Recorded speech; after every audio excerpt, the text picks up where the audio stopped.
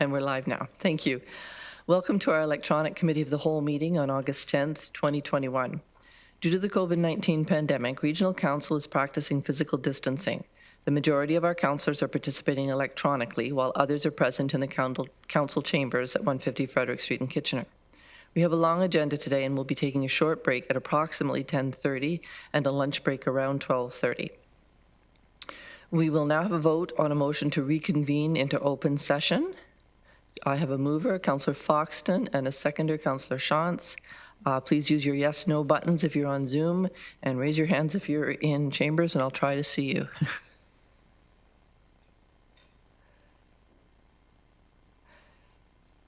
And that is carried unanimously. Councillor Verbenovich, I see your hand. Yes, thank you very much, Madam Chair. I just want to let you know that I'll need to be stepping out at about 9:40 for probably around 45 minutes due to an announcement that the federal government's making, and I'm part of in Kitchener. Okay, thank you. And Councillor McGarry, I think you have similar commitment. I do. We have Cambridge Council today, Chair, so thank you. I will be stepping out by 9:30. If I can rejoin Committee of the Whole later after our statutory public meeting in our recess before 5 o'clock start, I'll do so. If not, I'll be absent for the day. Thank you. Okay, thank you for letting us know. I am going to ask Chair Redmond to do the land acknowledgement.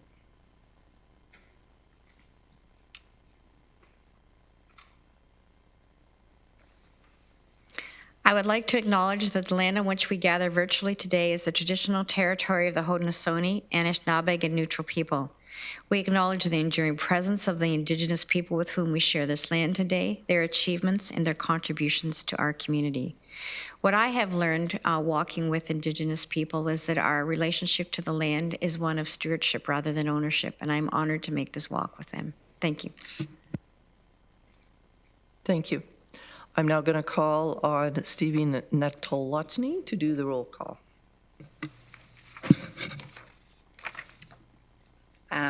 Regional Chair Redmond.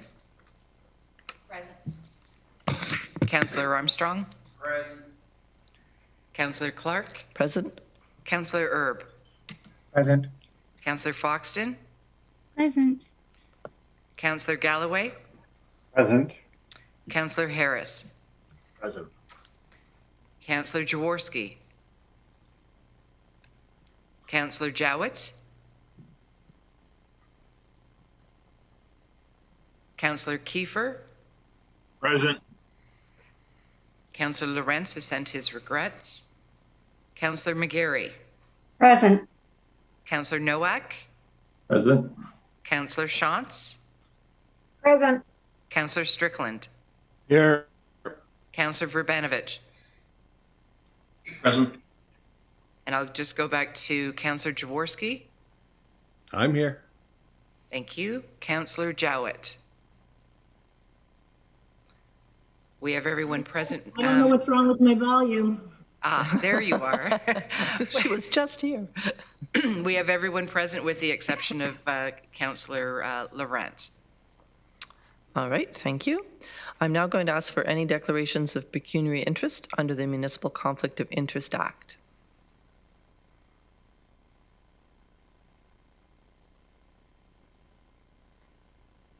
I see none.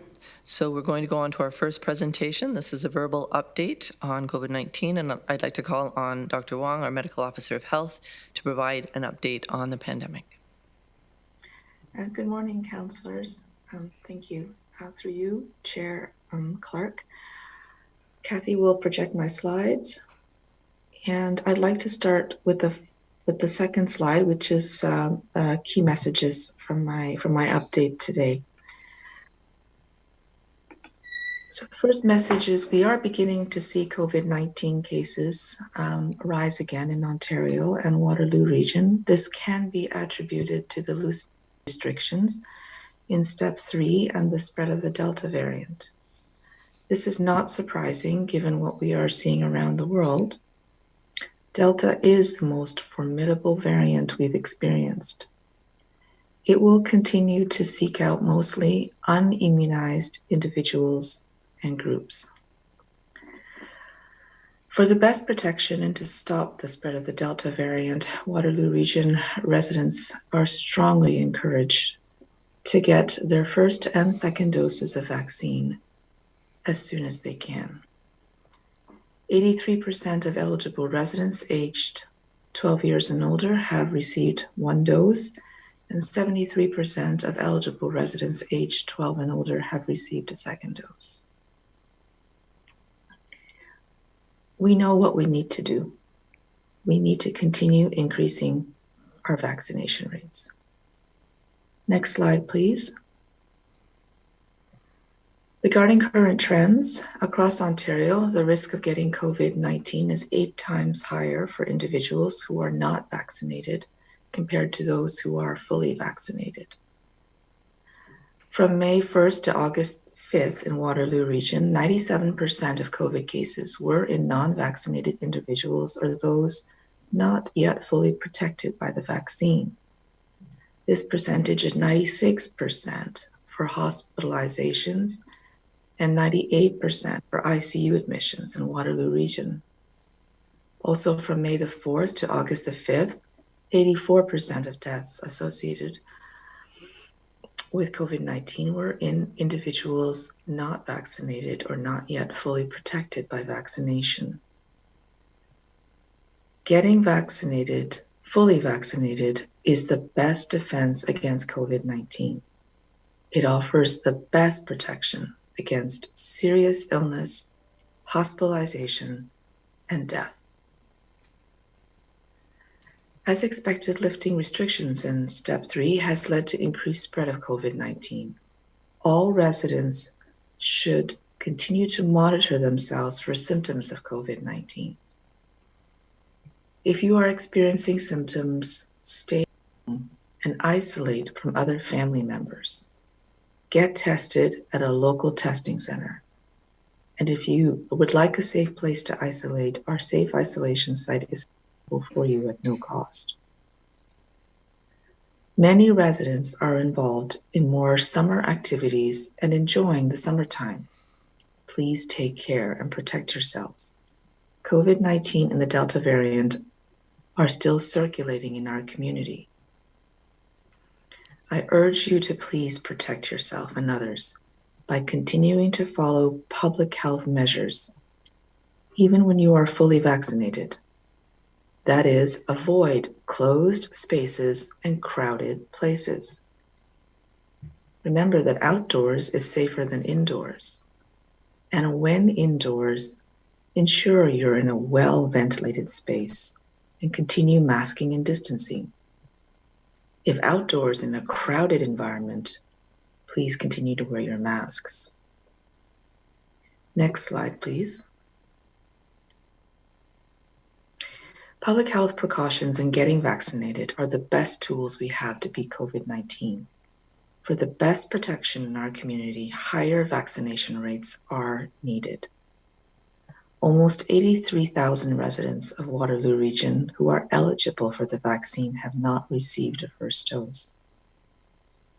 There are also almost 82,000 children under the age of 12 who are not eligible for the vaccine. Together, this means there are approximately 165,000 residents of Waterloo Region who are not immunized. We need to prioritize getting vaccines in arms, including making it easier for anyone who wants the vaccine to get it. For example, in addition to vaccination clinics, pharmacies, and primary care practitioners offering the vaccine, 2 mobile vaccination buses have been in operation since early August.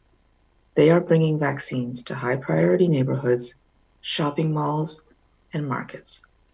This has given many more residents the opportunity to get their first or second dose of the vaccine. Last slide, please. The battle against COVID-19 isn't over. We need everyone to help prevent or reduce the impacts of a fourth wave by following public health measures and getting vaccinated. If you are eligible for the vaccine and you haven't gotten it yet, please make it a priority. Vaccinate it right away. It's not too late. If you want to get the vaccine and are having difficulty getting to a vaccination clinic, doctor's office, or pharmacy, please contact the Service First Call Center at 519-514-1499. We want to help. Region of Waterloo staff will help find a solution. The highest vaccination rates possible are required to make it safer for our schools and our community this fall. All youth and their families are encouraged to get fully vaccinated before returning to school in September.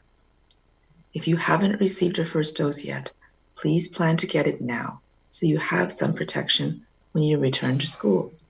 Plan to get the second dose 28 days after your first dose. I would like to tell anyone who is still thinking about getting the vaccine that the time to get it is now, before a likely resurgence of COVID-19 in the region and the province.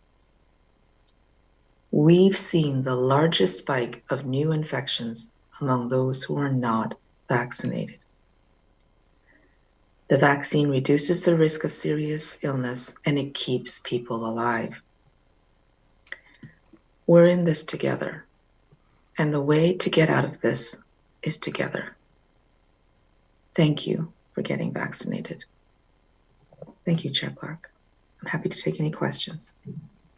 I would just say to council that we do, I believe, have a vaccine update.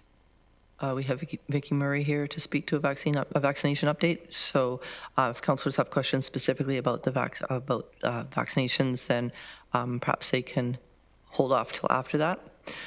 I have Councillor Kiefer and then Councillor Galloway. Thank you, Madam Chair. Thank you, Dr. Wong, for that very important update. I was curious, I am curious, if you have any updates on when the children under 12 will be, able to get their vaccinations. I've had a few questions from residents, so I thought if you did have something, I'm not sure if you do, but if you, great to hear. Yeah, thanks for the question, Councillor Kiefer. So the latest information that I have is that it will likely be towards the end of 2021 or the beginning of 2022. That's because of the time it will take to complete the trials and then the time it will take to get approval from the health authorities. Appreciate that, Dr. Wong. Thank you. Councillor Galloway. Thank you, Madam Chair. My comment had to do with vaccines, but where on the agenda did you say that we're having a vaccination update? As soon as these questions are finished. Okay. All right. Well, then I'll hold off on my questions, although they are for Dr. Wong, but they relate to vaccinations. Okay. Councillor Shantz. Thank you. Thank you for the update, Dr. Wong.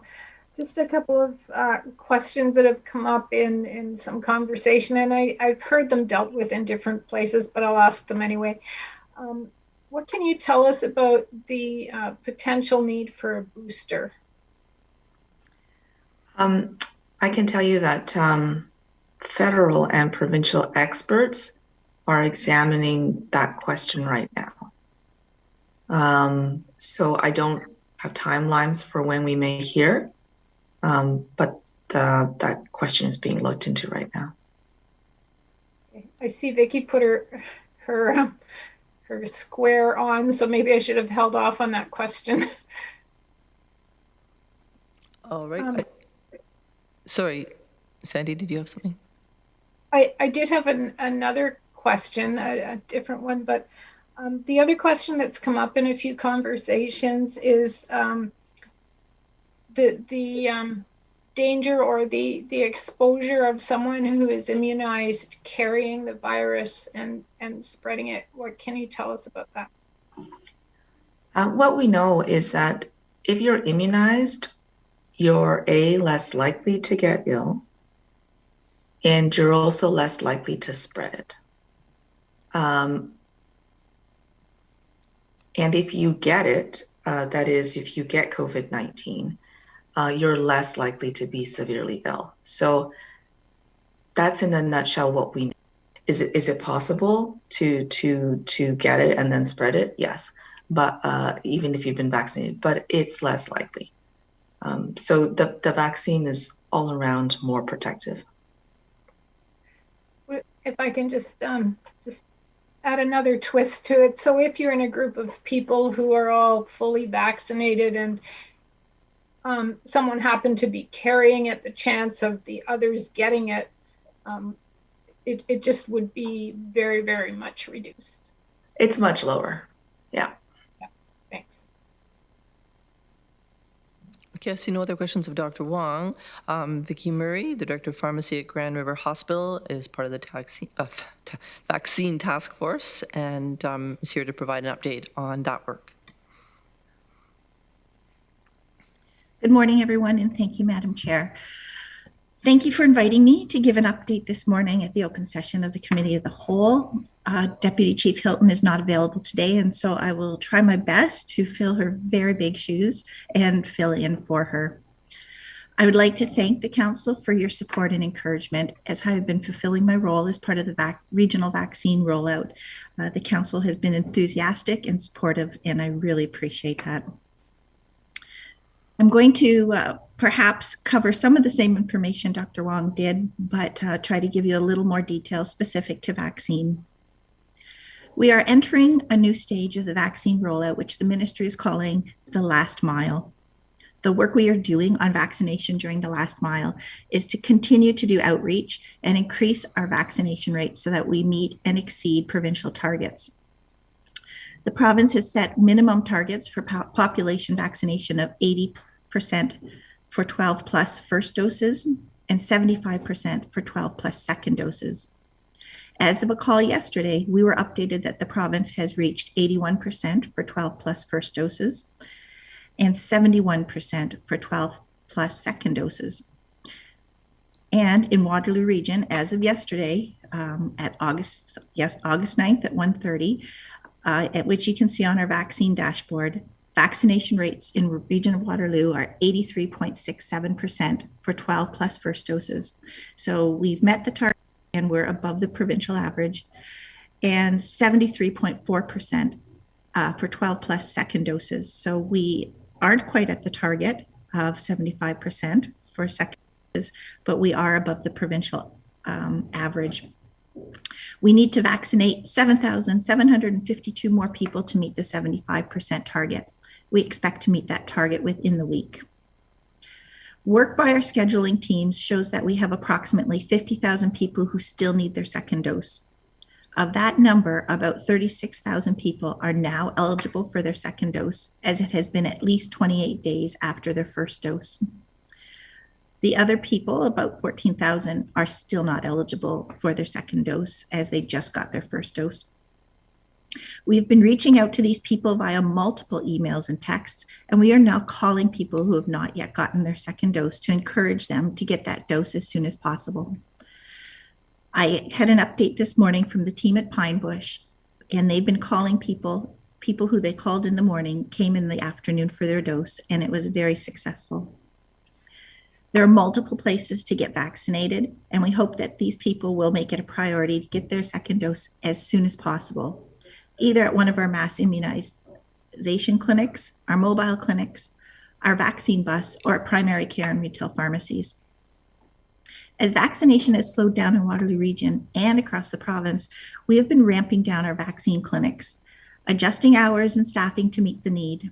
But with 50,000 people still needing second doses, you can see there is still work to do. With that in mind, along with the goal to continue to prioritize and increase the number of first doses in our community, we are brainstorming and implementing innovative vaccination opportunities to make access to vaccine as easy as possible for everyone. Appointments are not needed at all Waterloo Region vaccine clinics for both first and second doses. Anyone can walk in and get a vaccine dose anytime. Appointments are available, but they are not required. Thanks to the Grand River Transit team for helping us to get 2 vaccine buses on the road. They've been very effective at providing an easy access opportunity to get the vaccine. We're particularly pleased to see that the vaccine buses are very effective at providing first dose vaccination. The rate of first dose vaccination on the vaccine buses seems to be going up and is now generally around 30%. We've been taking the vaccine buses selection of targeted locations, which have included the St. Jacobs Farmers Market, Conestoga Mall, Fairview Park Mall, and the Elmira BIA sidewalks. Also, the bus has visited less publicized locations, such as townhome complexes, community centers, workplaces, churches, and schools that are selected to provide outreach to populations in our community who need easy access to the vaccine.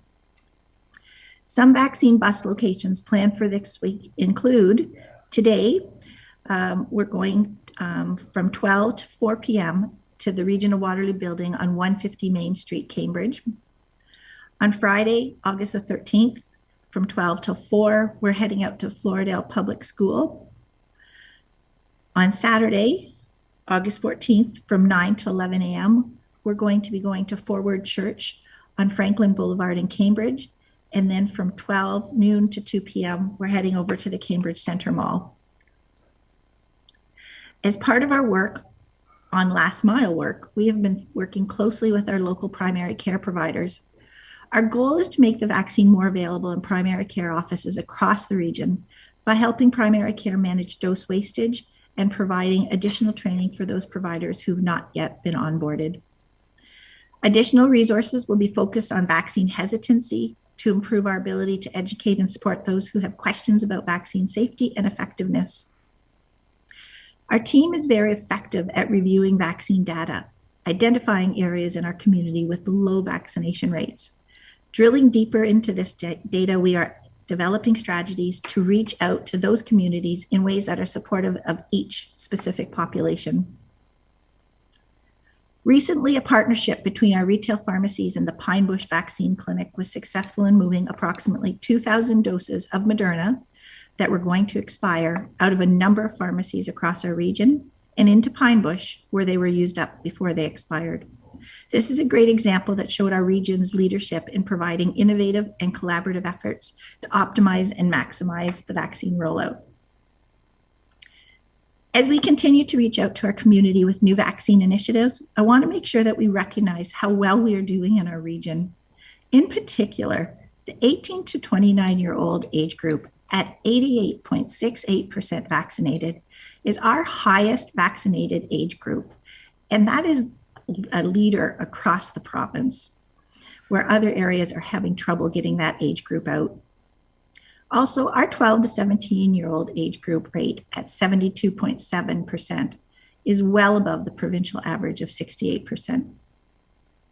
As vaccine work continues and adjusts to a new phase, it is important to celebrate our wins and to take a moment to thank everyone, both the people who are doing the work to get our community vaccinated and the people who have made getting their vaccine a priority. Today, we will continue the fight against COVID and continue to protect each other against serious illness. Thank you.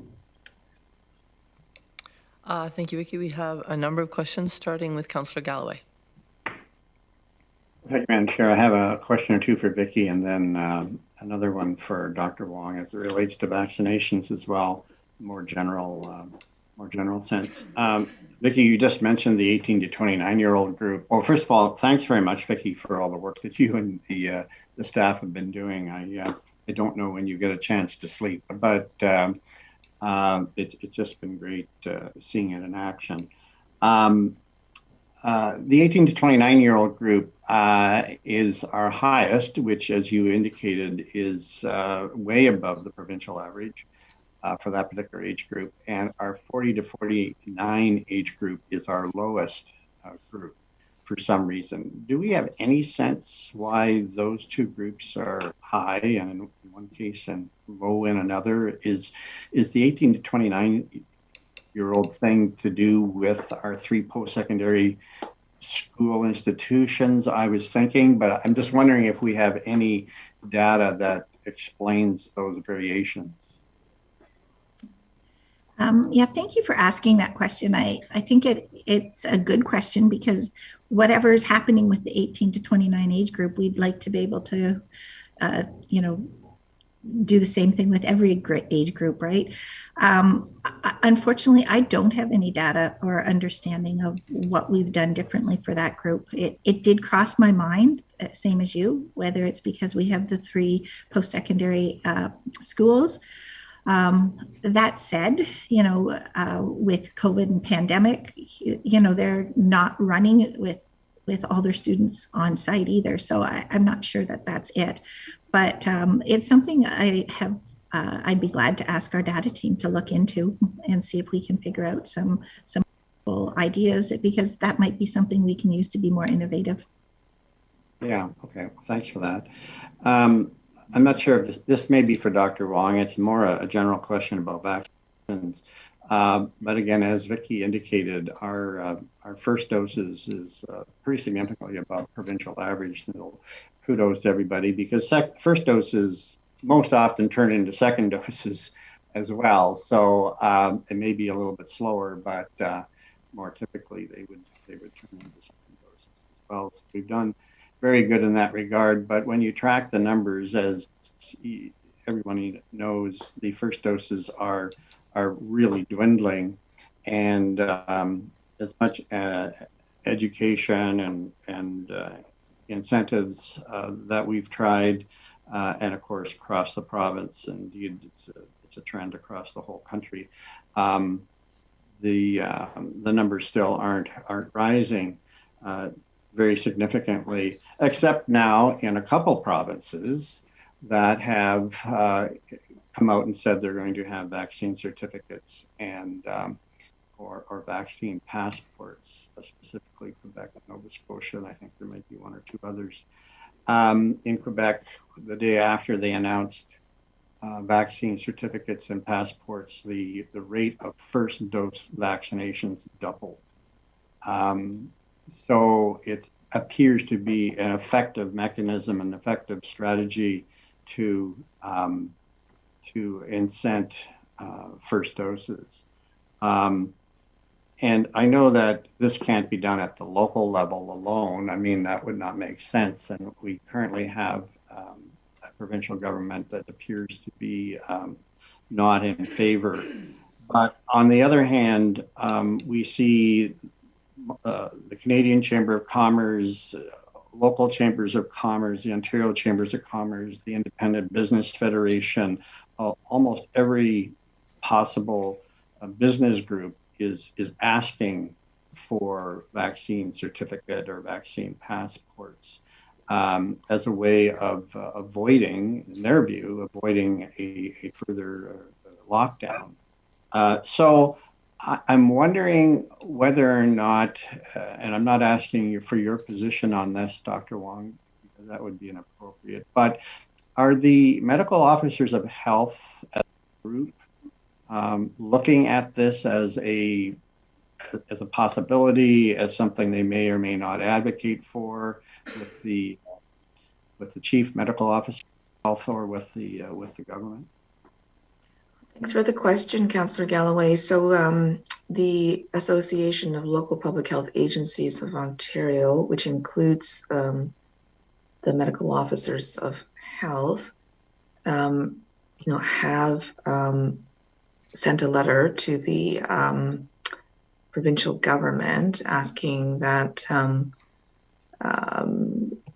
vaccination certificates, policies, etc., be looked at as something that may, help increase vaccination rates, help protect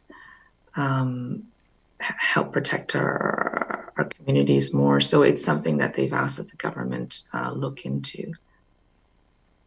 Okay, that's good. And now similarly, I have basically the same question in regards to mandatory vaccinations of healthcare workers and education workers.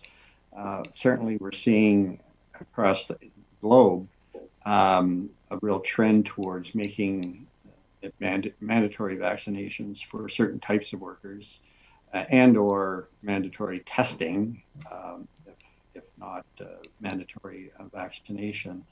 And is that same association, and we're seeing various groups in the province of Ontario also advocating for that, but to no avail at this point.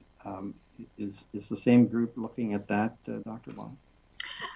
They've asked the government in general to look at the use of vaccination policies to increase vaccination rates.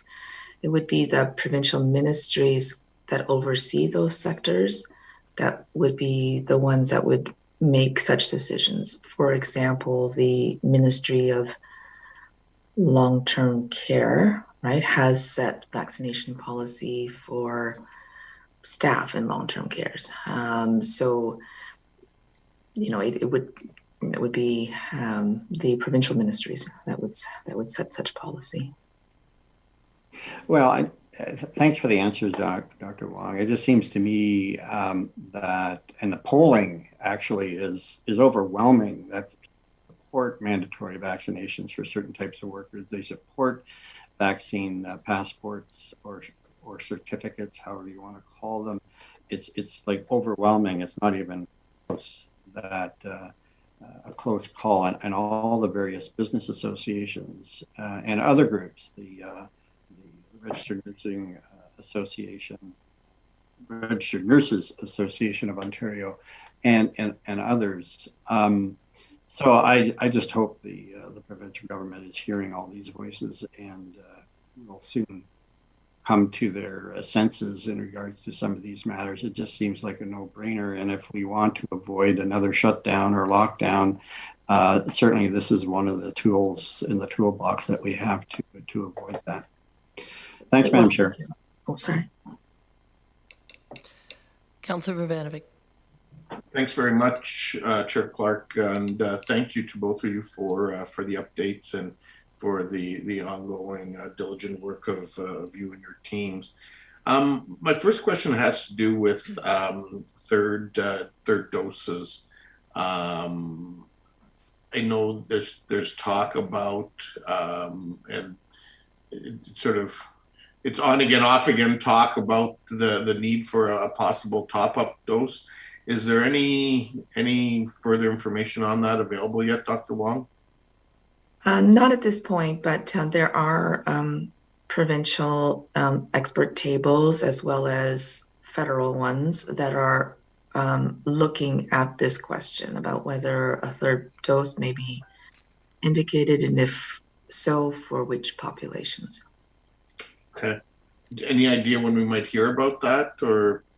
No, unfortunately, we don't have any indication at this point of a timeline when we should expect to hear back. But I know it is being actively looked at now. Okay, great. On the issue of the vaccine buses, it's great to see them sort of moving around.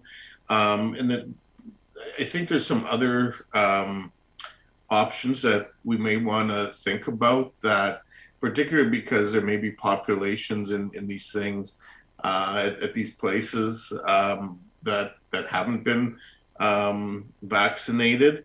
I think, for example, this past weekend, the Blues Festival would have been a great place to actually have the bus because of the numbers of people downtown over the course of the weekend. But I'm looking at the Saturday Kitchener Market as an example. There's large numbers of people that are coming through there. Friday and Saturday nights in Uptown Waterloo amongst the youth population. I know it may be a good way of hitting that crowd. I also think of, we're going to be doing our market music nights on Thursdays throughout the summer in Kitchener and so on. So those are a few places that come to mind, and also Panther baseball games that do attract a bit of a larger crowd outside, and there may be people there, so maybe worthwhile to try to hit some of those.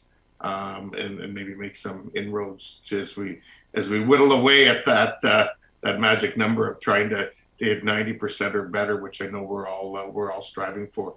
So I'll just pass those on to you, Vicky, for you and the team to take a look at. Thank you so much. I love the ideas, and honestly, ideas on where we take the vaccine bus are very welcome, and we will try to be innovative with them. Certainly, we are keeping our eye on festivals or events that are going on and seeing if we can take the bus to those. I had thought about reaching out to the Blues Festival, and I just didn't hear back, and I think it was probably just too last minute to make it happen. But I will I'll keep my eye on these things. And if, like I said, if you have other ideas or contacts to put me in touch with, I welcome them. Yeah, and maybe what I'll do is I'll put our events people in touch with you, because even though we don't put on Blues Festival, our events team is involved, and Jeff and his team would probably be your best point of contact for all events. At least from a Kitchener perspective, because they can either say yes because it's our event, or help facilitate it with the other group who's often stretched with volunteers. And yeah, you're probably not their first priority as they're trying to plan their event, and maybe we can help in that regard. Thank you. That'd be wonderful. Awesome. Thanks a lot. Councillor Strickland. Thank you very much, Madam Chair, and thanks to Dr. Wong and Vicky for the work that you do, certainly. And I really appreciate the innovative approaches to reaching out into communities and different community groups to try to increase the vaccination. You know, it is troubling when you look at Dr. Wong's slides and the prevalence and rise of the Delta variant. And, you know, we're in a new phase now of the pandemic, and I think it's being accurately described as a pandemic of the unvaccinated. And so if we really don't do everything we can to get more people vaccinated, this could continue to the point where, as Dr. Wong points out, that we could face another shutdown and lockdown. And we don't want to do that. And then when you weigh that against the fact that, you know, you're risking the majority of the population who are vaccinated because of the behavior of the minority of the population who aren't vaccinated, what can we do? Well, we can do these innovative things that Vicky and her team are doing, but I think as an employer, we need to do more. And, you know, further Councillor Galloway's comments, you know, call on the provincial government to make vaccination passports mandatory. You know, I've recently been doing some traveling in Atlantic Canada, and I had to go online and upload my, my receipts for my full vaccination. And then I got screened in an airport. And, you know, more and more Canadians are experiencing what it takes to function more normally in our society by complying with these requirements for proof of vaccination. So I think that we need to call on the provincial government for sure to put into place vaccination passports.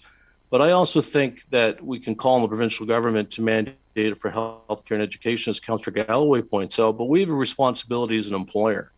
And I know Councillor Erb has been discussing this as well, but as an employer, the region of Waterloo, with over 5,000 employees, I think we should join the ranks of other employers and make full vaccination mandatory as a condition of employment. And if you are not fully vaccinated, then you would be subject to twice weekly tests. And I know there's been discussions on this with staff and other councillors, but I just want to lend my voice to the fact that if we are really going to get out of this, we can try as many innovative measures as we possibly can, bring it to different festivals.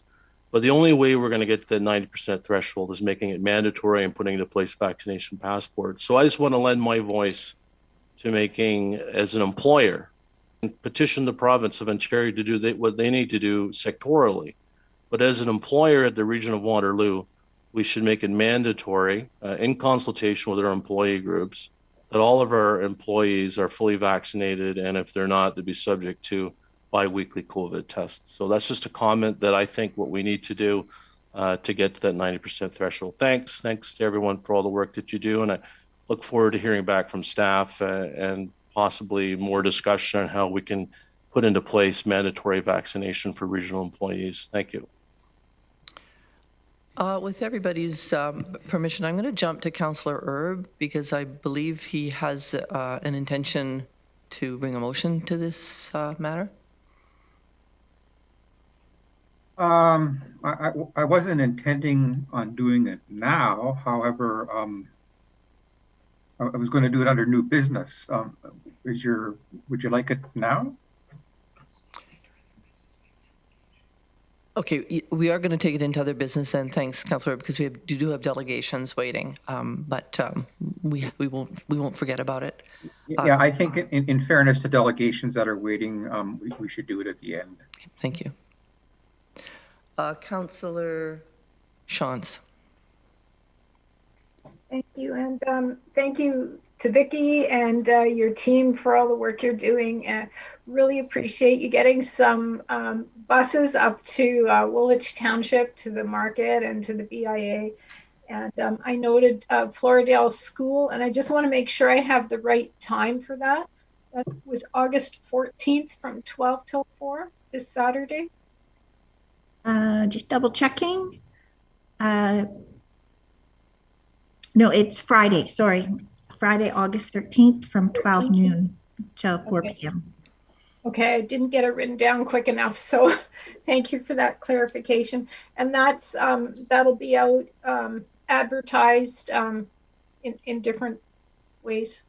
It will. I think we even got it into the Woolwich Observer. Excellent. Thank you. I think the only way we're going to get this other 17% or whatever percentage of those that we're going to be able to get is to go to them. You know, they're not going to take a lot of effort, I think, to come to us. So I think getting out to them in whatever way we can is really important. And so I really do appreciate that.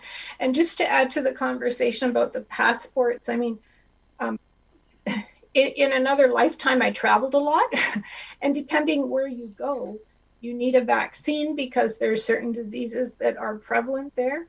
This disease is prevalent everywhere. So to me, this is really not all that different than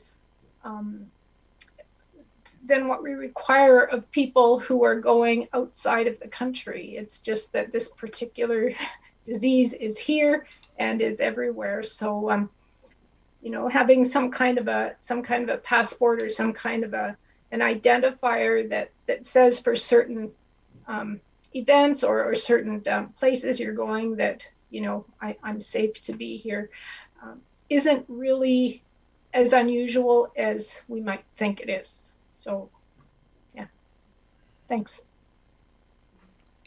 Councillor Jowett. Can you hear me okay? Yep. Yeah, okay. That's better.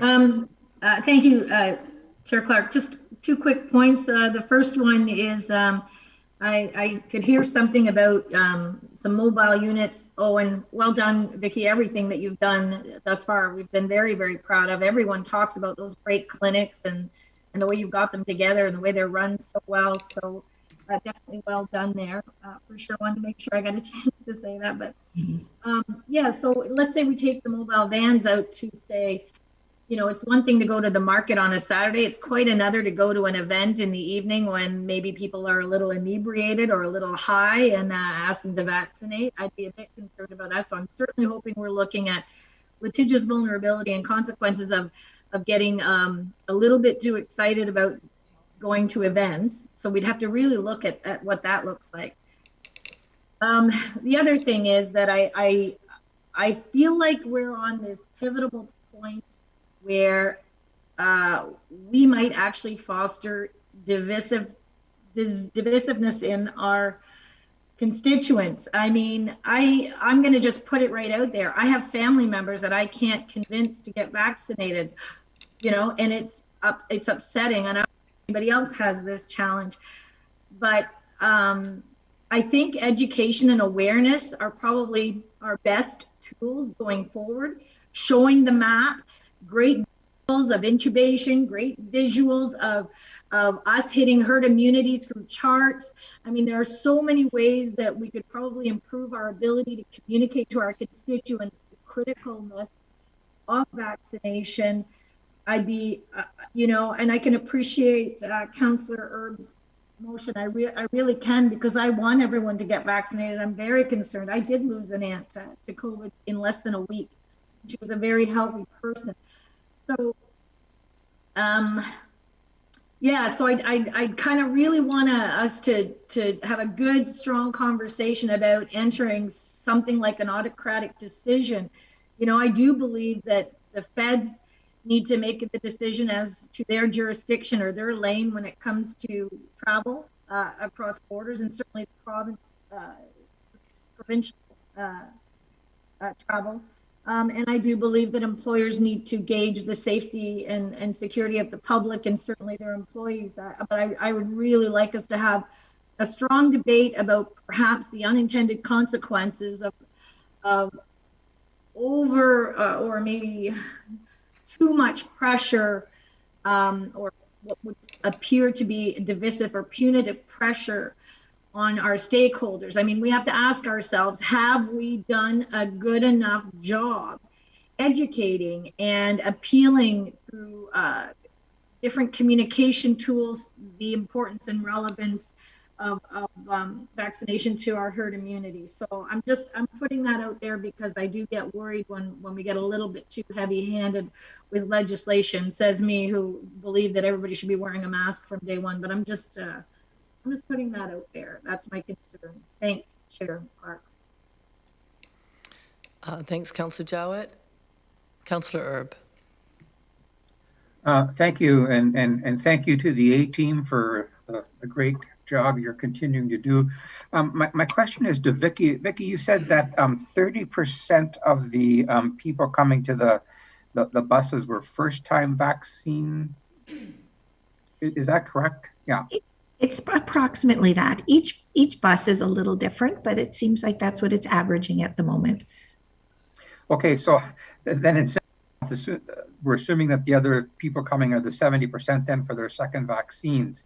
Are those people then being obviously have they made appointments, or are we seeing as a spontaneous reason for them to come and get a second vaccine? Do we know that there's some impetus that we're creating for them? I think there's some of both. For some people, it's, oh my gosh, there's the vaccine bus. I need a second dose. I'm going to go get it. They may or may not have an appointment. We're doing a lot of work in the background to make sure we cancel appointments for people who have gotten their second dose. So that all gets cleaned up. And then there's some people who just may not have booked their second appointment yet. And just because we were there, they took that opportunity. So I think there's, probably both sides to that. Mm-hmm. Well, I just see these buses as an excellent opportunity to reach people that we normally would have not, and I hope we can continue and find places where there's a high number of people that this can continue. Thank you. Councillor Foxton. Thank you, and through the chair. Councillor Jowett, you hit it right on the head. With the exceptions of a lot of us perceive that these are uneducated people. I have to tell you, I had to go for some tests at Cambridge Hospital. And the nurse was complaining to me about the number of doctors and nurses that don't believe in the vaccine and will not get the shot. So some people, it's not a lack of knowledge. It is their personal beliefs, their strong personal beliefs and their preferences. And I don't know if we're ever going to vaccinate them. But a wise person told me, do we hold back 80% or 85% of our population due to the 15? And that wise person was Chair Redmond, who had said to me, at what point do we start to live again? And at what point do we move forward, hoping that the unvaccinated will change their mind, or we will all be so vaccinated we'll be safe. And another wise person stated that they originally had said they were double vaccinated and would have nothing to do with anyone that was not vaccinated. And the vaccinated person or the unvaccinated person turned to them and said, but if you're double vaccinated, you're safe. Why would it matter? I think we've heard today a lot of the non-vaccinated are getting COVID. And this is turning some of their minds. We're not going to get 100%. That was another wise person told. We're not going to get 100%. I would love to see in the 90s. And I truly hope we do reach that. And I think it's sad that we'd have to reach that because people have caught COVID and got sick. But maybe some of them have to catch COVID or their relatives for their eyes to be open. But it's not the uneducated. It's not the naive. Not completely. And that's what I find so strange and hard to swallow sometimes. That it is people with knowledge, with education also, that are choosing not to vaccinate. Thanks, Councillor Foxton. I'm going to take one more question, but we have had delegations waiting for some time, and we do have at least 13 that we'd like to get through before the break. So hopefully that's acceptable. Councillor Jowett. Thank you. I really do appreciate that. I meant to add this on to my comments before. I really hate doing a second time around, but Helen, can you speak up a bit? yes, I'll do my best. My doctor asked me why we are not delivering the vaccine through that system, and she said that she has conversations with patients who have barriers to getting vaccinations, and she says, and then I turn them, by giving them good scientific information, but I can't deliver the vaccine to them. So the opportunity is lost, and then they go and they hear a different narrative somewhere else, which is incongruent with actually a really strategic option that we aren't making use of.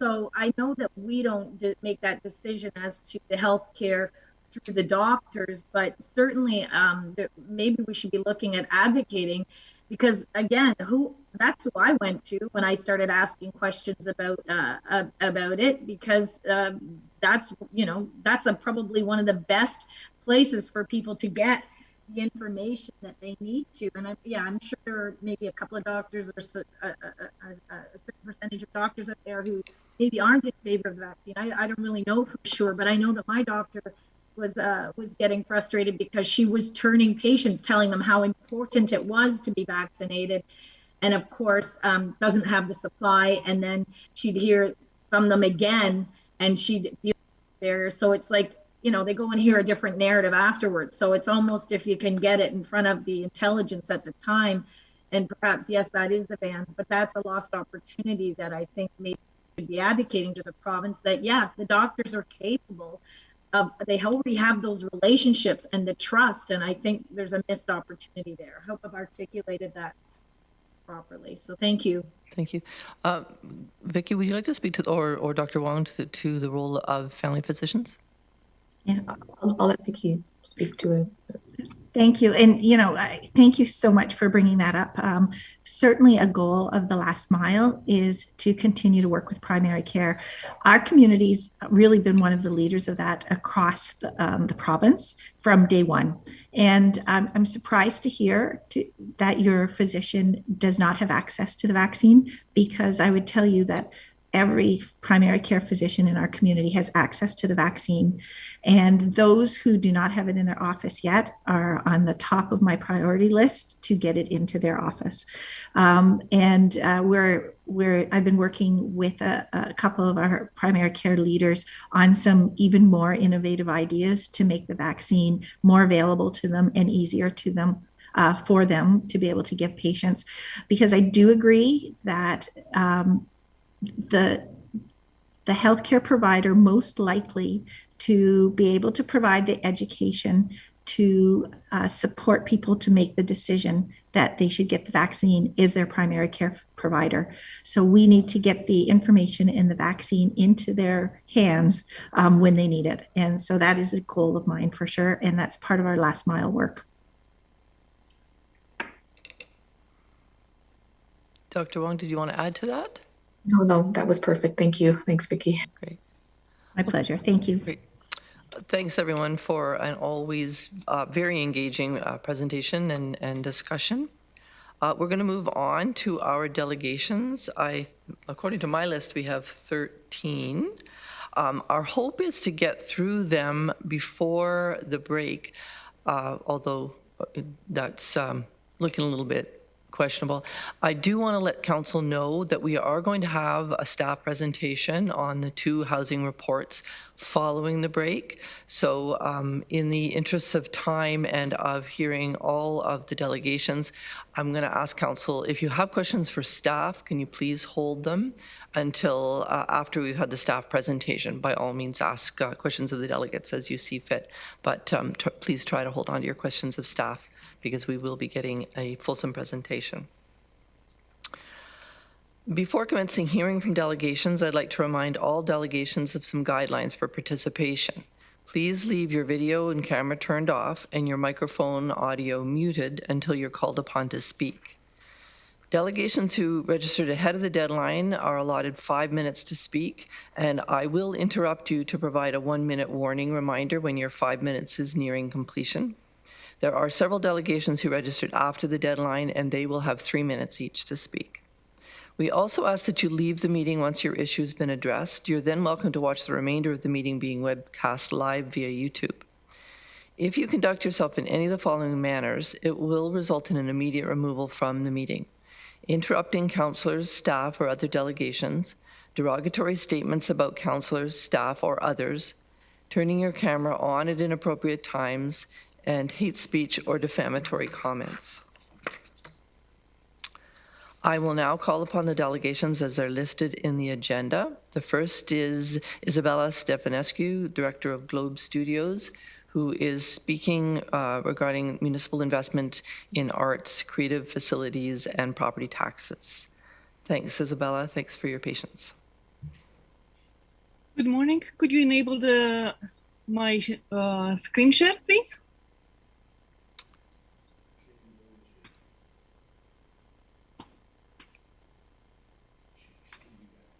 Yes. All right. So I'm here for Globe Studios, and Globe Studio is located on the borders of the Schneider Creek at 151 Whitney Place in Kitchener, on the traditional land of the Nuttall and Anishinaabe people, on the Block 3 of the Hogman Tract.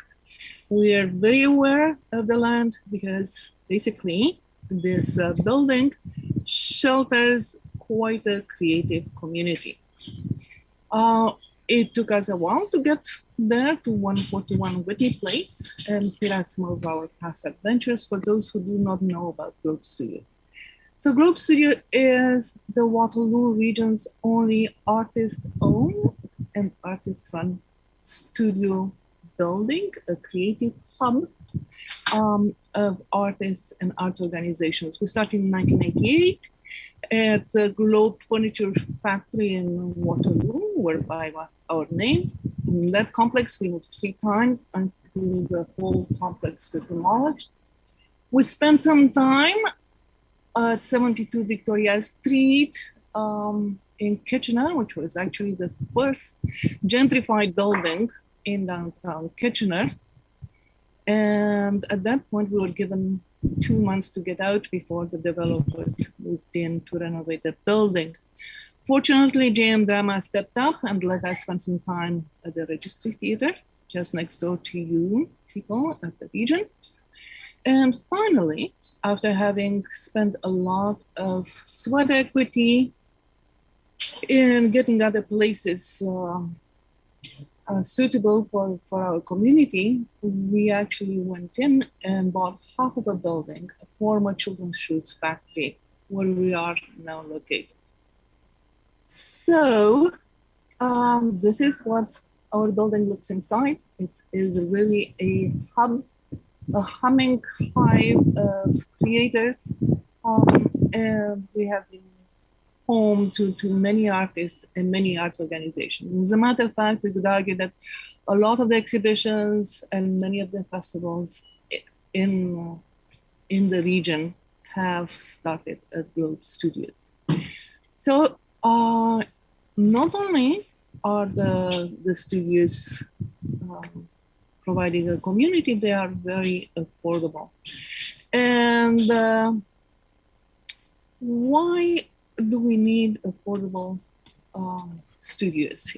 I have here a table that actually shows you the income gap between the average income in the largest cities, but we are here. So in fact, artists make about 44% less than the average population.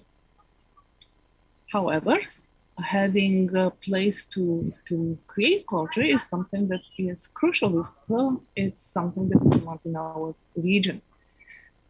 Making Kitchener 2.0 makes this a priority, and specifically, it says continue to advance the affordable creative spaces. The thing about Globe Studios is that as the price of properties in the regions went up, so did our property. We bought it for $425,000 back in 2000. Slowly, I'm showing here on the left, last years. The big hiccup was here between 2018 and 2019, and suddenly our building price doubled. What that meant is the tax rates doubled too. So regretfully, we had to pass that on to our artists so that we could pay our bills. Isabel, you have 1 minute.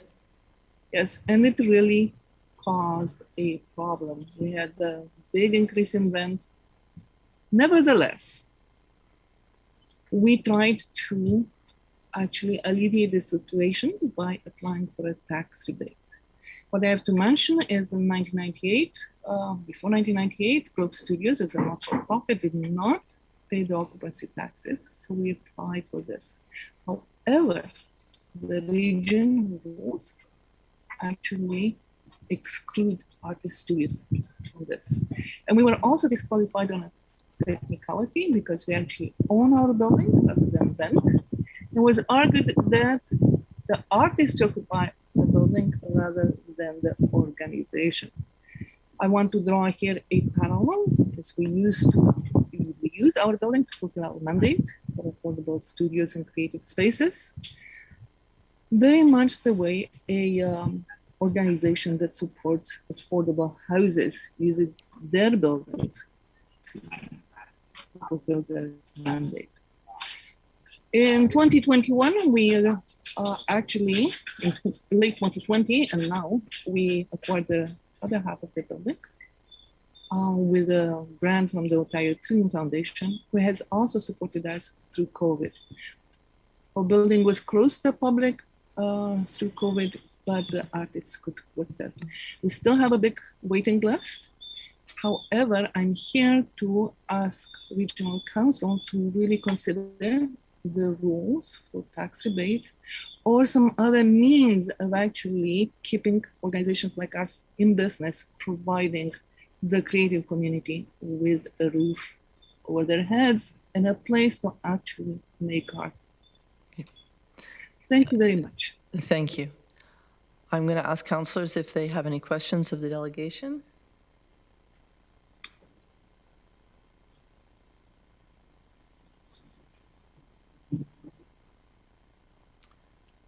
Councillor Galloway. Thank you, Madam Chair. I don't have any questions of the delegation, Madam Chair, but I would like to provide some direction to staff when appropriate. Go ahead. So I've been working with Isabella and Globe Studios on this kind of dilemma for some time, and it does appear that, well, I'm going to characterize it as a bit of an oversight in our policy. Staff may not necessarily agree, where artist studios, as Isabella showed in our policy, are not eligible or ineligible. And the technicality is that because they rent out the spaces to a whole variety of artists, they're considered a commercial entity when in fact they themselves are a charity. So I would like to provide direction to Mr. Dyer or to the financial staff to come back with a report on this particular matter and what remedies might be available. I would prefer, but I'm, staff may have another view of this, and we need to hear from them. But I would prefer that we simply change policy so that they end up with an exempt status, as many other charitable buildings do have. But rather than the grant, option, which would be a wash as far as Globe Studio is concerned. So I'm sure if that's acceptable, I'd like to ask staff to come back with a report on this matter, explaining in more detail the policy matter associated with this and what the remedies might be. I have Chair Redmond. Thank you, Chair Clark. I just would want to support what Councillor Galloway is suggesting, subject to Mr. Dyer jumping, and I see he lit up a square, just to say that I think this is a policy issue, and I would venture to guess that there may be, not a lot, but a few other artistic endeavors or institutions that might be in this same situation. So I wouldn't want to see precedent setting in isolation of one issue, but maybe something that holistically we could look back at when staff come back. Mr. Dyer or Mr. Lochner? If I may, Madam Chair, just to say that we're happy to take the direction from Council and bring back a report with some options for consideration in the future. Thank you. I see no other questions or comments. Thank you to the delegation. Thank you. Before I call upon the first of the delegations to speak to report CSD HOU 2115, responding to unsheltered homelessness and encampments, I want to remind everybody that we do have a scheduled break for 10:30. Around 10:30, I will pause and ask Council whether you want to take a break at that time or whether you want to push through for the delegations and see how we can get to the staff report. I am reluctant to make the delegations wait. They've already been waiting an hour, but I do know that breaks are important to us. So thank you in advance for your patience. The first delegation is Jeff Wilmer, A Better Tent City. Good morning, and thank you very much, Madam Chair. A Better Tent City is a community initiative that provides a basic home for 50 people. And these folks live as a community or a family. Each resident has access to an 8-foot by 10-foot hut that has electricity, insulation, and a radiator. Now, most of the residents live with mental illness or drug addiction, and as a result of that, they cannot or will not use the shelter system. So we realize that A Better Tent City is far from perfect, but it is quick to build, it's inexpensive to operate, and it has demonstrated over the last 16 months that it is effectively helping people who were choosing to live rough rather than accessing support through the shelter system. The staff report mentions the accelerating of the development of affordable and supportive housing, and we agree this is important. But the reality is that will take years. And so in the meanwhile, what do we do? The report acknowledges there's no one-size-fits-all solution to unsheltered homelessness. So I think we acknowledge that creative solutions are needed, and the report mentions potential research, promising practices in ending unsheltered homelessness. So we welcome that research. And I would suggest that an initiative like A Better Tent City has a legitimate place in the continuum of housing and shelter. It's our feeling that traditional shelters should not be the only on-ramp to housing. Hundreds of people choose to live rough, even though there's capacity in the shelter system. So if we don't support creative solutions, many people that are living with mental illness or drug addiction or both are going to be going back to living rough. So you may feel that A Better Tent City perpetuates homelessness, but I respectfully disagree. The residents of our project are people who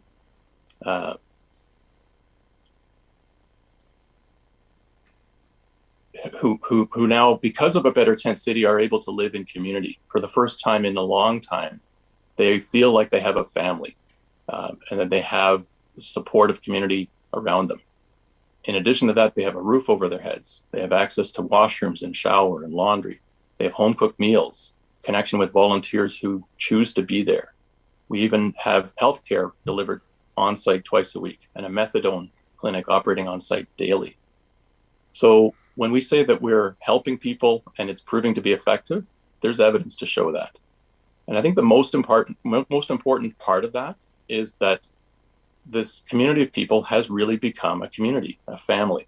And that might not happen if they were isolated in a traditional apartment. So we're not asking for your financial support. What we are asking for is land. The City of Kitchener saw merit in our project and made its Battler Road snow dump property available temporarily to the end of October. And we are working with municipal staff on trying to identify public properties that could be appropriate, or properties that could be appropriate, but including public properties for a better tent city in the longer term, starting this winter. So obviously I won't get into specifics in public, but I would ask Regional Council to consider seriously making regional property available. In addition, several of the properties we've identified are owned by the province of Ministry of Transportation. And so we would ask for your support in persuading the province to make some of its properties. There's a similar issue happening in cities across Ontario. Unsheltered homelessness is now common in mid-sized and larger cities. And if public land can be made available, an initiative like ours can do the rest. The model can be replicated elsewhere, and communities across Ontario are interested in replicating our model, because it is keeping unsheltered people off the streets, out of the parks, out of the woodlots, until the time that supportive housing is available. Thank you, Madam Chair. I'll be happy to try to answer questions. Thank you. Any questions for the delegation? Chair Redmond. Thank you. Mr. Wilmer, thank you very much for coming forward. I have two questions. One is, you reiterated several times in your presentation public land, and I'm wondering if there's a reason that public land should be considered over private land. I know that there has been outreach to private developers, and I'm just wondering, is there a reason that you're choosing public land over other possible locations, acknowledging that most of them would be a longer term, but again, temporary, not in perpetuity? Thank you for the question. So there are a few reasons. Certainly, we're looking at both private land and public land. So one reason is this is a community-wide problem or a community-wide challenge. And if the community, through its governments, owns land, and that land is not otherwise being used, why wouldn't government make its land available? And I think the City of Kitchener snow dump site is a good example of that. Here's a government that sees an opportunity to help, and it has a resource it can lend to the process. So the public lands we're looking at, I would suggest, are not being used and are not likely to be used in the long term. The private lands that are available, or that we've looked at whether or not they're available, are probably not available in the medium term or long term. So that's one key reason. I think the second one is there is more flexibility in the zoning bylaws if a use can be considered to be a public service or public use. That can happen on public land more readily than on private land. And we're going to entertain a staff report later, and you've acknowledged in your comments that there are other people living rough besides the people at a Better Tent City. And my sense is that in some ways you see this as a demonstration project, and I don't want to put words in your mouth, but there are lots of other people throughout the region and throughout the province and the country, actually, but specifically in Waterloo region, who continue to live rough and are not included in the 50 individuals that you're talking about. Are you seeing this as something that optimally would expand in the future to service the other people that aren't part of that cohort? Possibly. Now, I think that there's probably a sweet spot in the efficiency that around 50 people is right-sized for a community like ours. We could grow modestly, but I don't think it's feasible for us to grow substantially. And so given that there are still, well over 100 people, some credible estimates are 500 to 750 people living rough in our community, I think that there's a need for more, but I agree with the staff report that developing affordable housing is really the solution here, is supportive housing.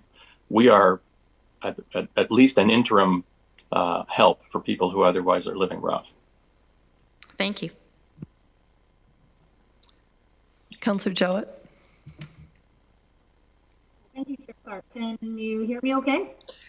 Can you sit just a little closer? How's this? Is Maybe this it's okay? just me. Okay. All right. So Jeff, wow, you took this project on and your tenacity and commitment to finding other ways of helping us deal with this truly upsetting challenge that we have in the community. And I know we're not alone. Many emails have come to us about how we manage the high acuity folks that are in the encampments, and certainly I'm hoping that you have some lessons to sort of, or you've learned some things that can maybe help us, because we would have to be foolish to ignore the fact that the high acuity situations are of grave concern to so many people. So what lessons have you learned about this particular challenge when you have, per se, or perhaps 50 high acuity people, all in close quarters? What have you learned? What is the strength of it? Maybe what are the opportunities for doing better, like high level? So there's a lot that we've learned, and there's still a lot that we can learn and are in the process of learning. I think one of the key things is that the support community, the community of residents themselves, together with volunteers, is immeasurably helpful to people who had given up hope in their lives. Their own families had abandoned them, and they now realize there are people who care for them. So that's one of the key learnings. I think another aspect is the opportunity to have a bit of private space in their own hut, but also the shared space in the dining area, the shared use of washrooms and laundry facilities, sort of forces that interaction. And so rather than being isolated, which could be a downward spiral into despair and dependency on substances, the sort of the forced interaction of community is helping people develop relationships with each other and friendships and connections so that they are a supportive community. And that is helped out also by the volunteers that are there. The residents themselves have expressed their appreciation for volunteers who choose to be there, in contrast to other facilities or institutions where there are staff who it's their job to be there.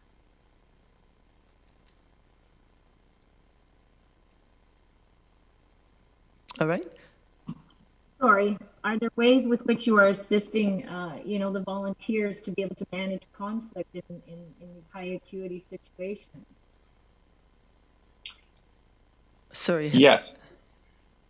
So in terms of managing conflict, that is certainly a big challenge, and it has been since day one.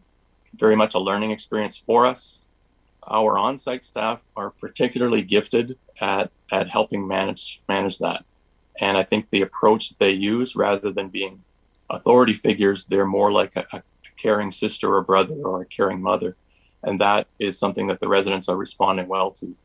We are also looking at implementing other programs and other training and coaching so that conflict resolution skills can be, as we can help coach people with that.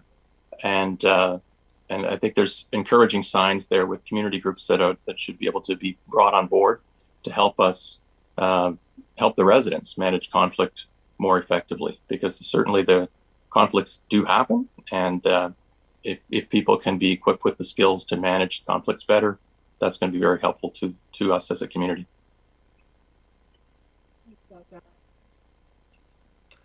Councillor Erb? Thank you, Madam Chair. And my questions relate a bit to what Chair Redmond had asked about. And Jeff, I think I hear what you're saying is that in the long run, you see this as an interim solution, and that safe, affordable, supportive housing is a solution. However, I'm wondering if the residents who are there see this as interim, or if they're seeing this as something long-term, because as I have heard and read, many of the residents see this as their home. You've indicated that it has become a community. And so I'm wondering that the longer that they remain and develop this community, is this really something that they see as interim or something that they see as long-term? Thank you for the question, Councillor Erb. I don't want to spend a lot of time debating about whether a Better Tent City is an interim solution only or maybe a longer-term permanent solution, because there are arguments that could be made that we will always need something like this. So I think I'm not going to spend time on that, because I think what we can all agree on is right now there's not enough supportive housing for everybody, and a Better Tent City is helping people as compared to them living rough or in an unsanctioned encampment. So, I think we can all agree that with those. So, yes, I think many of the residents do see this as a more of a permanent home. And partly the reason is because when they've lived in an apartment before, they've been evicted. And so I think there's some fear that if they're matched up with housing, their conduct, largely because of mental illness or addiction, their conduct will result in them being evicted. And then they'll be back on the street living rough, and they will have lost even what they have now. So I think the residents probably do see this as maybe their preferred solution, because it has given them some stability and the support of a community. And they know that there's some forgiveness and understanding there, that when they act out, that they're not necessarily going to be evicted, that they're given a second chance, and their neighbors, as well as we as a team, the leadership team, understand that the challenges in their life mean there will be times that they act out, and that if we took a zero tolerance approach, we wouldn't be supporting these 50 people. They might all be living rough again. And if I may, Madam Chair, one other question. How many people of the 50 that are there, or what would the turnover be? How many people come and go from that site? There is very little turnover. Many of our residents have stayed with us since the day they got there. Mm-hmm. Only a small number have been matched up with housing, and only a small number we have had to evict or restrict because their conduct was detrimental to the entire community. Mm-hmm. So very little turnover. Of the 50 residents, most of them are long-term. Mm-hmm. And so I guess to me that, very few referred to supportive housing and not many turnover, that many of them do see this as something permanent and an issue to be considered. Thank you. I see no other questions. Thanks, Councillor, for that. I think that whereas I appreciate that the people who are living at a Better Tent City don't much care how we define it, I think it is important for Council to understand where this fits in our continuum from a short-term emergency response to the permanent housing response. So I do appreciate the questions. Thanks, Jeff.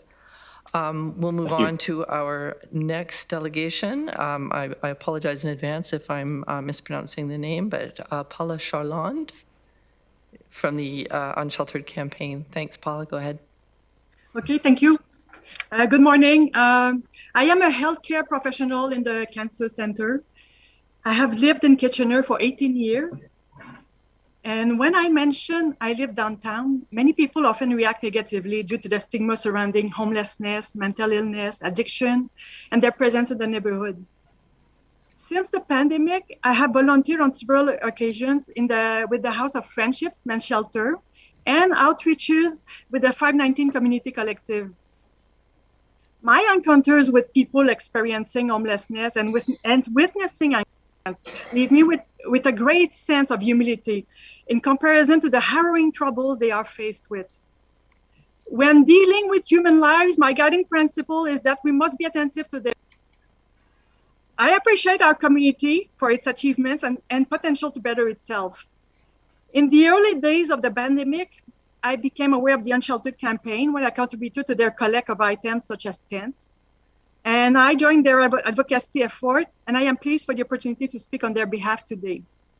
The Unsheltered campaign started as a response of groups and individuals to the extreme needs of people in the direct aftermath of the COVID, advocating to get supports, water, and resources for unsheltered people when all their services and public-private spaces were closed and there was no access to water, washroom, usual spaces to get food and supplies. The Unsheltered campaign started by responding to make sandwiches for people, going out to where people were, and hearing their stories, supplying water and drinks, collecting reusable water containers, toiletries, etc. The Unsheltered campaign worked with other mutual aid groups like Food Not Bombs, the Better Tent City, churches, many individuals, 519 Community Collective, to provide basic needs and to listen to their needs so that we can magnify those voices here and advocate to municipalities and other services that claim to be working in their interest. A big win for us was to get a porta potty for a group of people and negotiated to delay their eviction, eventually helping them through the eviction process and long time afterwards by helping them seek shelter across the region. The Unsheltered campaign is just regular people, some of whom have experience of being on the streets. And we sent a letter to all the councillors in the summer of 2020, asking for immediate support to all the unsheltered, asking for sanctioned encampments and access to services, and for a different way to plan for the long-term supports during the pandemic and in face of the housing crisis and no affordable housing left. This report that is being provided to the region today is not complete. It says that the goal of the region is to end homelessness, not manage homelessness. This has been the goal for at least a decade, and by many counts, the problem is only getting worse. When the report cites hundreds of bylaw visits to homeless encampments, we see those same stories unfold in Toronto through police brutality. We think it's unrealistic and cruel that the pursuit of the future solution means ignoring the plight of the needy and hungry now, and ignoring the community that is fully awakening to the fact people experiencing homelessness are actually our family members, friends, neighbors, and by abandoning them, we abandon our humanity too. We value that the region sees grassroots and community members as partners. Reaching our shared goals is not possible in any other way. However, partnership means doing your part, and we have been asking the region to stop working to evict encampments and to support places on public lands where people can stay. So our asks are stop dismantling and dispersing encampment and unsheltered settlements, and sanction location for protected encampments and tiny towns like the Better Tent City. And through the pandemic will continue on the unsheltered people. So the Unsheltered campaign has consistently been outspoken in getting people their immediate needs met. Food, water, toilet, security, from being told to go somewhere else when they have nowhere else to go. In the pandemic, their places were more impacted than any other group. Libraries, park, kitchen closed. So often their only safe place is a tent. So we want advocate for people's rights to exist in public space without harassment. Paula, Cannot turn our eyes away. Housing is a human right. Freedom is a choice. Freedom of choice is a human right. Internet, human right. Right of life. And so we cannot perpetuate punitive laws and criminalize poverty. Thank you. Thanks, Paula. Sorry, I missed your 1 minute timer. I was so absorbed in what you're saying. I didn't look at the clock. Do we have any questions of the delegation?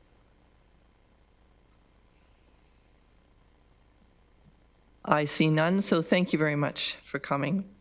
We'll move on to our next delegation, Alexandra Petrovic. who's the Executive Director of the Social Development Center of Waterloo Region. Hi, Alex. How are you? Hello, everybody. Thank you, Chair Clark. I am really glad that we are broadening the conversation today. As you open the meetings with territorial acknowledgement, I would like to acknowledge as well that the voices of Indigenous peoples and Six Nation governance are still absent from our conversations about land and land use. And to broaden the conversation, their voices are not the only ones who are currently absent. And I would like to bring into our conversation today the voices, for example, of partner groups of the region, such as Social Development Center, who have been working for the last year and a half during pandemic to support planning for some of the immediate needs of the unsheltered. And well, the systems still do not, the system we have in place does not work in far too many cases.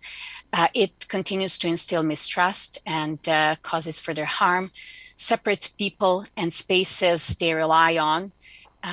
It actually individualizes the greater common crisis we all live in. As Jeff was saying, the notion of community mutual supports is extremely important, and the true cost of doing the same without being responsive and adaptive is the cost that is ultimately transferred to the whole community. So those are some of the comments that outreach workers and other agencies have been bringing into the fold in our conversations. I would also invite voices of the broader community, such as Paul's voice, where many residents are joining initiatives and have been walking the streets, providing basic necessities, offering their time, their resources, their allyship. And there is this bigger understanding that we are all part of the solution, as we're all and have contributed to the creation of the crisis, accepting living, accepting and sanctioning a situation where there is food for some, not for all, that there is enough housing for some and not for all. Definitely the region has done a lot in the last year and a half, but still has a major role to play in decriminalizing of encampments and working with individuals in groups in the community in partnership to provide effective creative solutions. And finally, the voices of the homeless and unsheltered were not really represented in the report before you. They've been asking for alternative solutions for many years. And they provide lifeline support to each other and understand best what needs to be done. They repeat constantly that they have a major role to play in those creative solutions and reclaiming their humanity. So the 3 points I will just raise again from a document created in 2019 by lived experience groups and share with staff, both region and city of Kitchener during planning for their affordable housing and the responses to encampments. The 3 were coming from people with lived experience, absolutely supporting emergency settlements, as well to rehabilitate unused commercial and public properties, and creating non-expensive types of housing fast, like modular, tiny, prefabricated homes on public land. So that's already the wisdom we had in our community years ago. And I may agree with Jeff Wilmer that we do need to invest a lot of funds into further academic research. There is plenty of research throughout Canada, and we have all the knowledge actually accessible to us right here in the community. All we have to do is trust the knowledge of direct service providers, rely on the wisdom and capacity in the community, and let the people experiencing homelessness or that have experienced homelessness take the lead. And as you see, the report would look very, or definitely different if those voices were included. I would just finish with Sheriff Abdullah's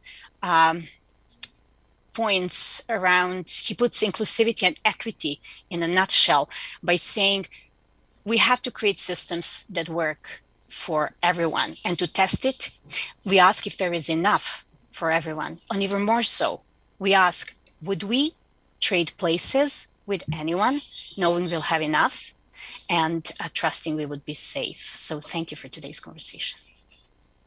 Thanks, Alexander. Your timing was perfect. Are there any questions of the delegation?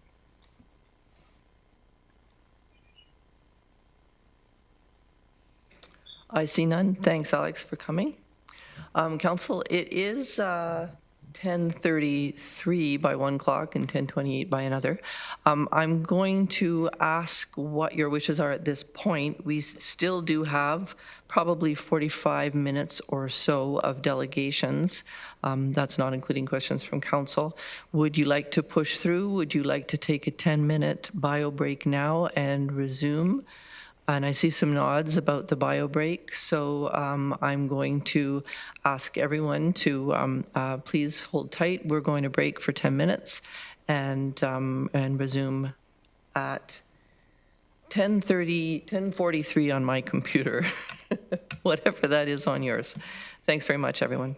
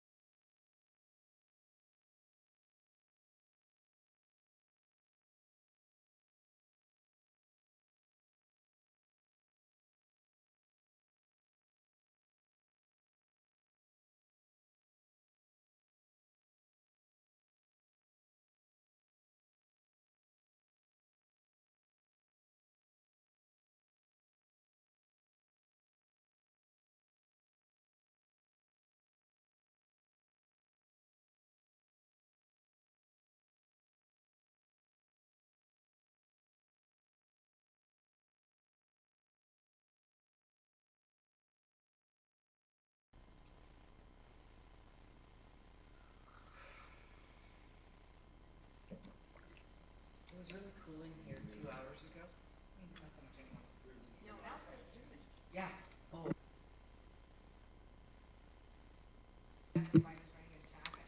Councillors who are ready to go live? Thank you very much, and thank you to the delegations for waiting. I'd like to go to the next delegation on the list, which is Kevin White and Martin Osling, Waterloo Region, yes, in my backyard.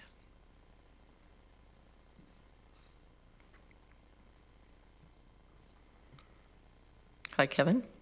Good morning. I'm afraid Martin Osling is unfortunately unable to join us this morning, so it will just be myself. Oh, please go ahead, and I will try to remember to give you the 1 minute warning. I've missed the last couple. Thank you. So yes, my name is Kevin White, and I'm speaking on behalf of Waterloo Region, yes, in my backyard.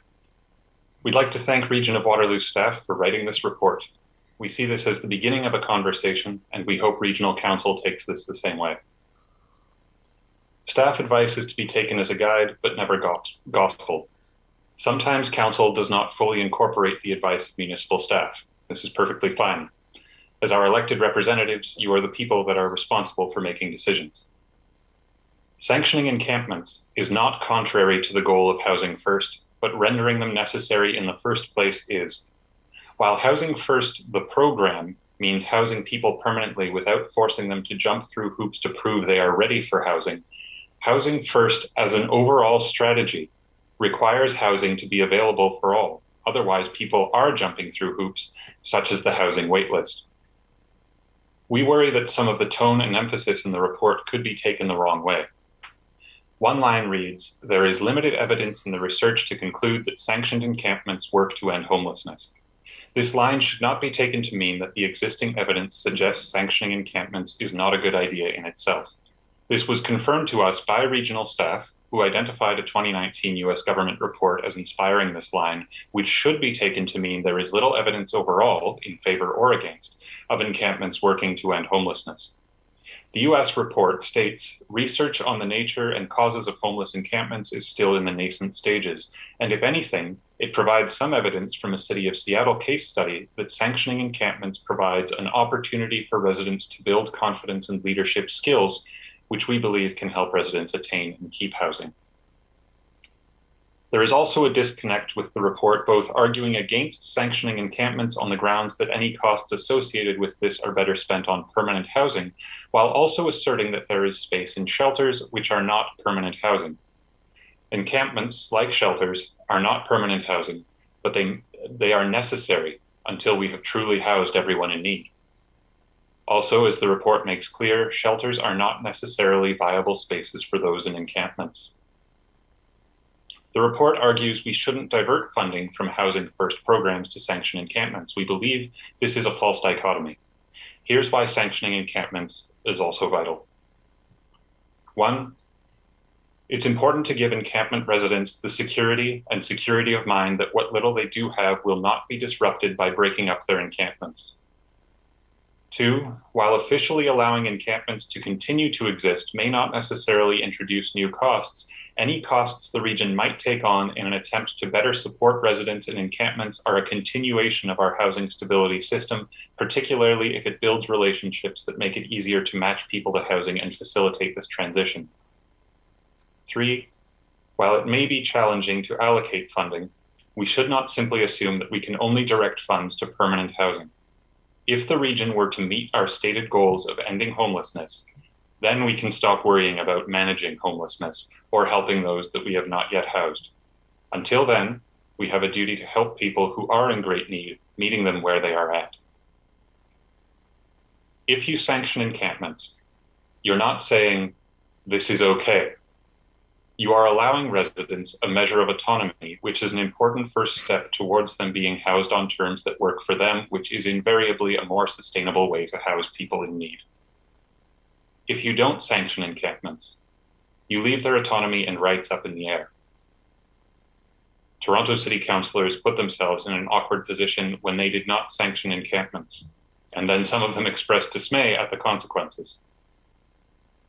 We hope you don't put yourselves in the same position. Thank you. Thank you, Kevin. Are there any questions of this delegation?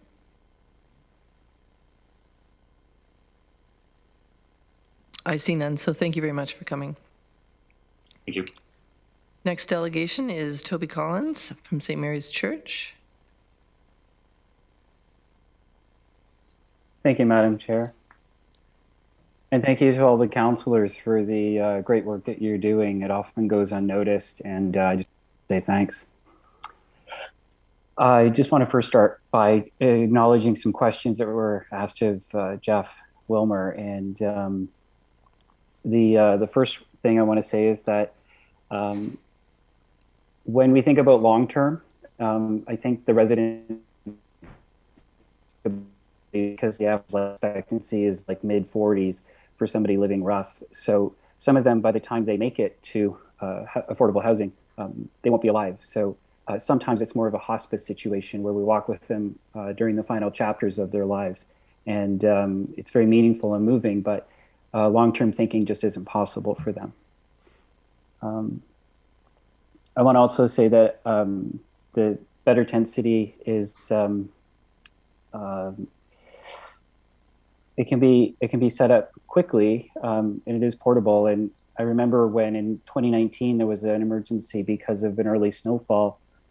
We responded as best we could, but I thought it was less than ideal. And I see a Better Tent City better than coming to St. Mary's Church and being here for a short term. So I like it for that reason too.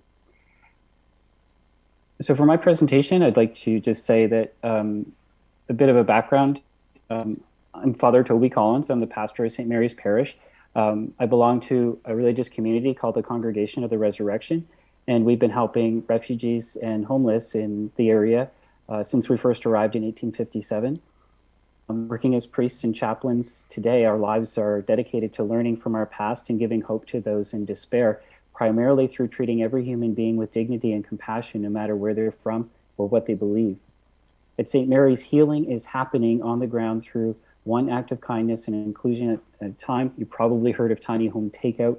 That's kind of our front-running outreach organization right now that's drawing a lot of attention. And I appreciate the support and the ways that you talk positively about it. So we continue to work closely also with Indigenous people, especially Anishinaabe Outreach, and look forward to supporting their ongoing initiatives to help the Indigenous people that they serve. We are very supportive, and they are very supportive of a Better Tent City, especially because of the work being done to provide for 8 Indigenous residents. The slow process of healing continues for all of the residents at a Better Tent City as they begin to believe in themselves after much childhood abuse, drug addiction, poverty, and poor decision-making. Their behavior is getting better, but I'm learning that the respectful treatment of others is deeply rooted in being neglected themselves, oftentimes since the day they were born. It takes time to change, to heal. Once anyone begins to believe that they are lovable, they begin to change for the better. They start to help their neighbors and acknowledge their own poor choices and sometimes even apologize. I'd like to thank Christine Michaud in Ward 4, the police, and the residents near Battler Road for their patience, expertise, and kindness in working with us through some challenges in the past month. Addressing the taking of things in a nearby dumpster, the stealing of a bike, and loitering on a trail adjacent to backyards has taken time to sort through and at times resolve through education and a compassionate response. Apologies are offered by residents, and in case you're wondering, the bike was returned. It's sad for me, though, at times to walk with people whose foster parents didn't teach them about apologizing and about the benefits of saying, you know, I'm sorry and asking for forgiveness. All part of healing. I realize that we have disagreements about the benefit of a Better Tent City with those who oppose its existence, and I want to respectfully acknowledge this. My response is simple. This is a process of healing that will take time, and we're only 18 months in. These are somebody's children, and even though they come from brokenness, we have the power to bring wholeness to what remains of their lives and to maybe get them onto affordable housing. Father Toby, Ryan Petitpierre, yeah, 1 minute? Yes. Or 30 seconds. Ryan Petitpierre, when I asked him if he could wave a magic wand over the region, what would you do? And he said, I'd have people work together. And in response to his words of wisdom, we've partnered with the Social Development Center of Waterloo Region and the Working Center and come up with this as a solution to the interim that exists for those who won't go to shelter and are waiting for affordable housing. And thank you for your ongoing cooperation of a better tent city. Thank you, Madam Chair. Thank you. I'm going to ask if there's any questions of Father Toby. And I see none. Thank you very much for coming. Our next delegation is Heather Majori. I believe Heather may have a video to show. I do, yeah. Yeah. And I think I can share it from my screen, is my understanding. So We'll give it a shot. Okay, we'll give it a shot and we'll see what happens. Hi, everybody. My name's Heather Majuri. I live in Ward 9 of Kitchener, otherwise known as downtown. I'm a taxpayer and a private property owner. I'd like to say that people struggling with homelessness are not a burden or just a line item on a mandate. I mean, budget.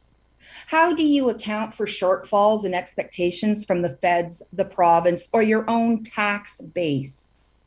The region of Waterloo is quite capable of creating a mandate to serve the homeless by creating in principle statements of intent that are supportive and not counter to the goals of tiny towns or sanctioned encampments, as well as interim programs and supports that are not within your traditional assumptions around service. What you claim you do not have yet is the funding. You are using that as your argument to advise and not initiate a mandate. So what? Neither did a Better Tent City just over a year ago, and look where they are now. Consider that euphemism is the greatest scourge of business and political language. You have a giant gap in your plans to end homelessness compared to the actual realities of homelessness. This in a region where a moratorium on development has been declared on both councils at Six Nations, and you have never paid a penny of your rent on a 999-year lease. Talk about arrears. Ironic. Yes. I am now going to sorry, I've got to go to this thing here. And I'm going to share. My technical is not the best. The region is indeed managing the homeless through the tricks of neo-vagrancy laws and non-inclusionary zoning. As a tax-paying private property owner in this community, I support the region allocating land for tiny towns and sanctioned encampments. Your staff says the evidence is inconclusive that sanctioned encampments and tiny towns don't work. I beg to differ. And so does this video. I'm going to share my screen now.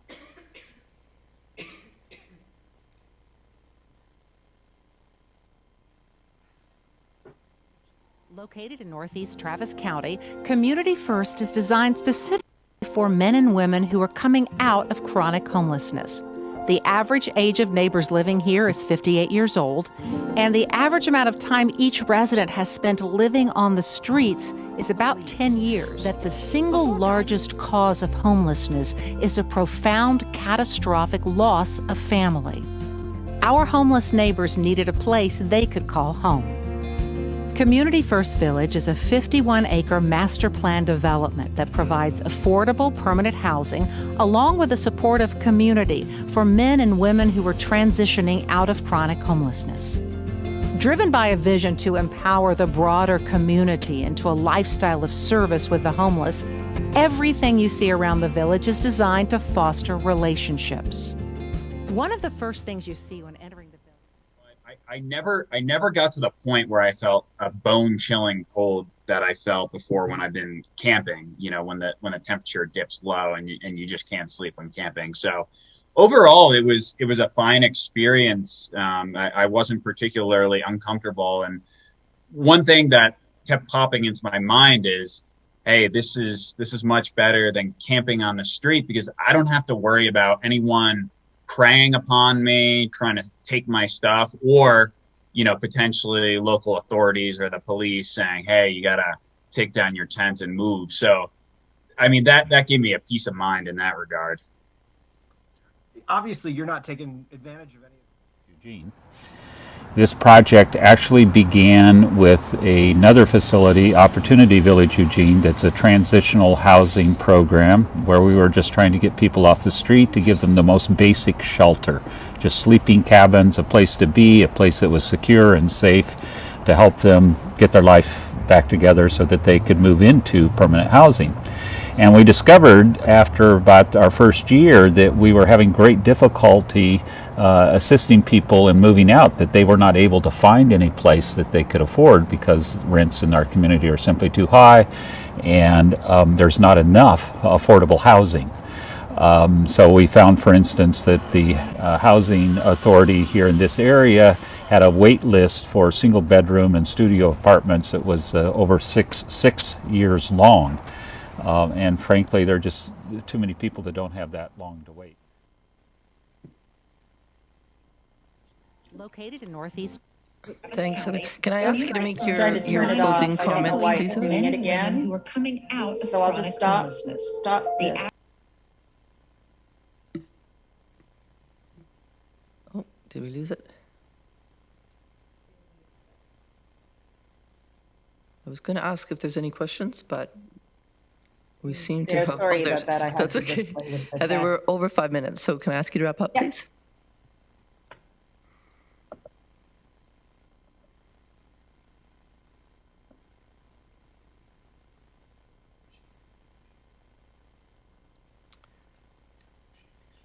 Oh, okay. I think Heather has left us. Sorry, I wasn't more clear, but I didn't have any questions from councillors anyway. I thought, there's no that's question. fine. That's my fault. Thanks very much.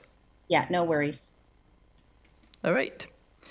Our next delegation is Arlene Thomas from Kitchener. Good morning. We're still in morning. Okay.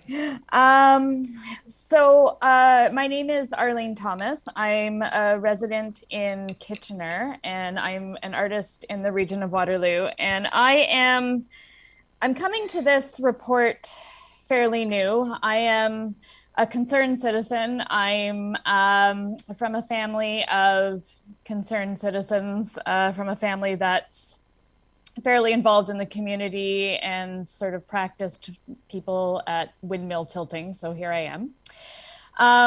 There's a lot of people who have spoken before me who've said a lot of really intelligent things, and I'm going to try my best not to repeat them because I think we've all been here for a very long time. I read the report, and really I'm going to focus on just some things I read in the report that I think are a little bit contradictory.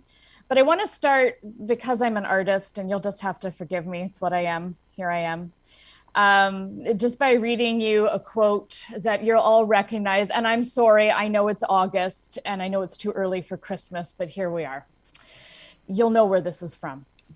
At this festive season of the year, Mr. Scrooge, it is more than usually desirable that we should make some slight provision for the poor and destitute who suffer greatly at the present time. Many thousands are in want of common necessaries. Hundreds of thousands are in common comforts, sir. Are there no prisons? Oh, plenty of prisons. Are there no union workhouses? Are they still in operation? Both very busy, sir. Those who are badly off must go there. Well, many can't go there, and many would rather die. If they would rather die, they had better do it and decrease the surplus population. I'm sure most of you know where that comes from. If you don't, it's A Christmas Carol. Okay.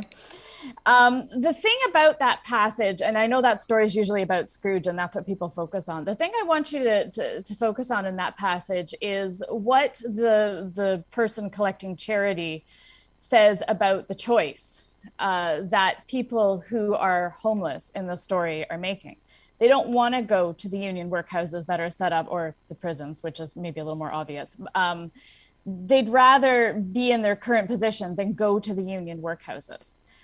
And it's interesting, when I was reading the report, and for anyone who's interested, I'm looking at what's roughly page 95 of the report is roughly where the stuff about a better tent community is located. And that's where I'm going to focus most of my comments here if anyone wants to know.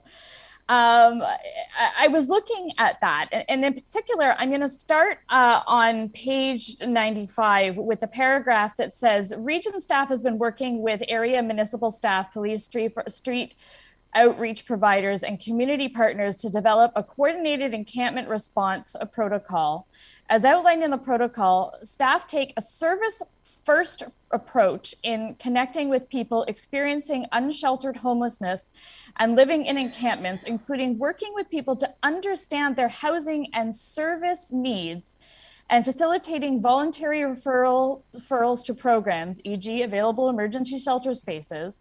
This approach involves balancing the needs of all stakeholders, including those experiencing unsheltered homelessness, rather than taking a zero tolerance approach that serves to isolate further and disconnect these vulnerable community members. Okay, then it goes on to say in the next paragraph about a better tent community, it sort of outlines why the better tent community can't be a part of the region's emergency shelter framework. So what I took from that is, yeah, what we want to do is we want municipal staff and police and street outreach to work with these people to understand their needs, but it has to be what we decide. It has to be the emergency shelters. We don't want to work with a better tent community. That we don't want to fund. Arlene, So you have less than 1 minute left. yeah, we'll let them do it as long as it's what we decide. And so I'm going to take you back to the quote from Scrooge. If it's not what these people, we don't want to give these people to the autonomy to decide what's best for them. And that's really confusing for me. And it happens a lot in this report. A Better Tent Community seems to have found a creative solution that provides a different transitional solution for homelessness. It's working. A lot of people have made some excellent arguments as to why it's working. And yet, for some reason, the region doesn't want to entertain it. And I'm really at a loss to understand why. I think I stopped on time. Thanks very much. Did I? Yes, you did. Okay, I stopped. Very well done. And thank you for the reading. That was, I think, the first time we've had one in council, but it was very well done. Well, I try not to do too many because I know it's a council chamber, not a theater, but you know. Are there any questions for Arlene? Councillor Vrbanovich? Thanks, Arlene, for coming in today, and thanks to those who spoke before you, who I didn't have an opportunity to hear today, but I know I've had many conversations with in the past. Arlene,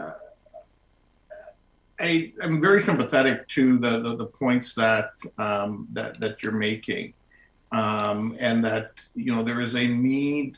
There appears to be a need outside of the traditional way of doing things in order to support the residents who are part of ABTC and residents like them who would benefit from similar type of circumstances.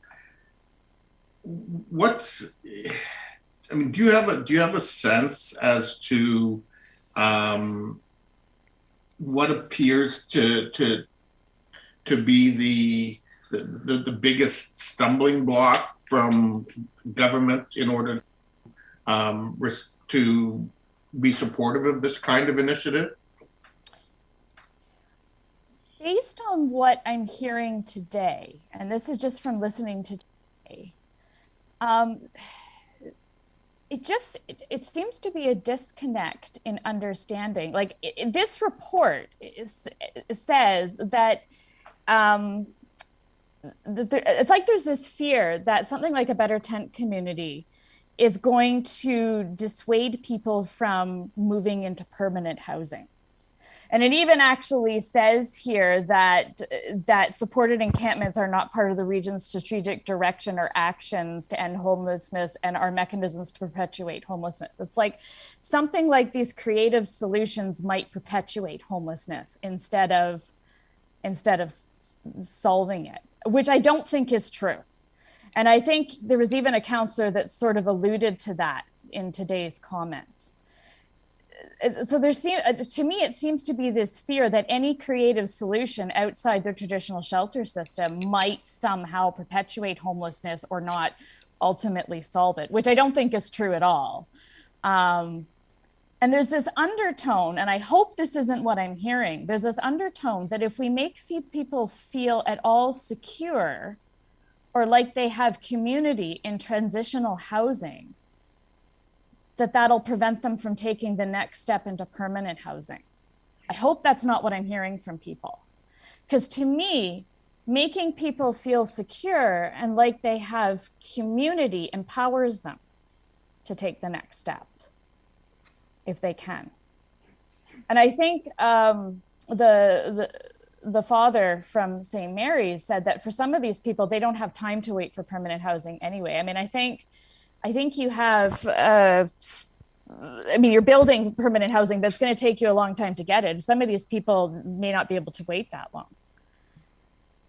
So to me, that's what it is. There's this horrible fear that it's almost like if we make people feel secure, they might not move on. I think it has to be the opposite. I think if we make people feel secure in their choices, then that empowers them to move on. That's just me. Okay, thank you. Thank you for your efforts and your advocacy.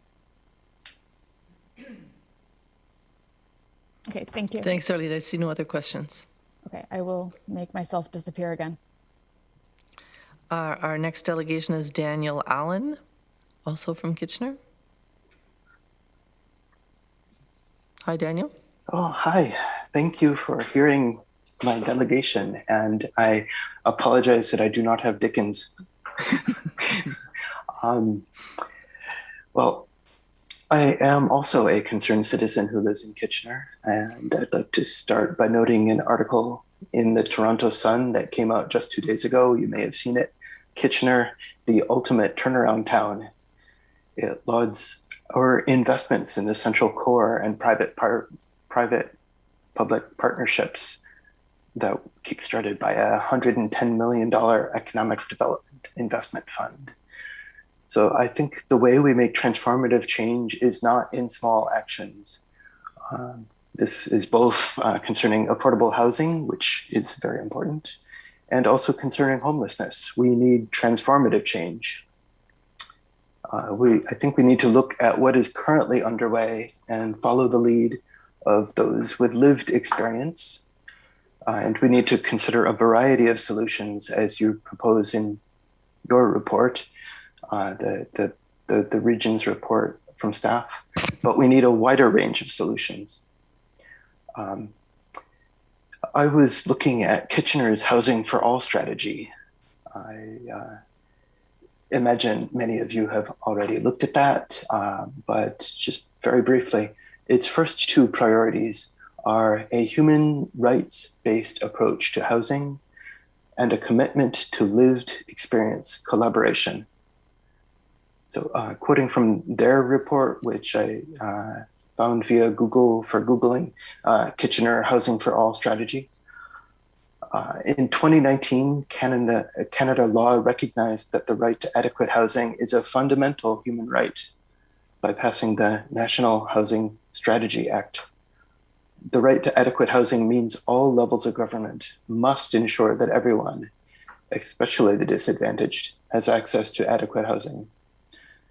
They define adequate housing as affordable, having potable water, sanitation, electricity, and other basic services, and is accessible to schools, health services, and employment opportunities.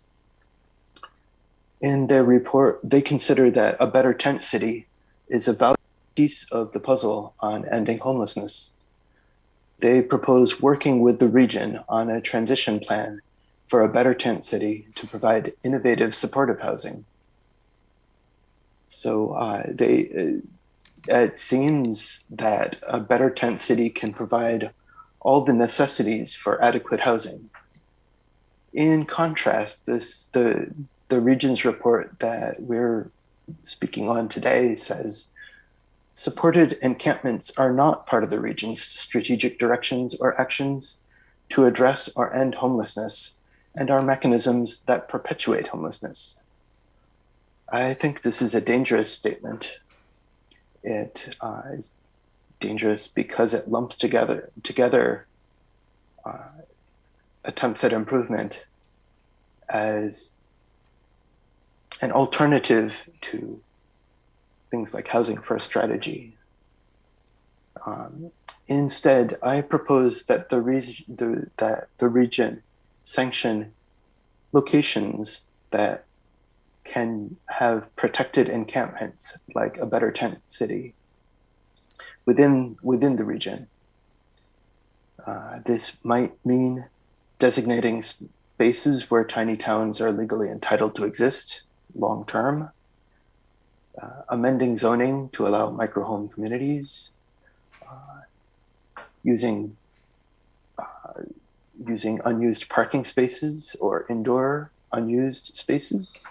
Daniel, it's 1 minute, please. Yes, thank you, and I'm close to done. And providing access to utilities and electricity hookups and water and sewage and sanitation. All of these are things that are within the region's power, I think. We just need to think a bit bigger. So that's the end of my statement. Thank you. Thanks very much. I'm going to give councillors a moment if they have any questions. And I see none. Thank you very much for coming, Daniel. Thank you. Our next delegation is Jack Cooper from Kitchener. Hi, Jack. Hello, can you hear me? Yes. Thank you, Madam Chair. Thank you, councillor members. Thank you, staff, and thank you, committee members, for giving me this opportunity to share my personal experiences I've had with, in some cases, good friends and other acquaintances that have had struggles with both housing and experience with shelter. I wanted to respond to the quote from the report, focusing on identifying and removing barriers to emergency shelter as a gateway to securing permanent housing. So a little bit about me. I've lived on and off in the region the past 4 years. I went to school here. I've worked here on occasion. I've been involved in the music community as a songwriter, performer, and a music publisher. I live here downtown. I'm a condominium owner. So as a songwriter, I like to sort of think of what I'm giving you are 4 different verses. There are 4 different people that I've known. So I lived in Guelph for a number of years, and I would encounter a woman downtown who would be riding on a bicycle with a trailer attached. And she had her tent there, she had her clothing. Very articulate, very intelligent young woman. She was from Toronto, moved to Guelph. She was not able to feel safe living inside. She had an apartment in Guelph, but it wasn't safe to her. So she camped out by river, by park. For whatever reason, a shelter system wouldn't work for her. And actually living in an apartment without people, friends, or advocates to make her feel safe also wouldn't work for her. Don't know much about her background, but that was her experience. Example 2, my wife and I took a friend in who was facing homelessness prior to the pandemic. Because of the pandemic, that stretched on for longer than, we initially expected. We were helping him to get back on his feet, because he was trying to bounce back from a few life situations. And, he was trying to gain permanent employment and also prepare for moving to a permanent residence. He was buying household things and getting ready in that. And of course, one of the offshoots of COVID and the pandemic, along with the skyrocketing housing, was absolutely inability to go and find rental.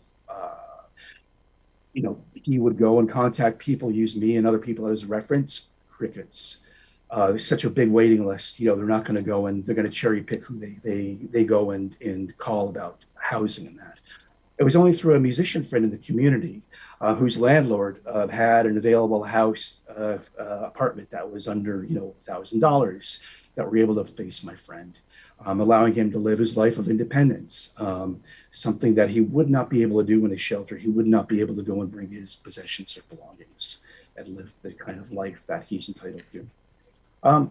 I have 2 friends, very long-term good friends from the music community in Kitchener, and I want to talk a little bit about that.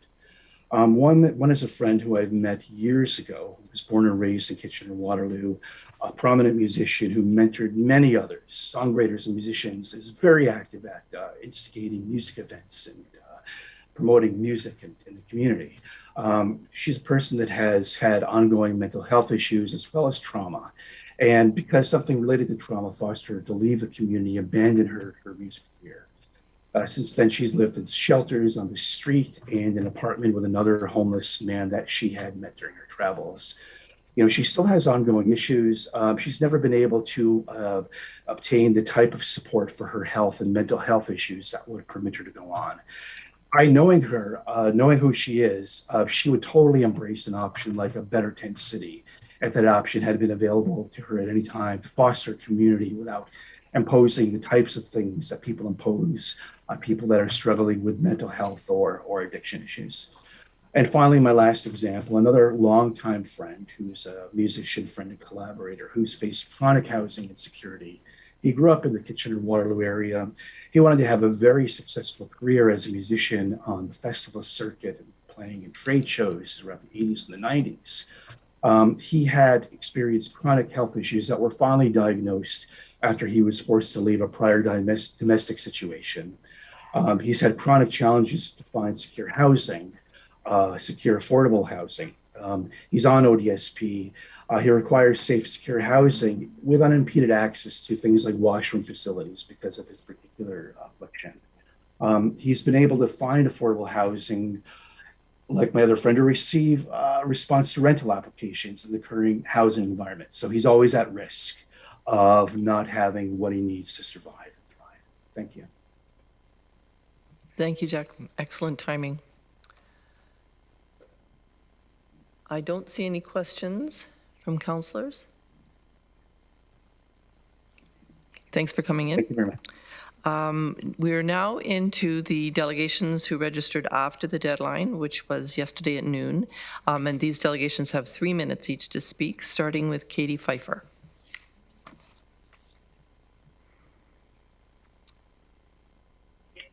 Hi, can you hear me? Yes, thank you. I'm in cottage country, so I'm not sure how good the technical, everything's working okay? I can hear you, but I can't see you. Is that just me? Is that? Now I can see you. Yes. Okay, the light's behind me. Yes. Sorry, I found a room where the grandchildren aren't loud. I currently live in a cooperative, I'm on a phone because of where I am. In cooperative housing in downtown Kitchener, Ward 9. Since 1982, I have owned homes in Richmond Hill and Stanley Park of Kitchener. Whoops, where am I? After being hired by Mirta Rivera at Kitchener-Waterloo Multicultural Center, I often interacted with homeless who congregated near our door. I knew them as guests from Out of the Cold program, where I had volunteered for 7 years until the program ended. I remember one individual in particular, Blaine, who once told me he had received enough fines, citations for public intoxication to wallpaper an entire room if he had a room.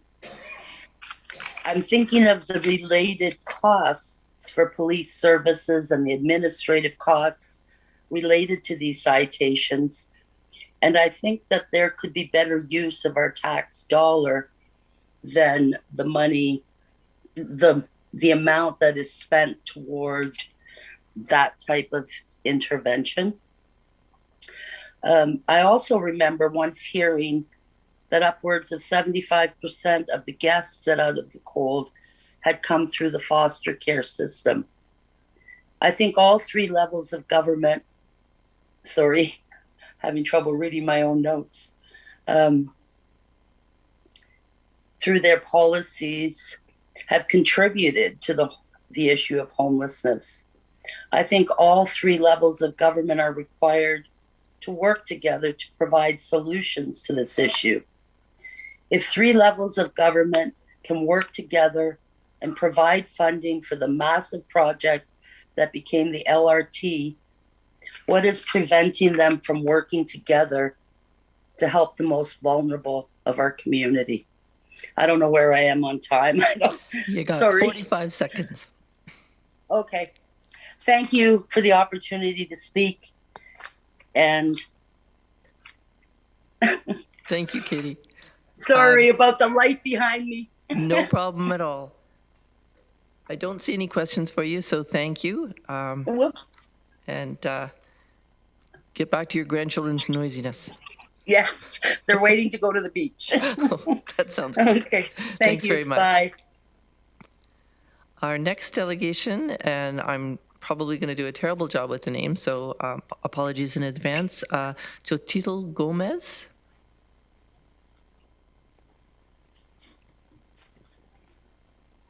Hello, how are you guys today? I'm good. Can you hear me?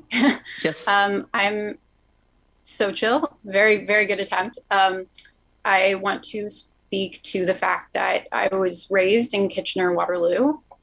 From the time I was 7 until I was about 19, I moved away, and now I am back in Kitchener. One thing I want to speak to is the culture of KW as a whole and what I experienced growing up. I was at a lower income bracket for sure. So when I went to access resources, they were not accessible for somebody like me, or as accessible. And I think that that's a fundamental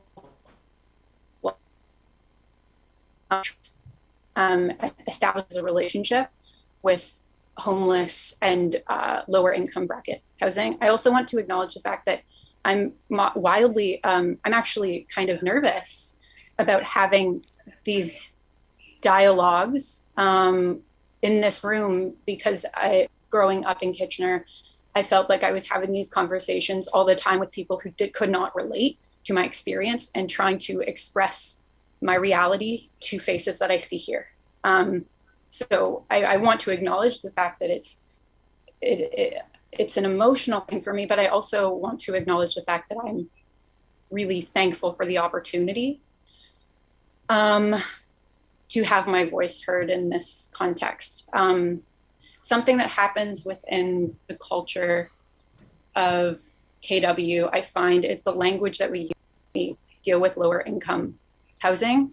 We often talk about finalizing it or getting rid of or ending, instead of meeting people where they are at and adding resources that are more accessible to those people and putting our funding where that could be useful. I find that when it comes to the conversations around these encampments, a lot of the conversations go towards, well, it would be just a more comfortable situation. I think we can all agree that if you are stripped of your dignity and living in a small shack is not the ideal situation for any of you. I think if you could choose your homes and your apartments, that you would choose that as the next step. What I think is lacking is a sense of education and understanding and empathy and resources that allow for the people to have dignity to move forward in those steps. I also really want to acknowledge the fact that, I did make steps forward, but it was through help of community. It was through help of feeling heard by others that were at my level and maybe a little higher that could help me walk through those steps. And I think as a community, we just need to be better at that. So that's kind of all my thoughts on this. Thank you very much. I'm just going to give councillors a chance if anybody has any questions. And I see none. Thank you very much. Our next speaker is Luann Roberts. She was an addition after the addendum agenda was released, so you won't have her on your paper. Hi, can you see and hear me? Yes, we can. Thanks. Okay, Miigwech, thank you for allowing me the time to speak on this topic of homelessness. Baju Ani Sego, Nimki Kwe Ninjinjnakas, Name Nidodem, Niga Zaga Iganing, and Knorr Ndunjaba, Kitchener and Dayan. My English name is Lou Roberts. I'm Cree, Sturgeon Clan, originally from Northern Ontario, but I now live in Kitchener. I would just like to acknowledge that I too am a guest on the Haldimand Tract and give thanks to my Haudenosaunee kin as I live and work on this land.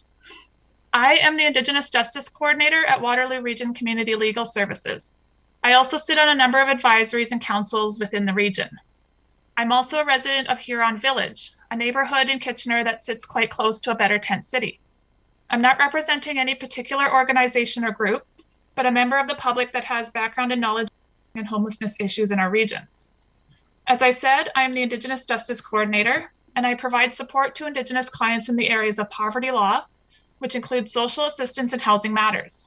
I speak to a lot of people who have to attend landlord and tenant board hearings, and there are so many evictions taking place, whether it's due to arrears, unable to pay rent, N12s, that is the owner taking back the unit for their own use, and N13s, also known as rent evictions. A common theme I have heard is the fear and reality of being unable to find suitable housing. Rent is skyrocketing. It is not uncommon to see a one-bedroom apartment go for $1,500 a month in this region. Many of my clients are low income, some on social assistance such as ODSP. A single individual receiving ODSP will receive approximately $1,169 a month. You do the math. Also consider the challenges faced by those on the margins. According to the 2016 census, 24% of Indigenous people and 21% of racialized Canadian residents live in low-income households as compared to 12% of non-racialized Canadians. I am very aware of the additional barriers we as Indigenous peoples face. There is a huge distrust of systems that continually fail us. Seeking out supports can be dangerous to our lives or at the very least traumatizing. What if people who are tenting or sleeping rough or hiding are so traumatized that they are deeply afraid of being on any list? There's also truly a fear of self-identifying as Indigenous because how is this information going to be used? Will it be used to further discriminate?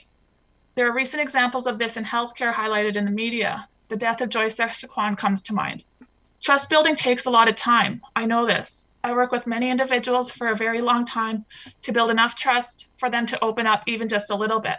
I see a better tent city as a way of building that trust.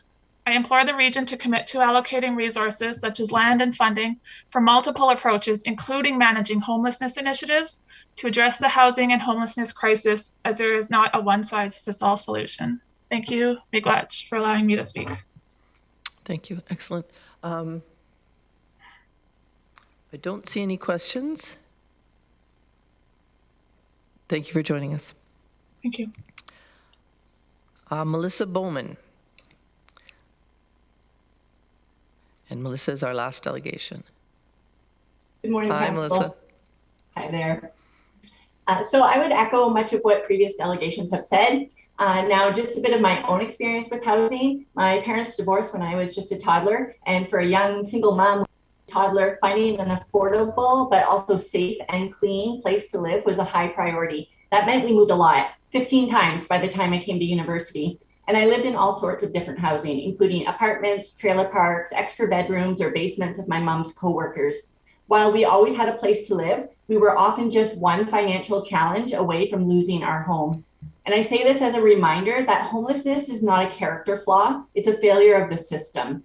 Unfortunately, too often our policies and attitudes imply that some folks deserve to be in this situation.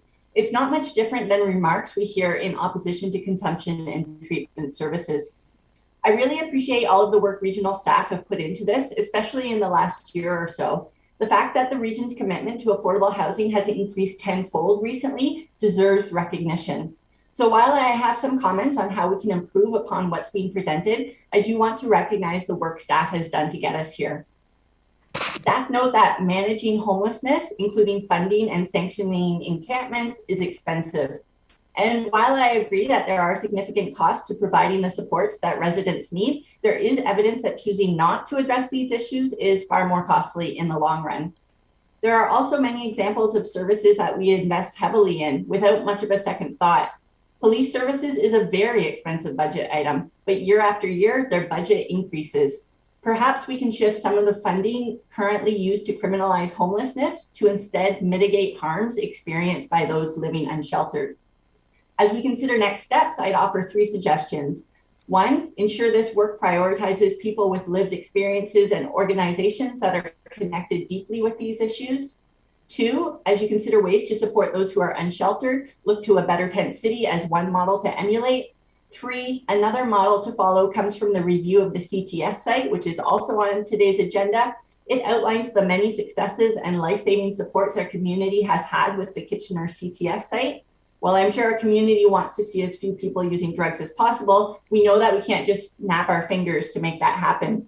We must meet people where they are and offer various supports that move us closer to our goal. Similarly, I believe that that same approach should be used when addressing homelessness. While our goal can be to end homelessness, we must recognize that many supports are needed throughout the process to get there. Creating more affordable homes and supportive housing is just one needed support, but there are many more. As the staff report states, even with the region's improved goals for more affordable housing, there are significant gaps. 2,500 homes in 5 years doesn't even provide homes for half of the people currently on the wait list. So while I applaud the region's work on wanting to end homelessness, we must also recognize that there are important actions we can take now to reduce harms experienced by those who are unhoused or precariously housed. Thanks. Thanks, Melissa. Great job with the time. I don't see any questions. Double checking because I keep missing people. Thanks for coming in. All right. Very good time management, everybody. I think we're almost back on track. We're now on to the staff presentations on the 2 housing reports that are listed in the agenda. We're combining those. And I would like to start by asking Douglas Bartholomew Sanders to provide the opening remarks. Thank you, Madam Chair. And first of all, I'd like to thank all of the delegations. There were many great points made by the speakers. The presentations you're going to hear this morning speak to items 8.7 and 8.8 on your agenda and highlight the region's leadership in 2 interrelated areas of housing and homelessness as we work to ensure everyone has a place to call home in Waterloo region. These areas include the use of incentives to encourage the creation of affordable housing and responding to unsheltered homelessness and encampments. Connecting these 2 threads is the knowledge that permanent housing is the solution to ending homelessness. Ending homelessness rather than managing it, and a commitment to the philosophy of housing first is the mandate of the region, and specifically housing services as specified in our service and funding agreements with the provincial and federal governments. While encampments and funding of encampments are not the mandate of the region, neither is it our mandate to stand in the way of community choosing to support these developments if it chooses to do so. And the example I would use is the community's overwhelming support of Out of the Cold some years ago. The community opened and ran those overnight shelters without the support or involvement of the region. We did not stand in their way. In fact, we provided some of the supports, some modest supports to assist them. The region will continue to partnership with the community to provide other supports like Ontario Works, Housing Search, connections to permanent housing, employment supports, and other community-based services, something we've been doing for quite some time now, including staff of these various services on site at a Better Tent City and service fairs. We also support the outreach workers who go to many various encampments and places where people sleep rough. Through regional investments of capital funding and surplus lands coupled with federal and provincial funding, thousands of new homes will be developed in the next 5 years. Given the support of our community partners, area municipalities, and developers, over 500 new homes are currently in development with more to come. 154 of these will be supportive homes, promising to end the experience of homelessness for so many in Waterloo region. Admittedly, not all, but certainly many. The need for affordable and supportive housing to end homelessness is greater than what is currently available. With the use of alternative built forms like modular, we are we are building more affordable homes more quickly than ever before to respond to this urgent need. Incentives for affordable housing help to maximize the number of new affordable homes developed, enhancing the community impact of each project. The region is increasingly turning to incentives to help drive the development of more new homes. Through the region's leadership, we have and will continue to make significant progress in driving the development of affordable housing in Waterloo region. Every decision we make, initiative we develop, and project we fund is anchored in research and our belief that communities thrive when everyone has a place to call home. Now I'll call upon Mr. Ryan Petitpure to provide the presentation. Thank you. Thank you. Thank you, Douglas. And through you, Madam Chair, I'm just going to share my screen.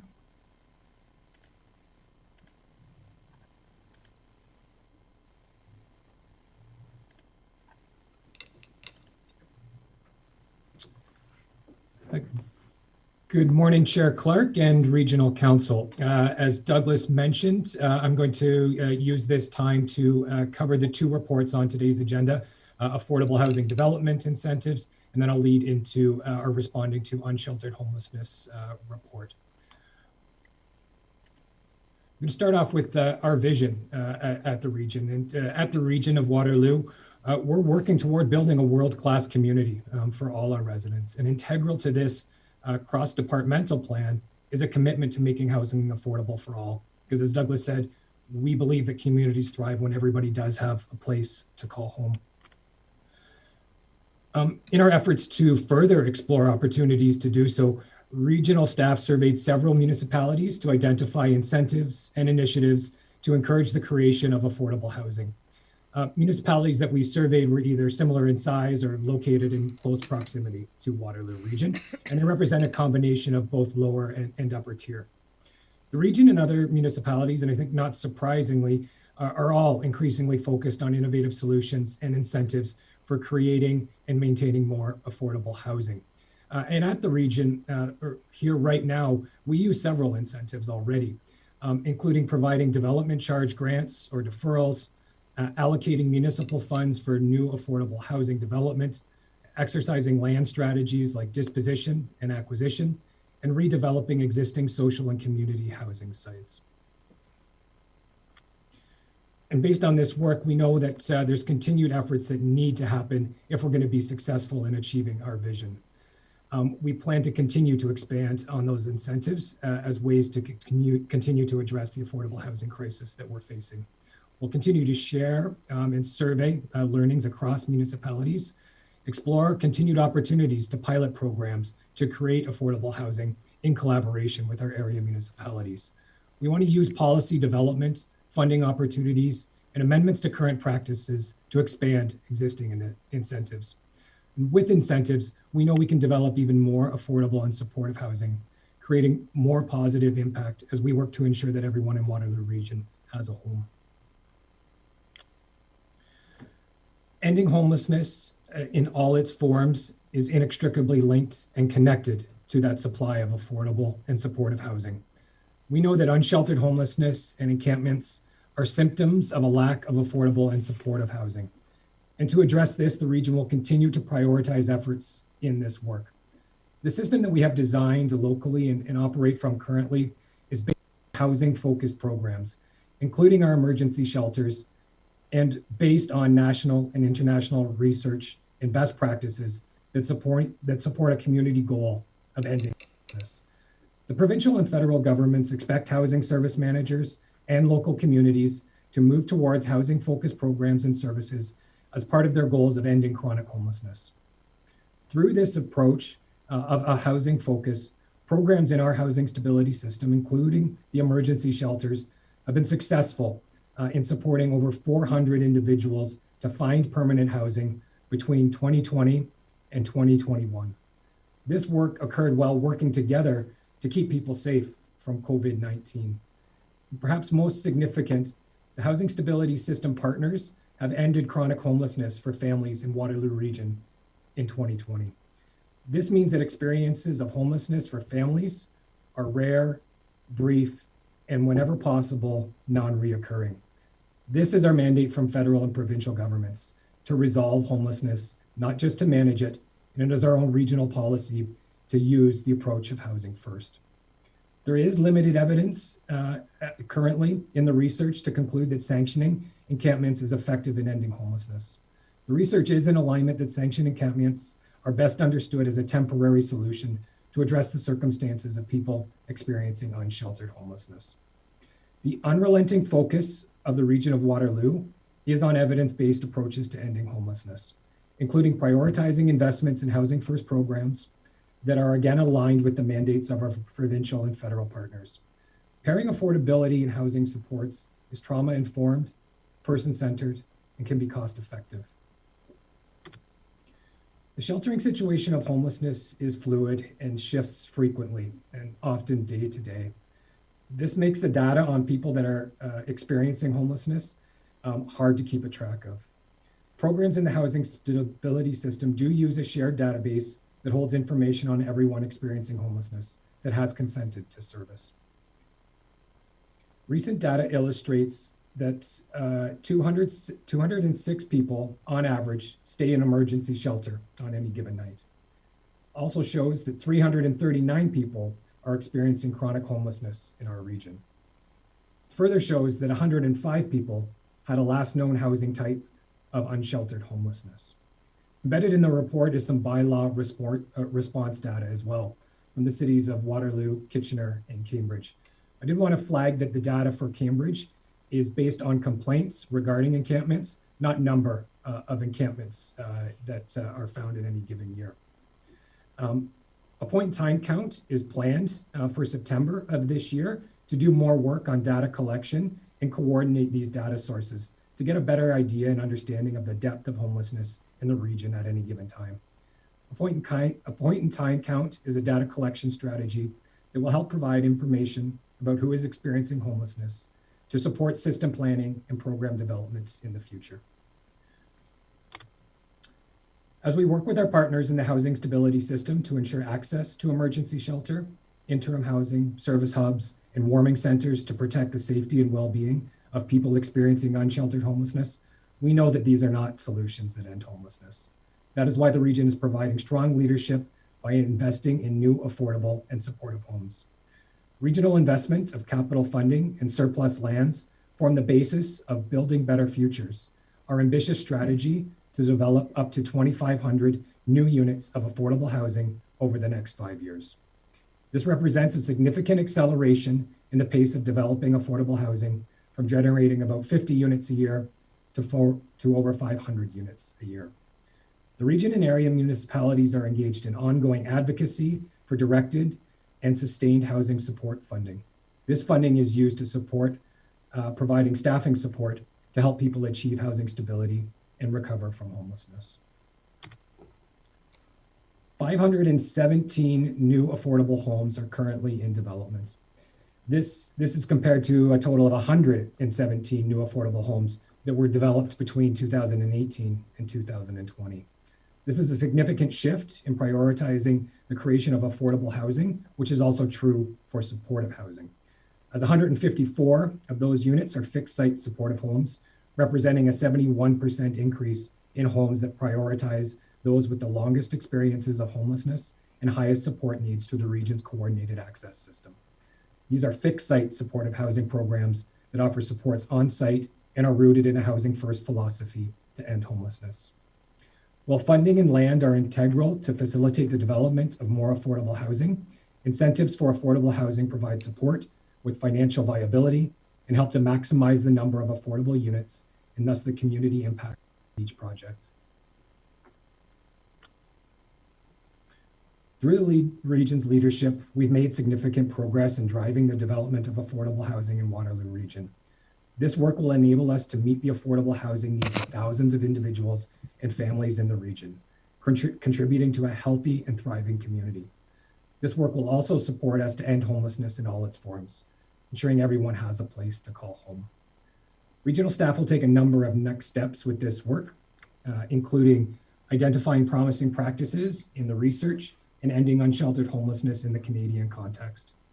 Continuing to invest funding in street outreach staff who help people experiencing unsheltered homelessness connect to housing and other services. Employing a point-in-time count strategy this fall to determine the depth of homelessness in the region on any given night. Actively monitoring emergency shelter use to ensure capacity for all those in Waterloo region who need it. Instead of taking a zero tolerance approach, continuing to respond to encampments using a service first approach.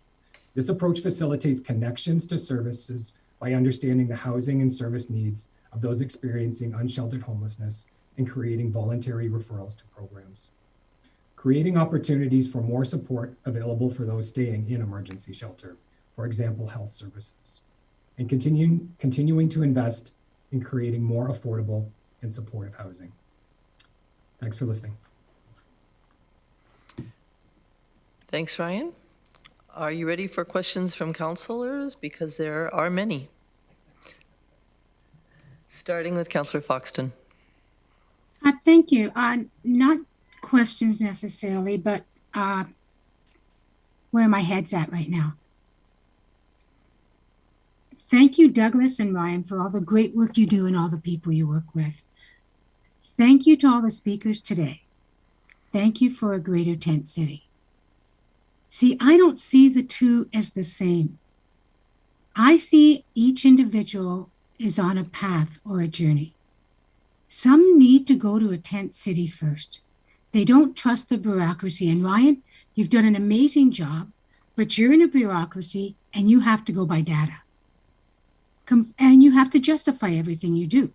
That's what we pay you for. People at the tent city go by heart. 100%. Not saying you don't go by heart, but they go 110% by heart.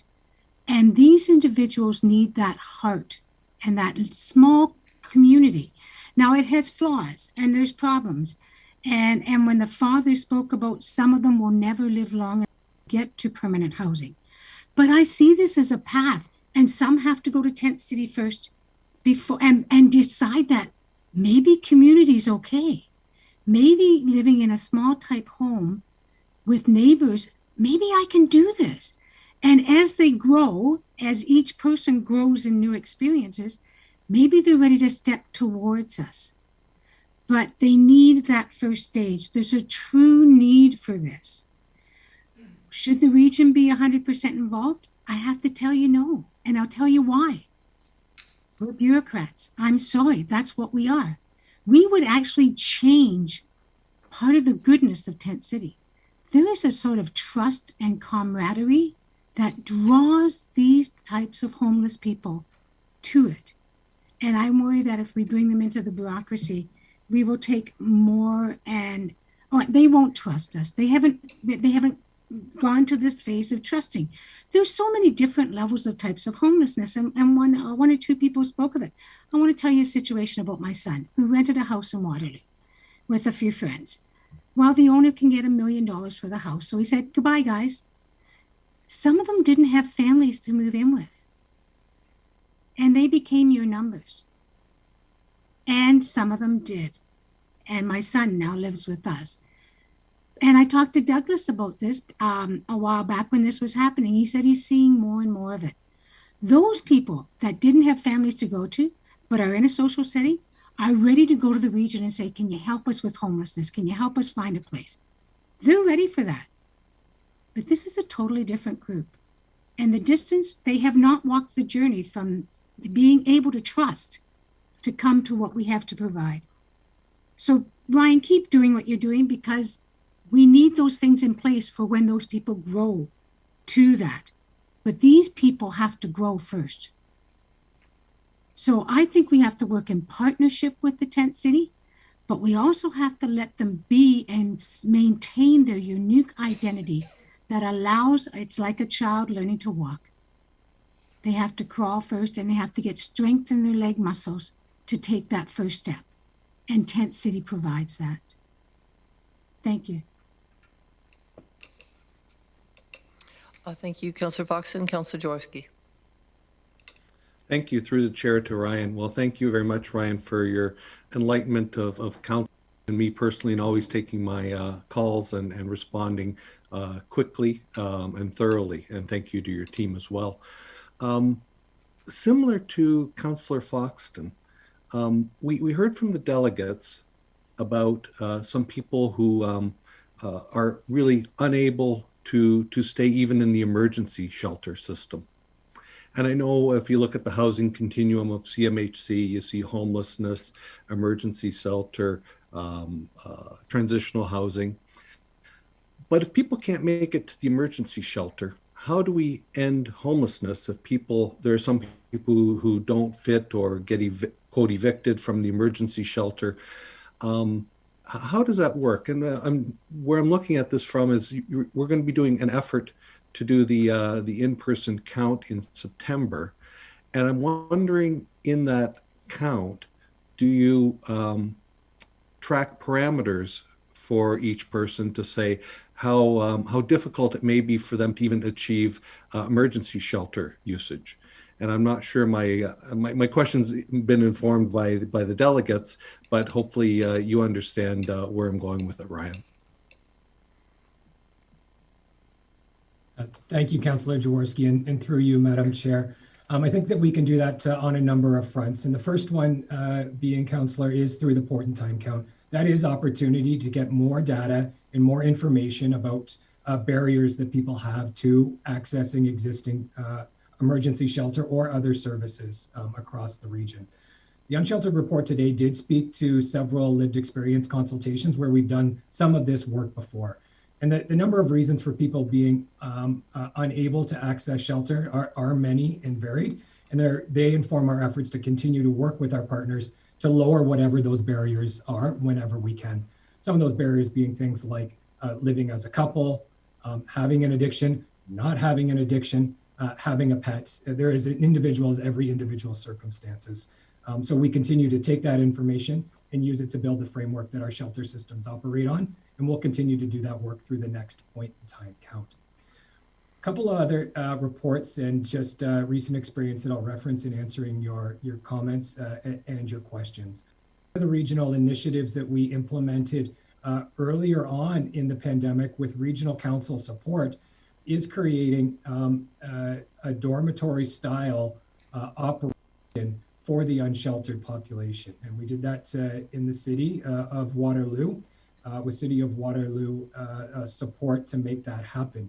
It's an example of taking 80 individuals that were previously living unsheltered and for close to the last year now have been living in a supportive environment. So just to get at some of it, and what other evidence will show is that with the right opportunity, with the right supports and the right agency in place, people can be successfully housed if those opportunities are provided to them.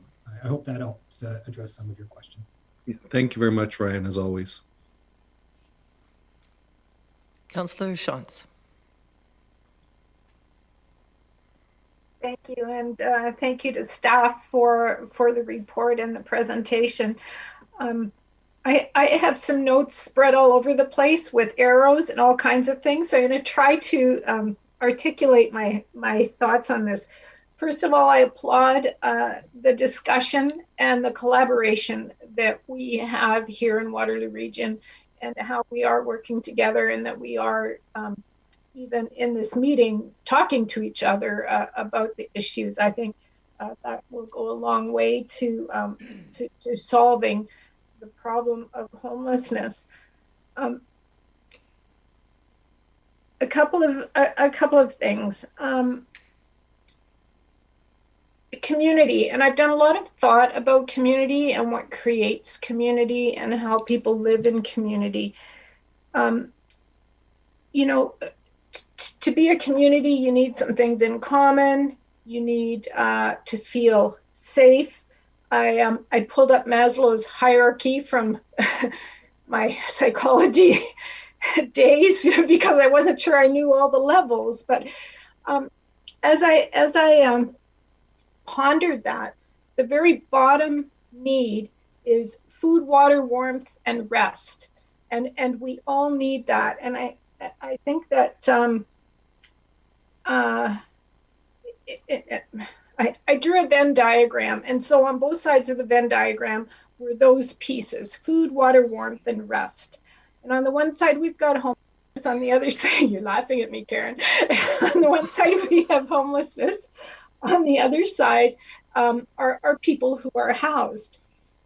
And the next level is security and safety. And that's where I intersected the two. And having gone through this discussion at the township, I think that's where we fall short and where we need to really, really do a lot of work, because the homeless are fearful and insecure. They are coming to a better tent city because they feel safety there.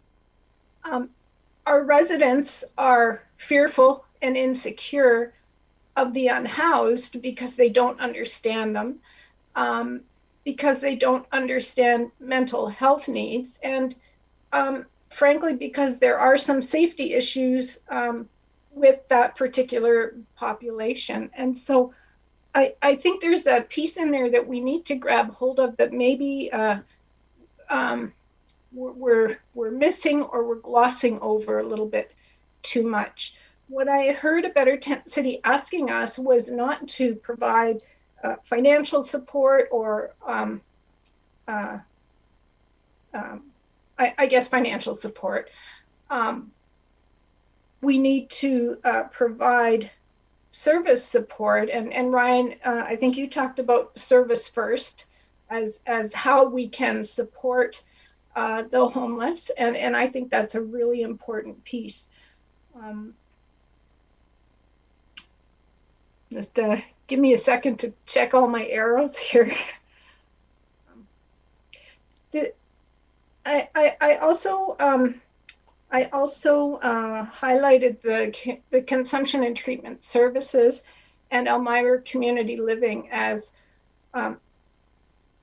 options. Elmira Community Living is an organization that is separate from government, works outside of government, but has found a way to create community and provide supports. And I think that model has a lot to teach us. The consumption and treatment services was, we've provided the consumption and treatment services. It's been successful. I think it's accomplished a lot. Sanction the use of illicit drugs, but we are supporting people who are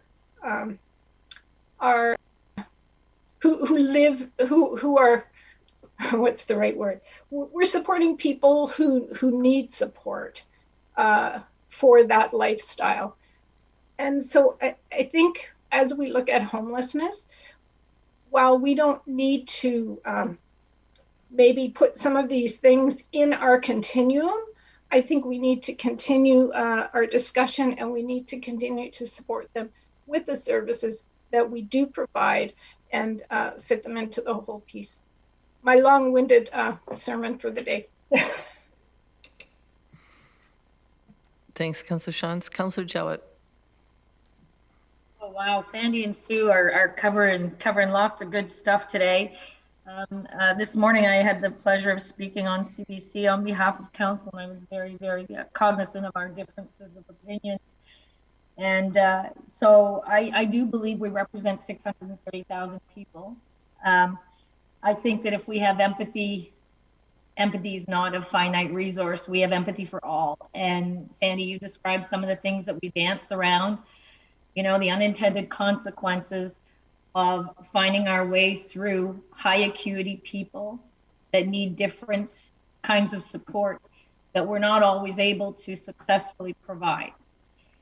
And, Sue really painted a nice visionary picture of how the differences of the people who have trust and don't are finding their way through our systems.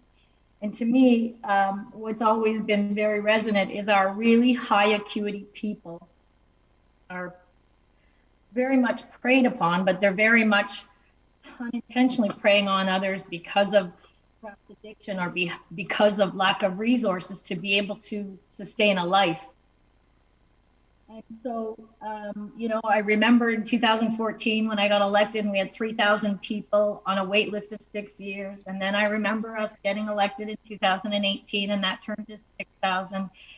And we're going to do our pit count, which is, just another part of the data piece. And Ryan's really good at separating and integrating information so that we can do some strong analysis here. I like the idea of the grassroots.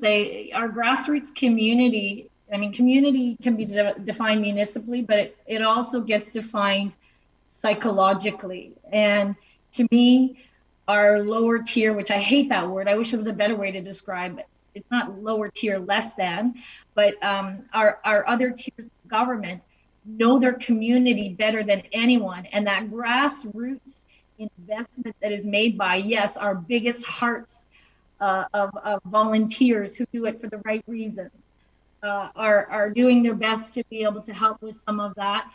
And then we have to look at regional government. We cannot be all things to all people. We really have to be smart about how we use our resources and be definitive about our investment and our awareness of how all our decisions impact all our constituents, all of our citizens. So this one's always been complicated. Since the day we all got together, this one has been complicated and created many sleepless nights. And I apologize now, Ryan, for all the times I've called you in the middle of the weekend and in the middle of the night to go and pick somebody up and help me figure out how to get them somewhere, because those are the individual crises that we're all dealing with. But on a bigger scope, we have this huge, with many moving parts, thing that we have to find our way through, that at the end of it means that there are people and the way people get to have a quality of life matters. I really do think we have to start focusing on how we deal with our high acuity folks who are out there scrambling to get a quality of life in the best way that they can. I really think there's got to be more conversations about unintended consequences of lack of supports for people who are having the worst quality of life. So that's what I'm getting from all of these conversations that we've been having for so long. I think this is the big piece that we got to nail. Thanks. Thanks, Sandy. Councillor Galloway? Sorry, Helen. Yeah, thank you, Madam Chair. I have a few questions for Ryan. Let me just first say, though, that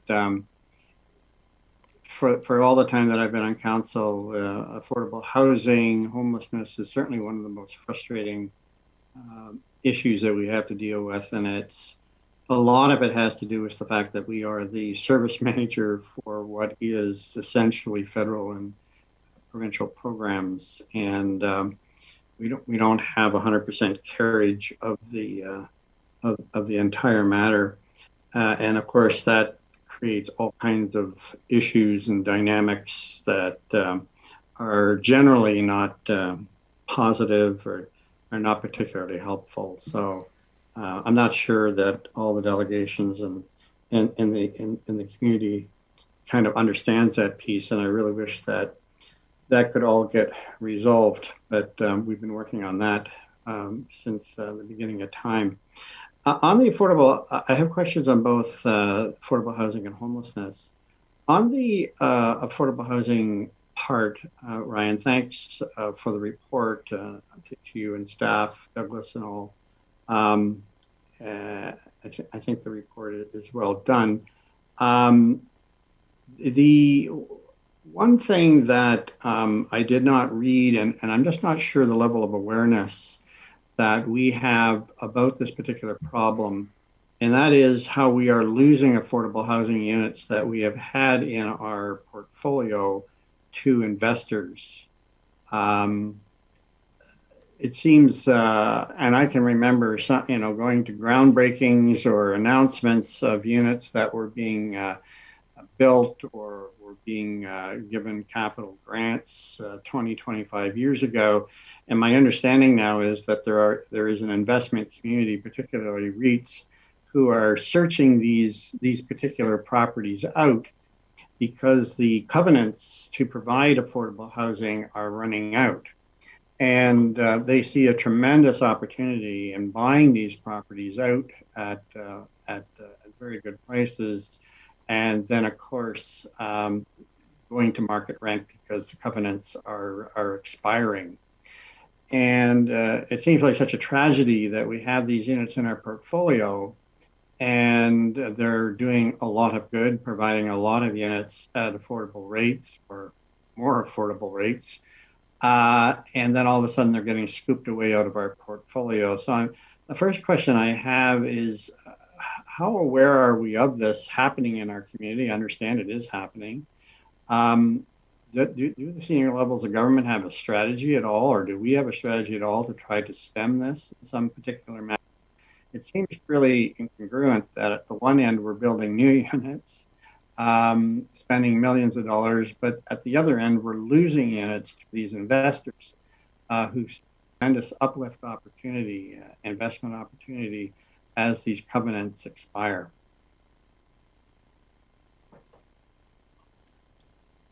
Thank you, Councillor Galloway, and through you, Madam Chair.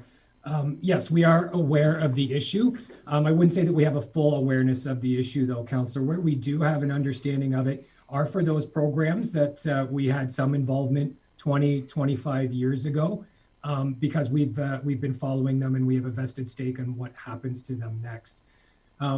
So on that side, we do.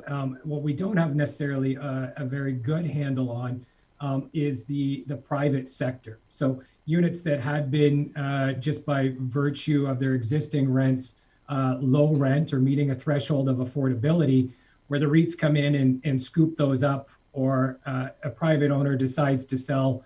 What happens after that? That is certainly a concern and plays an impact on our local economy and the average market rents that happen. So certainly share the concern that despite efforts of creating new, if we lose it all out the other end of the bucket, we're just treading water, if that. What we're taking on as a strategy and are working on right now for our existing not-for-profits and co-op partners is, as their mortgages come up for expiry, working well in advance to extending our current partnership with them into the future. We are also interested in putting out future RFPs that have no term attached to them, where in fact the expectancy would be for new developments that they're held in affordability and perpetuity. Where we do come up with situations, and I'll cast your mind back to the Civitan property in a partnership with the City of Waterloo and supportive housing of Waterloo, where that private board of directors was looking to sell, working to partner with supportive housing of Waterloo to purchase it and keep it in stock in perpetuity moving forward. So when those opportunities are coming up, trying to find solutions to extend the existing agreements. It's also why we are creating new affordable housing opportunities. If we're not getting them in perpetuity or not creating them in perpetuity, we're looking to partner with the not-for-profit sector, knowing that they have a mandate in preserving them much beyond 20 or 25 years. And I know it probably sounded like a long time, 20 or 25 years ago, but now it's a problem that we're trying to deal with in order not to lose more of the existing stock. So to sum up that answer, where we have an existing relationship with the provider, we're working proactively to ensure extended agreements that are in place. Where we have less of a formal relationship, where they come up and we have an opportunity to preserve, we're certainly looking to do that. Well, thanks for that, Ryan.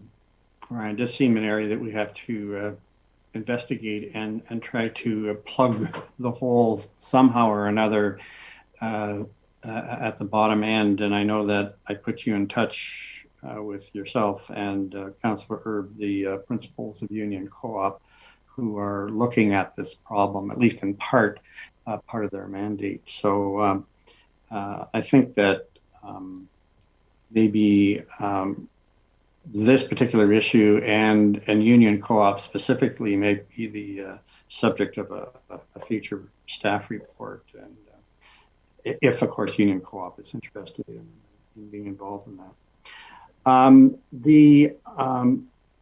The next matter I wanted to pursue is on homelessness, and I fully appreciate and understand where staff are coming from in terms of trying to really focus regional efforts on housing. But the reality is, at least for whatever period of time, and who knows how long that is, encampments and alternate types of sheltering is really going to be reality. And it just seems to me that there's some need to bring that into the fold somehow or another. And that would have to do, of course, with Better Tent City. But also, I'm curious as to why there was no mention in the report about the urgent public health needs sites that are present in other communities, and which the Crime Prevention Council recommended be included in our strategy.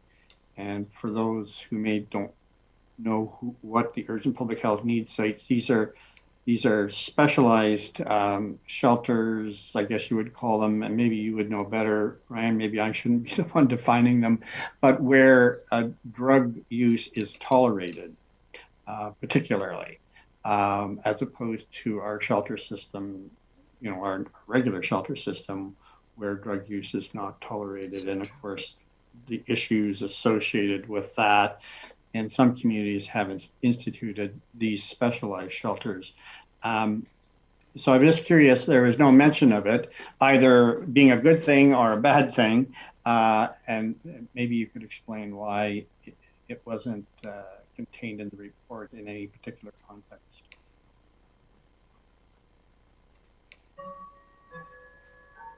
Thanks, Councillor Galloway.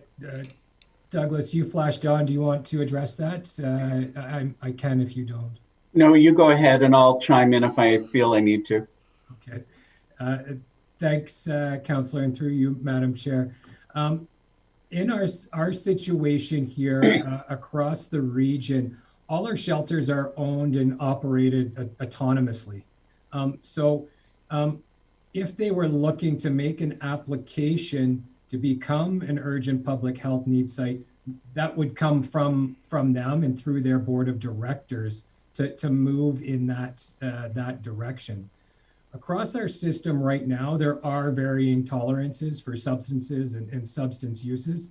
It can complicate things, but hasn't been a position that the region through housing services has weighed in on and said that you should do this or you shouldn't do this. We would look to the individual operators to make that decision on their own and understand how that would impact the system as well. The situation in other municipalities where these exist might be different. I'm not entirely sure at that level, but that's primarily the reason why we didn't weigh in on it from a housing service. I'm not necessarily advocating for it, and I do appreciate that all our shelters are run by independent organizations and it would be their decision. But I wasn't surprised that it wasn't addressed at all as a strategy that we could employ or would not employ. But anyway, I'll leave it at that, and unless Douglas has something more to add. Just a quick add-on, if I may, Madam Chair. The message that we received from CPC, or at least that I saw from CPC, came to us yesterday, so it was too late to include it in the report. The additional thing that I would want to comment on beyond what Mr. Petitpier spoke to is, as he said, the individual operators would have to make that decision around whether or not to apply for a UPHN license or not. Where we would become involved and would have some concern, or at least have some interest, would be in the balance of service between those who may benefit from having the license or the ability to use in the shelter, and those who don't want to be in a shelter where drugs are being used. Some of the folks who choose not to use shelters have made it clear to us that the reason they won't go into a shelter is the prevalence of drugs that are being used in shelters. Our concern is that some of the decisions that are being made, or some of the behaviors that are being tolerated through low barrier, is actually precluding those who need the shelter from being able to access it, and forcing them to go to rough housing or rough sheltering. So our interest would be more in how are you planning to address the needs of the whole population, as opposed to how are you going to address the needs of a single segment of the population. So we would jump into the discussion, but it would only be after the board of directors signaled its intention to make application for the license. Yeah, that's fine. Now, I'm not sure what the communication yesterday was, Douglas, but the Crime Prevention Council passed that unanimously a number of months ago. So, but anyway, I'll leave it at that. The other thing, Madam Chair, I just wanted to say, you're aware of this as well, more of a general observation, maybe even at a bit of a higher level. Members of council will remember that during the budget process this past year, we approved an upstream strategy, or to look at a conversation to develop an upstream strategy. And unfortunately, we've had no advancement in that regard. And I know Mr. Lochner, has given reasons why, and I accept those reasons why we haven't moved forward in that regard. But this is to deal with root causes, and the root causes that we know exist in our community and in society in general, to deal with those root causes that would abate a lot of, or some of the things that we see in our community, including homelessness, but also poor outcomes in education and health, and certainly in the criminal justice system. So I still really am hopeful that our community can come together with an upstream strategy that would help deal, not deal directly, but hopefully eliminate the need for some of the supports that are needed, as we would provide supports to individuals at a different level, that they don't get into some of these circumstances, whether it's poverty, whether it's in the criminal justice system, health, or education. So I think we shouldn't lose sight of the role that upstream initiatives play, and the fact that for every dollar spent in an upstream initiative, there's $7 saved in these kinds of program areas that we're discussing today. So even at a financial level, let alone at the human outcome level, there is certainly great advantages to upstream initiatives. We spend a lot of money on the police budget, and I'm not complaining about that, but we need to make more investments in upstream activities that would really systemically deal with things like homelessness. Okay. Councillor Benedict. Thank you very much, Chair Clark. And I have a number of questions, some comments building on those of my colleagues. And then I do notice that there aren't any recommendations here, and I do have two motions that I'm going to bring forward, because I think after having listened to all the delegations and council colleagues and so on, I do think there is something that needs to come out of it, and just information for all of us.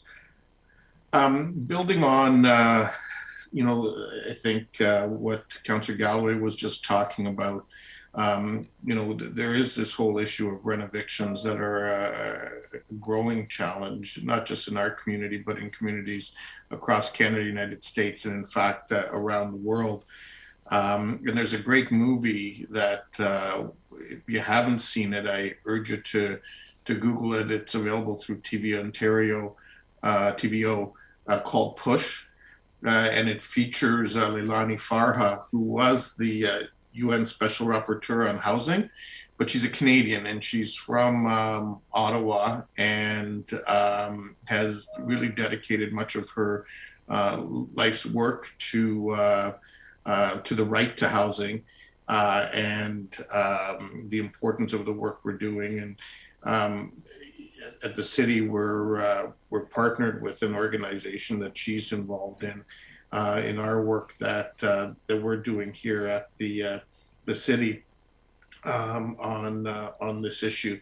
But if you sort of want to get a better sense of the whole rent eviction thing, the movie is a great one to look at. In terms of both the delegations,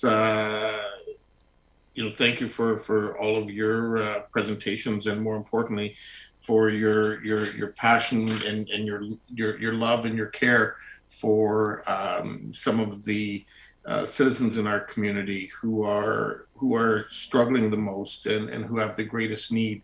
And I think it's often the role of government, in fact, to speak for those and to take action for those who don't have the abilities, the contacts to do it for themselves or to do it with the same vigor that the rest of us can't, or can rather.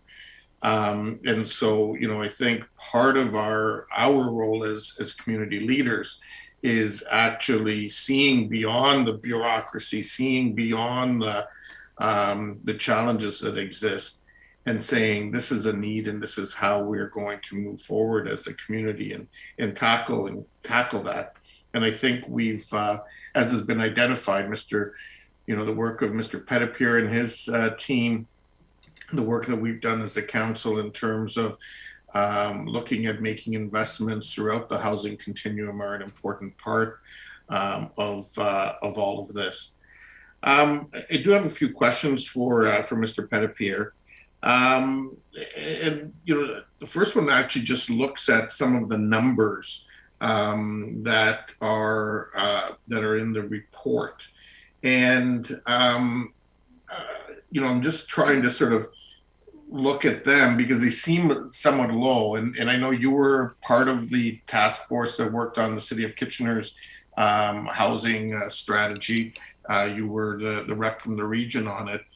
And in that report, just from a Kitchener perspective, it was identified there was a need of 450 units of supportive housing, 5,000 units of community housing, and 9,300 units of affordable rental housing when you look at it in relation to people's incomes. And so I guess the supportive housing piece and ultimately the homelessness end of it is on that one end of the continuum.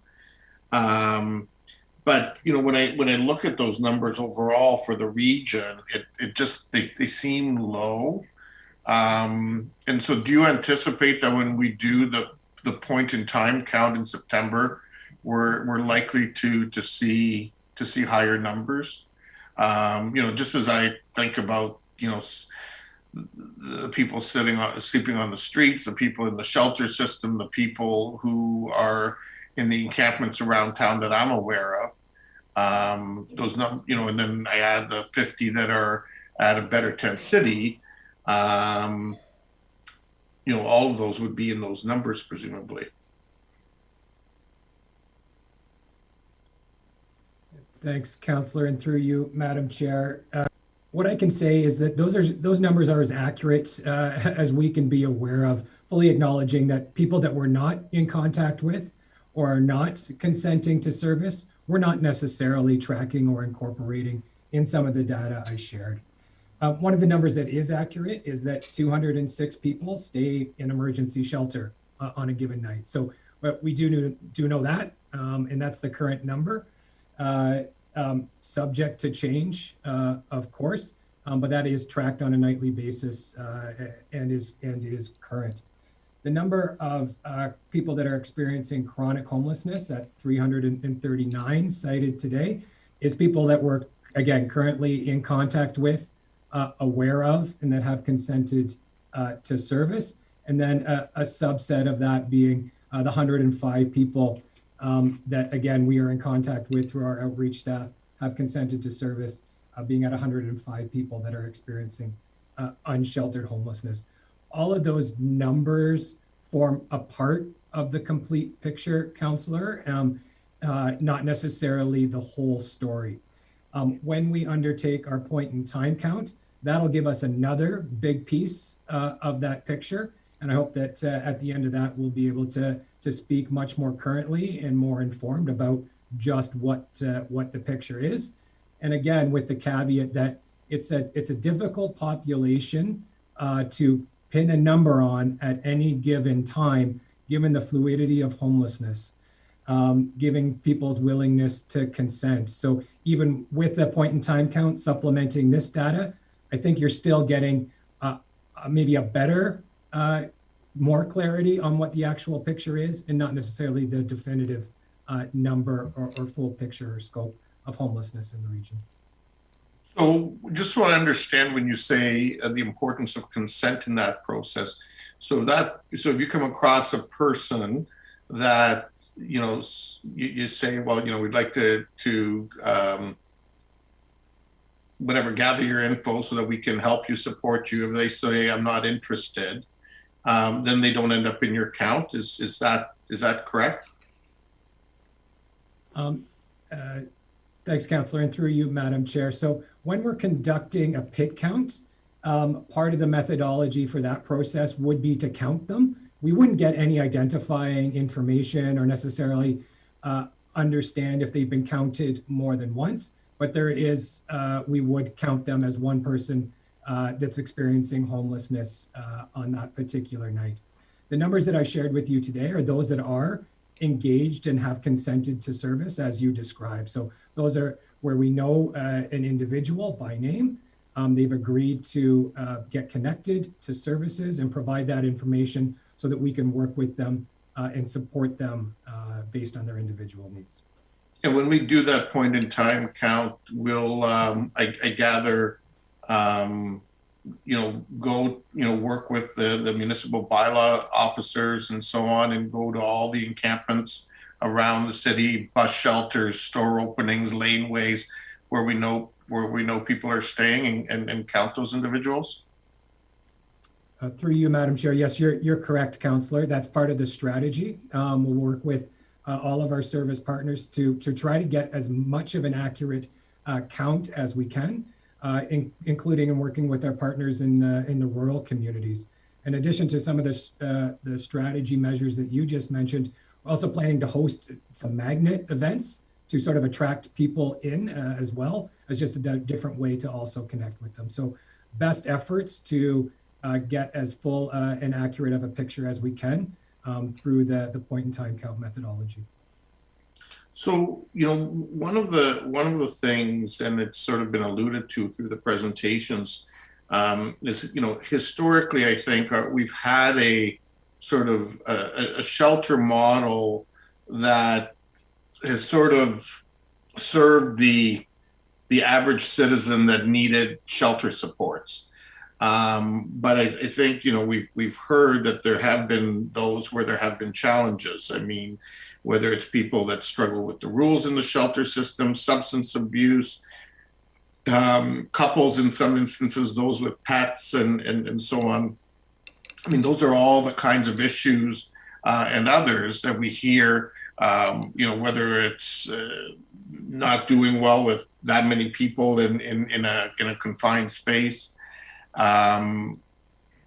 Is it fair to say that those are some of the areas where, we're starting to meet the challenges that perhaps exist today in a region of 630,000 that didn't exist when we were a region of 400,000 or 500,000? And our world and our society is more complex with more complex issues? Through you, Madam Chair, speaking to that, I recognize I'm probably doing so on a number of our actual providers that would be able to speak better to it. Anecdotally, from my position, I think that these issues have always existed. They continue to grow as the population grows. And with some of the current addiction and mental health challenges, I think that, some of what we are seeing is becoming increasingly difficult to manage. Our shelter system is low barrier. It's not no barrier. So there are certain behavioral and health and safety challenges from an operational perspective that would cause somebody to not be permitted to stay. I think you would have heard the representatives from A Better Tent City mentioned today as well. That also exists in their community too. So it's not unique to the shelter system as we have it, but also in encampments as well. Yeah, no, and then obviously that's sort of the struggle that we have, right? And because there's, I think, arguably a gap between the shelter system and the range of citizens it's serving, and then when those perhaps, need to get, reach sort of a critical activity level that either brings them in line with the criminal justice system, which may not be admittedly the best course of action for them, or the mental health system, which we know is chronically underfunded and has some real issues. Obviously our goal here, and I think this is where the report speaks to, is to ultimately have a space for everyone. Looking at the trajectory of what we've seen in provincial and federal funding, and we don't know what may come in the future, and our own trajectory and investments with the partnerships with local municipalities. Do you have a sense how long it might be before we have a space for everyone, where everyone who is in the shelter system is homeless may actually have a real bed to be in? Like, are we talking 6 months? Are we talking 1 year, 3 years, 5 years? And I know there's no definitive answer here, but there's probably the quickest path that might get us there. Through you, Madam Chair, really challenging and complex question to answer, Councillor. I think that the best way I can do that is pointing to the number of supportive housing units that we have coming online this year. We've got about 154 units. I'm hoping that we can also get some more on track in the back half of this year. That's a 71% increase on our current supportive housing stock. Not going to solve the problem. It's going to go a long way to addressing the problem. Between efforts like that, creating more affordable housing on top of it, and understanding what the current situation is a bit better this fall, I think towards the end of the year, we'd be in a lot better position to be able to answer your question, with the caveat that there are many social and economic factors that are simply beyond our control out there, not knowing what's going to be coming at us as the latest impact that's going to affect somebody's income, health, mental health, well-being, or poverty. So I fully recognize that I'm not able to give you a direct answer, but I think that's the best I can do in the current circumstances. Yeah, and perhaps what I would maybe ask you just as a final question on that. I mean, I do know that at least federally, when we've been talking with them about the need for like RHI money and so on, the last 2 years really is estimated to count or account for roughly 1/3 of what was the estimated, homeless number across the country. And so if that's the case locally, it would probably be reasonable to say if that same pace is continued, tranche two, we're just going to be taking applications. So if we look at that same time, we're probably 4, 5, 6 years away before, if the timing stays as it is, before we would sort of address that group as a whole. Is that sort of reasonable logic? Through you, Madam Chair, I think that that's certainly one way to look at it, Councillor. But much like the conversation about existing stock, falling out the other end, I think the logic holds up, provided other people aren't coming into a state of homelessness. We're only dealing with the number as it exists, or as it existed when the federal government took a snapshot of some data. That doesn't account for new people entering into that state as well. So I would put that caveat on it. And that's a tough one to control. But otherwise, I think what you're saying has some merit. Mr. Bartholomew Sanders. Thank you, Madam Chair. Through you, I think there are a number of complexities that need to be considered in answering the question. The system itself is inherently flawed in the way that we count or that we report on wait lists and homelessness and how we move people through the system. So if you look at our wait list, it doesn't mean that there are 6,500 households without homes. It means that there are 6,500 households that would like to be in affordable housing. So those folks are not homeless. There's nobody on that list who's actually homeless, but they're waiting for homes with greater affordability. The pit count is something that is never going to be perfect. We'll never have an actual number, a true number. We get the people who we are able to contact on any given pit count day. And we had this debate, I remember this debate a couple of years ago when we did a pit count, and it was Councillor Jowett who raised the issue and continued to ask how accurate was the. She quite rightly asked that question, because a pit count is only as good as the moment you make the additions at the end of the day, and then it's essentially useless for that. The other thing that we have to consider is inflow and outflow, and our system doesn't do a great job of outflow. If you think about housing the way it was originally structured, the goal was to get affordable housing, or RGI, or some form of affordable housing. And that was the end goal to itself. But we have many tenants in affordable housing who have reached the maximum rent level, who we should be working with across the whole province, not just in Waterloo region, who we should be working with in our affordable home ownership program to see whether or not we can help them to move into affordable home ownership and out of the affordable rental units, so that we can free them up for other people to be able to take on those units. So the system is problematic in that it's not being worked at from both ends. Rather, it's being looked at from one end only.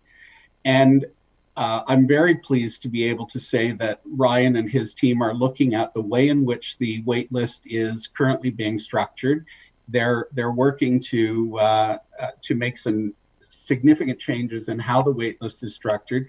We're also looking at the affordable home ownership program and whether or not we can work with folks who are at the higher rent levels in our rental situations to see if we can move them into affordable home ownership. It does have to be their choice, of course, because they have a lease with us, and we can't just void the lease. So there are a lot of there are also economic and social factors that will impact how many people are on the list, how long it's going to take to get to being at the top of the list and getting an affordable unit, and not the least of which is the ebbs and flows in the economy. Who knows when the next COVID will come along and have everybody unemployed again, and that would send our numbers sky high. So it's very hard to determine how long someone is going to wait for a unit. But the projection that you made, Councillor Verbanovic, is probably as good as anybody else could make. I mean, somebody could make an argument that it's 3 years, somebody could make an argument that it's 10 years. The idea that you're saying 4 or 5 years, I kind of like that. It's about the best we're going to get at the moment. Right, and that was exactly my point, was that's probably a case scenario, and so this is really where I'm coming to. I think as I reflected on everything that's been said today, I think we've done a solid job over the years of trying to support people who were in need throughout our community. But I think we need to do better, and I think we've all recognized that and prioritized that, both at the region, at our lower tier municipalities, but quite frankly also with our federal and provincial partners, where we now for the first time have a national housing strategy, and we've had some significant investments through RHI and green investments for affordable housing and other similar programs. But I think increasingly as our community grows, we're realizing, partially because of the growth, partially because of the complexity of the issues we're dealing with, partially because of some of the socioeconomic realities, there are folks who we aren't able to accommodate for some of the reasons I outlined earlier. For some of the low barrier versus non-barrier issues and so on, and we I think need to continue to explore ways to address these issues, because what we ultimately want to do is ensure that we're bringing everyone along in this region, bringing everyone along in our innovative world-class community that we're trying to strive for. And while we have historically been the service manager, that service manager role may need to also shift, and I think that's part of a broader conversation that maybe needs to happen at some point in time as well, because there are certainly other municipalities where they do play a role in service delivery in some aspects of this service. But that's not a conversation for that part of it isn't a conversation for today. As Councillor Galloway said, there is this whole component about looking at upstream investments as well, and how ultimately addressing some of these issues will save dollars in our healthcare system, our criminal justice system, policing costs, and so on, some of which are directly ours.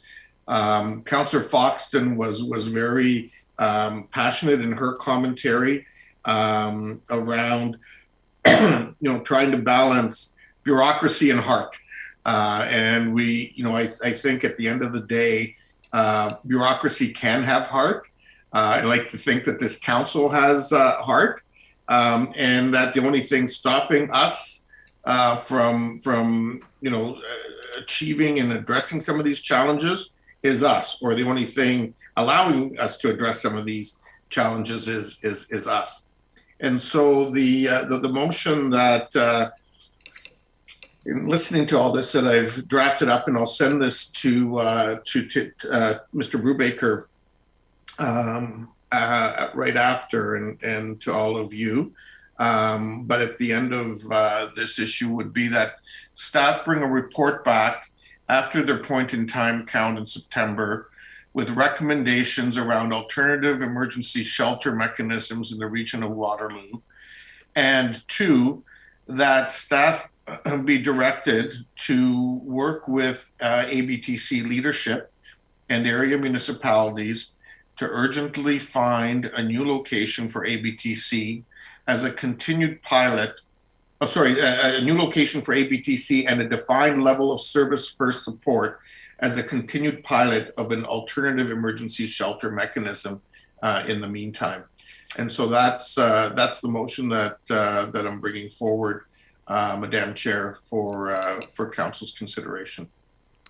There are a number of speakers, so can I ask that we put the motion aside till we get through the speakers who are on the wait list and then return to it?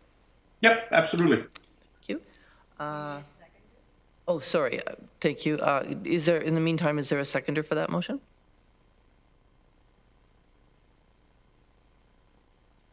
Councillor Jaworski. We don't need an all in favor. Okay, we'll move on. Chair Redmond.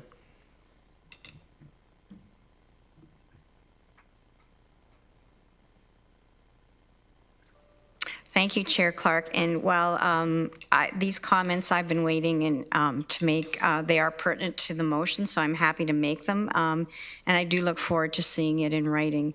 I really want to commend the delegations for coming forward and members of my community and my neighborhood who I know are very committed to the cause of a better tent city and to the leadership.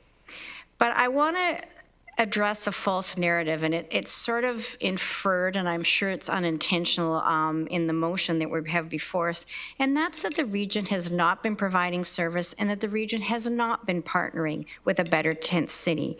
I would tell you, just as the community has stepped up, the region has found many ways to support the 50 people who are the residents of a better tent city and who the region does bear some responsibility as service manager. Like all other shelters, we don't own them, we don't build them, we partner with the community. And the region has done some supporting, and I have reached out to people in the community. So the part of the motion that's looking for a more temporary site for a better tent city, I would tell you at the end of the day, it is the leadership of a better tent city that is making those decisions. And while I do respect that, I do know that there has been an awful lot of meetings, and I commend Councillor Bravanovich. I know he's been very involved. I know his staff has, and I know regional staff have. So I hope that this motion doesn't infer that all of this work has not happened. And I know the CAOs of the area municipalities, as I like to refer to them, and not the lower tier municipalities, have been working on. So I think those decisions about operating a better tent city will remain with the leadership of a better tent city, and I think that we need to recognize that. One of the questions that I was going to ask of staff is, I've heard repeatedly about being able to stay as a couple and being able to have your pets are two of the major decision points for some people that are choosing to be in a better tent city rather than in the shelter system. And I guess I would ask, Madam Chair, through you to probably Mr. Ryan, is that something that other shelters have considered over the years, or is it being contemplated, specifically those two aspects? Thank you, Chair Redmond, and through you, Chair Clark. Yeah, this is one of the policy decisions that we're currently looking at and exploring. I know the system has looked at these issues in the past, have tried different things, and it does come down to the individual operator to be able to determine whether or not that's something that they're able to accommodate, whether that's couples or with pets. Each has its challenges in trying to manage at our various sites. There is a working group that has this on their list right now that is made up of our housing stability partners and providers, knowing that this is a big barrier and trying to find a way or a pilot to address this moving forward. Thank you. And I guess I would just ask, Madam Chair, if I could, through you to Councillor Bravanovich and Councillor Jaworski, who seconded, to move away from the housing first strategy that has been the policy of successive council. This is a policy shift, and I'm just wondering if that's part of this motion, and again, I haven't seen it in writing, so I'm looking for direction, and maybe it will become clear when I see it in writing, but is a suggestion that we would somehow support a Better Tent City in a way that's different than the partnering that we have with the House of Friendship, with the Working Center, with the Y? Thanks for the question, Chair Redmond.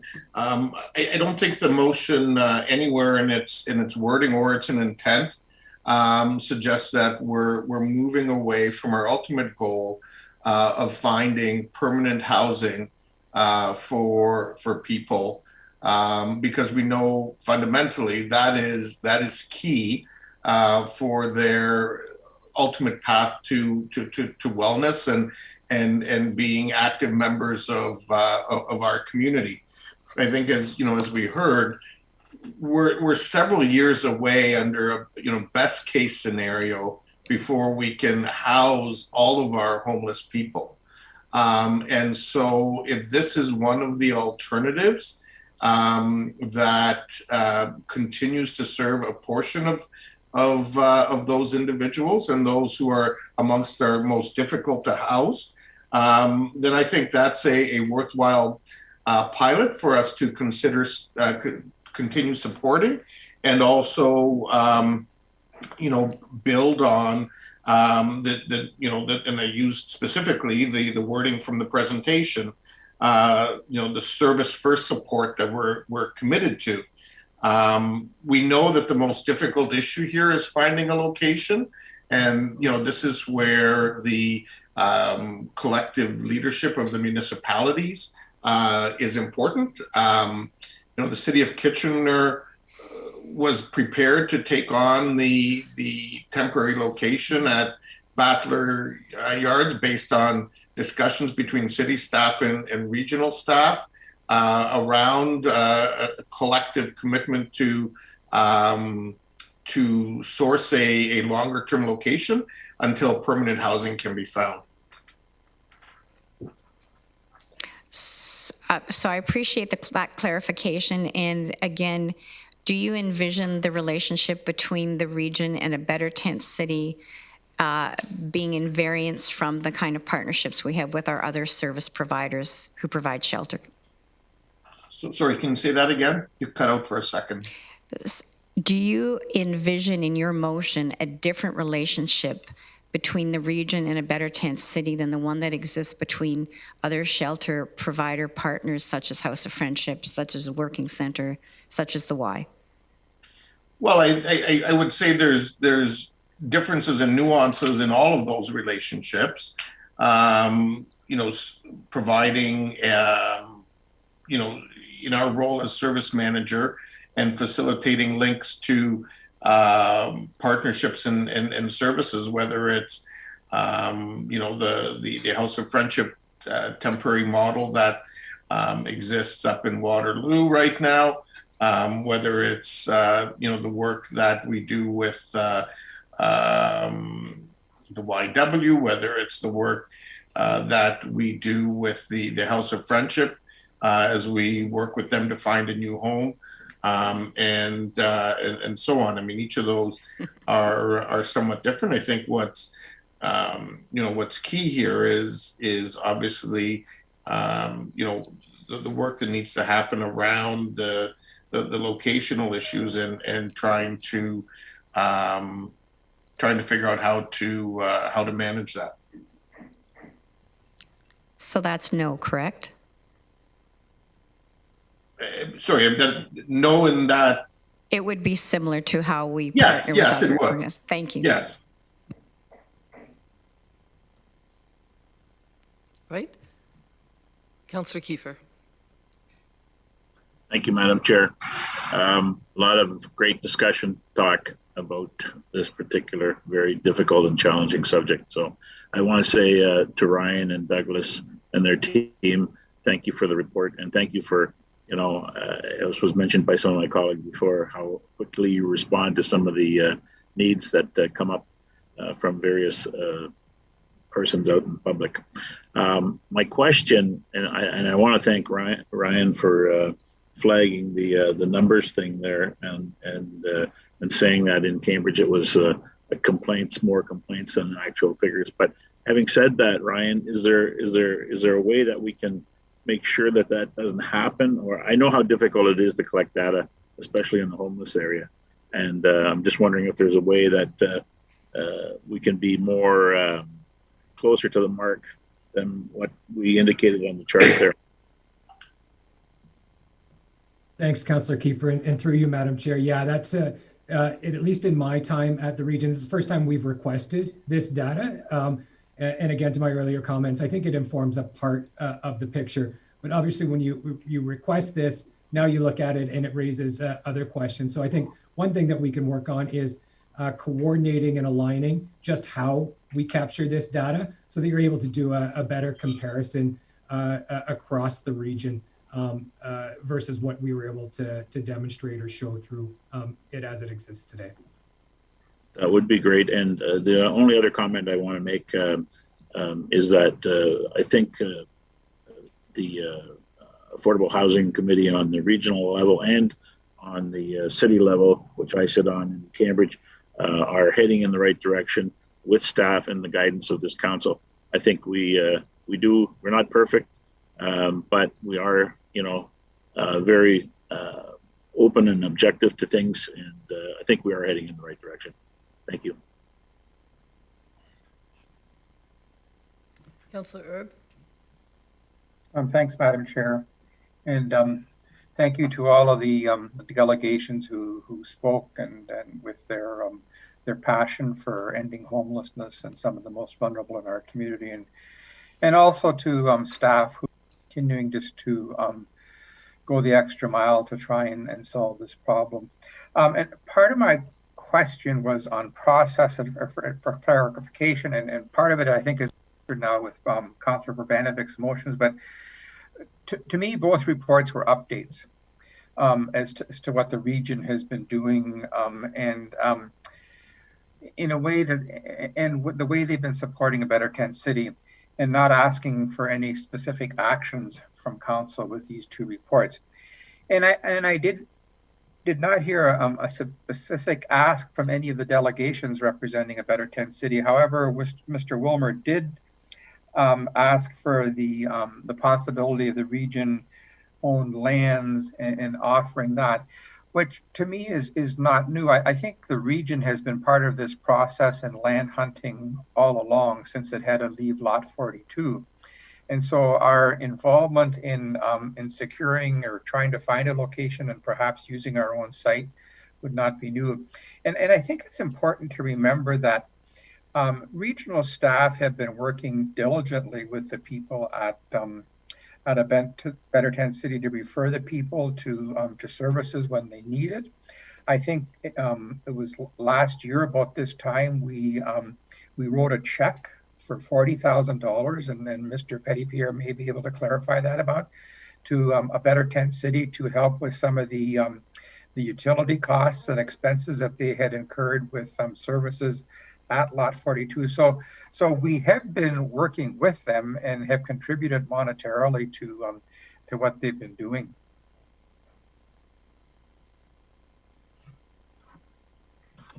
I would have great concern if as a region we're moving away from a housing first policy. That's something that while we can't end the homelessness situation, we can certainly work at getting people into supportive housing.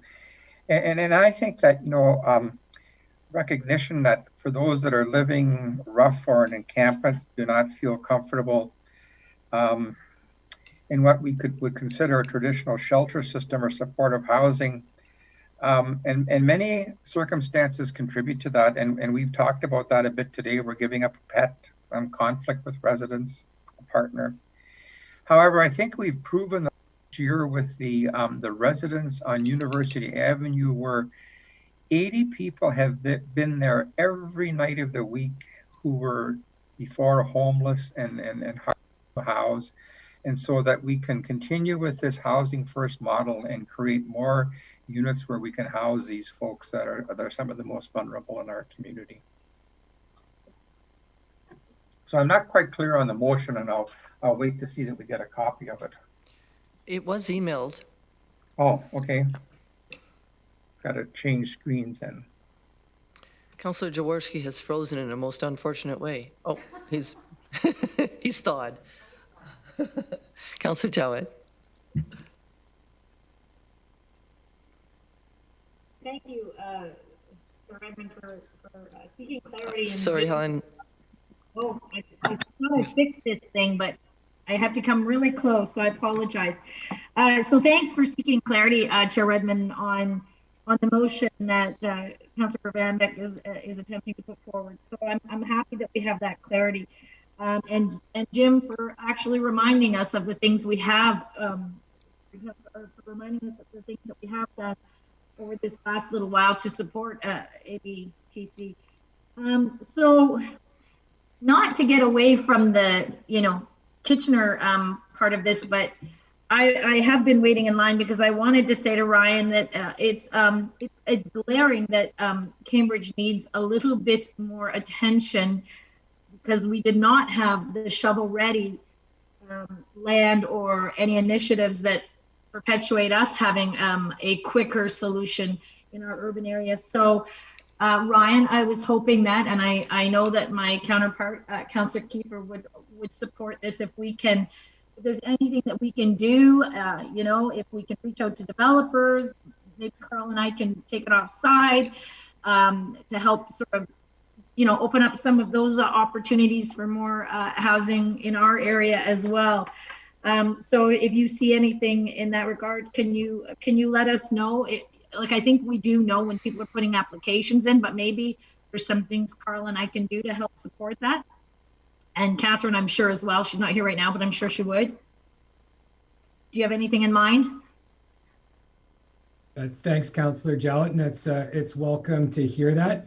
We've got a number of irons in various stages of development for the city of Cambridge. Would welcome a conversation to see what we can do about kickstarting those even sooner. So I'll follow up with you, Councillor Kiefer, and Councillor McGarry.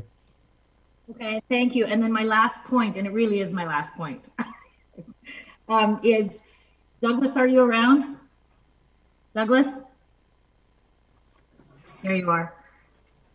Douglas, are we anywhere closer to measuring the number of high acuity folks, or at least some semblance of analysis that tells us how we could deliver true valuable supports to this population? I know it's a very hard thing for us to find, but I just feel like it's such a glaring challenge for us to be able to manage all of these different complexities. And our high acuity folks seem to be the ones that suffer the most, and we don't seem to be able to quantify what it looks like, or which makes it equally difficult to register some form of a resolve for it. So yes, I know I've been asking you the same questions for years, and I apologize. I know your job is difficult to collect analysis and data from all kinds of different sources that have some connectivity and some not connectivity. But is there any way we can do better at measuring the inflow, outflow, and measuring the high acuity folks, so we can look at the way regional government is answering these questions and looking for real solutions? Please tell me you're getting closer. Thank you for the question. Through you, Madam Chair. Unfortunately, I can't tell you that we're getting much closer. What we do is we do have both HIFIS, and don't ask me what HIFIS stands for. It's an information system that allows the staff to track individual information on clients, and the PATHS list, again, an acronym that I can't tell you the meaning of. Both of those require client consent. And when clients refuse the consent, we cannot hold their information in our systems, which kind of defeats the answer to your question. We can tell you, forgive me, but I'm living in the midst of renovations, so you'll hear a jackhammer in the background. it limits our ability to tell you true and accurate numbers. We can tell you the numbers that we have collected. We can tell you the of acuity that we're dealing with and the methods we're using to deal with those acuities, but we can't give you a definitive number. What we are doing is we make our plans based on the numbers that we have within the system and do our best based on those. The other thing we can't accurately measure is inflow and outflow. As you know, this population is highly transient. Somebody who's here today could be in Brantford tomorrow or London tomorrow. This population moves around a great deal, and we know one of I'll just remind council that this has been raised. Well, for the time that I've been here, I think at least once a year it gets raised by council. Have we as a region caused some of the problem because of our generosity within this region? And I know that it's a terrible question to ask, because people who are living in need, you can't really look at services as being generous when you consider the level of service they get. But by comparison to the services offered in other municipalities, we do spend much more money on things like discretionary benefits, and we've used our SSRF money to provide services that other municipalities haven't, and those are attractors to this region. So we do have people coming to this region because of the level of service they can get here. So it makes it very difficult to track the numbers of people who are homeless in this region. And it also is an attractor to the homeless to this region. So while we're doing great things with the monies we have in creating wonderful services, we're also attracting more homeless to our community. Not the answer that I know you were looking for, but it's the best one I can give. I appreciate that, Duncan. How else could we work in this realm of complication without understanding, at least anecdotally, where we are? And so I do appreciate that. And you're right, the services are not generous, but if they're more generous, you know, I guess we deserve a pat on the back, but it's still not enough. So we, I guess, have to find a more creative way of looking after folks. But again, to me, I'm the most concerned about our high acuity folks, because they're the most preyed upon. They have the most difficult time trying to find their way into society. And that's the most heartbreaking sector, I think. I think that's just how I feel about it. So I think to that point, it's one of the reasons that we are heavily focused on housing with supports. That, you know, the notion of housing first, I think it's important to recognize that we often talk about a housing continuum. It's less a continuum and more a circle.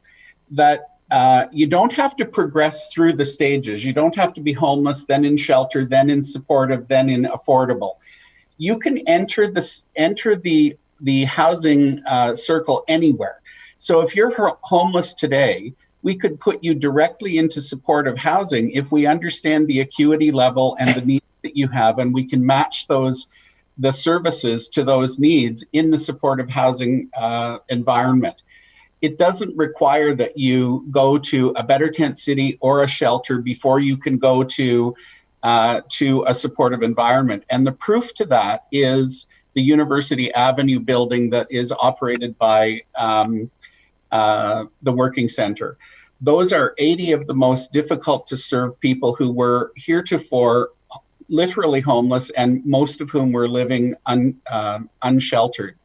So to suggest that they can only go to some kind of new, different, otherwise never heard of before site is perhaps a bit of a fallacy. I'm not saying that it's that another type of setting might not be a good idea, but we've definitely shown, or at least the Working Center has shown, that those 80 folks can go directly into housing. So I think the important thing is to focus on supportive housing. And we do take your point about Cambridge. We are focusing on the fact that most development has gone into the Kitchener area, with smatterings of development in at least one or two of the townships. And I think there's one development in Cambridge. We would like to talk to any proposed proponents coming forward about the needs in Cambridge and or at least through the RFP to express the needs in Cambridge to ensure that proponents take a look at Cambridge and provide us with some proposals around that area as well. We're keenly aware of what's going on, Councillor Jowett, and we welcome your support on that. Thank you. I don't want to take up a lot of time, but when you tell me that these 80, this situation that's interesting. Sorry, Helen, we can't hear you. Sorry, the 80 that you discussed in that specific housing unit, are they, would you suggest that they're high acuity and we've had success there, Douglas? So success is a hard thing to define. So they're not without their problems. Mayor Jaworski could probably tell you some stories that would make you wonder whether or not we've been successful. What I can say is they've been successfully housed. They are being dealt with in a very low barrier setting. As I said, it's not been without its problems. There have been, I believe there have been some perhaps drug-related deaths. There have been some calls to police related to vandalism and other types of petty and not so petty crime. So to say that they've been fully successful, I wouldn't quite go that far. But are they housed? Yes. Thanks for the honesty. I really appreciate it. It's a clear picture. Thanks. Councillor Shantz. Thank you. I'll try to be a little more concise this time. You know, we're in one of the things that I wanted to say is we're in a bit of a transition, and transition is always expensive. And on top of that, we're in a state of increasing housing prices. And so I'm not sure how we cost all of this out and how we do any kind of cost benefit or financial modeling. I know we talked to a developer in Breslau, and they're going to provide some affordable housing, but it's 80% of market value. But as market value increases, you know, everything increases, and then you've got more people that can't afford housing. And I know we're all aware of that, but and then the other definition of affordability, I think, is a percentage of income. So when you're looking at affordability and sort of projecting out into the future how we can accommodate all of the complexities of this issue, how do you balance those two pieces or three pieces? Ryan, go ahead. Thanks for the question, Councillor.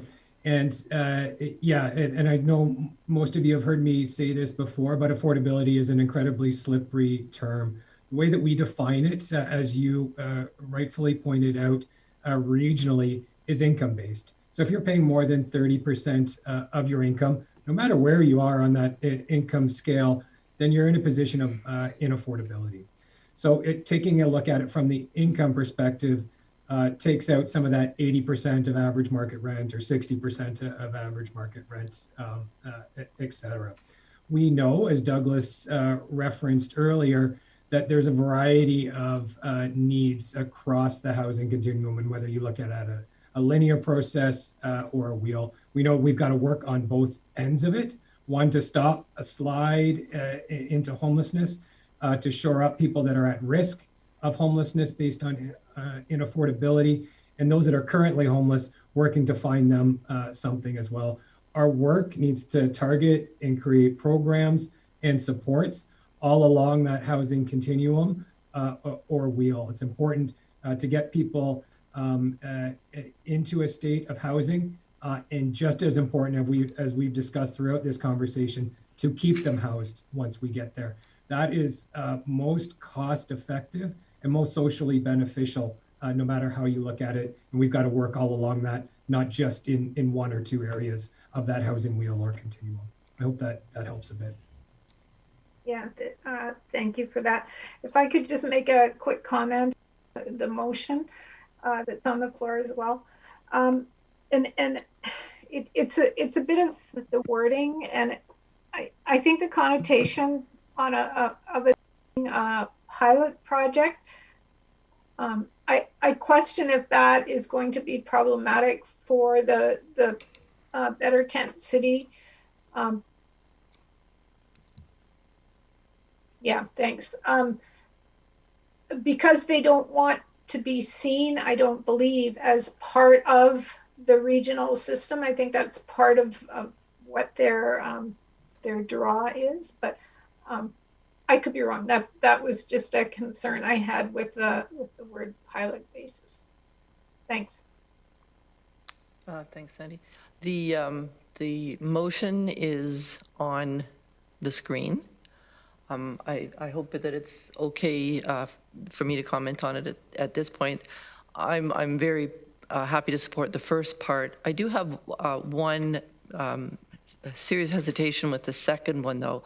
I think the reference to an immediate alternative emergency shelter system has some relevance if we were talking about encampments generally, but I think what we've heard today from the delegations, including Mr. Wilmer and Father Toby, is that a Better Tent City does not function at all as an emergency shelter. It isn't short-term, it isn't housing-focused, it isn't perceived that way by the people who are living there, who we refer to as residents. I think a Better Tent City is housing. I think that it's supportive housing, and I think if we're evaluating it, we need to evaluate it that way or consider it as an alternative to housing, not to emergency shelter, because that's clearly not what it is. I'm also wondering whether Chair Redmond did speak a little bit about the work that's gone in so far to trying to find another location for this this program. And I'm wondering whether perhaps Mr. Lochner can just speak to what has to happen for a site to be selected or approved, because I frankly don't think that's in Regional Council's control in most cases. Through you, Madam Chair, and some of the commissioners may want to add in additional detail. It depends on the site. So as we've experienced with some of the sites that we've talked to a Better Tent City about, there are planning issues. And there's a process that's in place for these types of things, and that can take, as we've heard before, 6 to 9 months, sometimes 18 months. In large part, when it comes to planning, issues of planning, there's an appeal mechanism where neighbors, for instance, could appeal the process on planning grounds. So that's the circumstance in some situations. There was another location near our airport, as another example, that was a potential site, and there's concern about flight safety. So it's a whole myriad of potential concerns. And again, I don't think that anyone starts this with listing what are the concerns of the barriers. But as we dig deep into what works and what doesn't work, you get into sometimes challenges from a wide range of perspectives. I think on the more positive, and Ryan has spoken to this from a service perspective, as well as I think Mr. Wilmer, the services that are available, proximity to services, these are residents. And like any resident, there's a need for a wide range of services, and location is important as well. So I think that, I know that the CAOs of the area municipalities and their teams and our teams in a Better Tent City have looked at dozens of different locations and continue to struggle to find one that meets all the needs that the parties are looking for. Thank you. Councillor Urbanovic?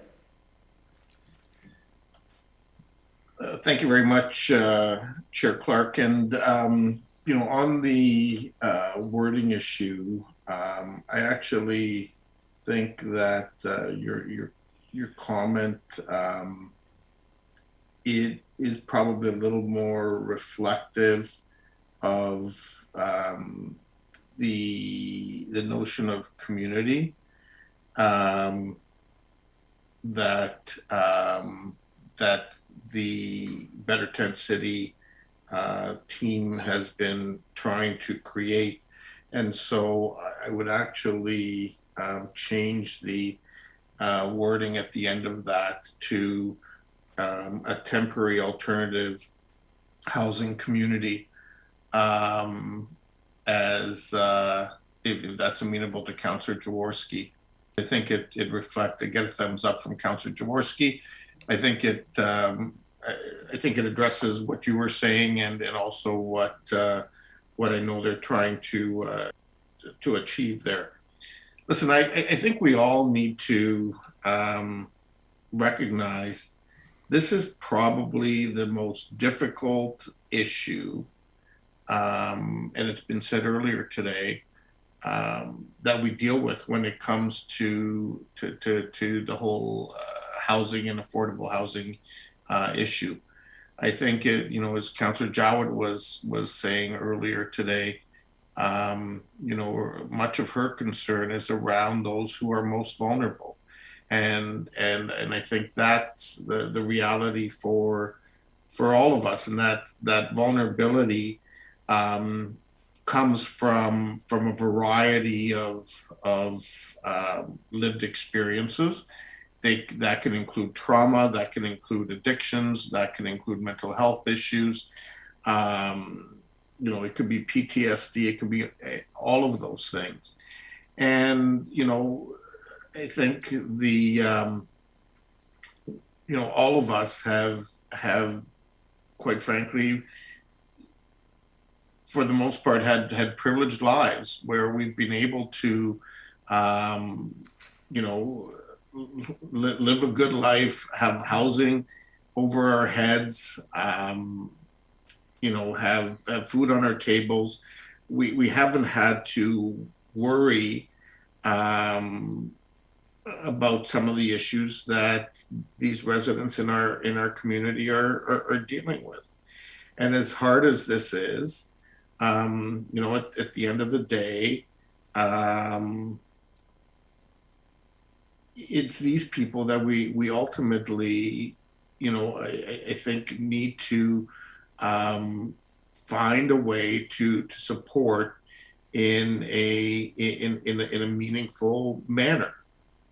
It's you know, that's not a criticism of us. It's not saying we haven't done anything. But I think it's a recognition that we can do better, and that's what we've heard, and that's what we know and what we're striving for, and why we're changing.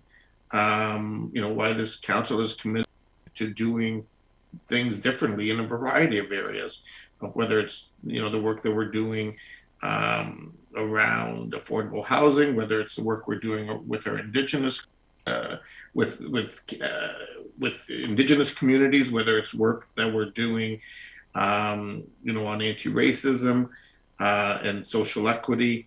I mean, all of these are pieces that we're saying we want to do differently and better on as a region. And so I would hope that we can see our way to tackling both of these pieces, supporting them today, and ultimately in the weeks ahead, supporting the folks who are trying to really serve this population in a dignified and respectful manner, and see the kind of positive changes they have seen in some of these individuals.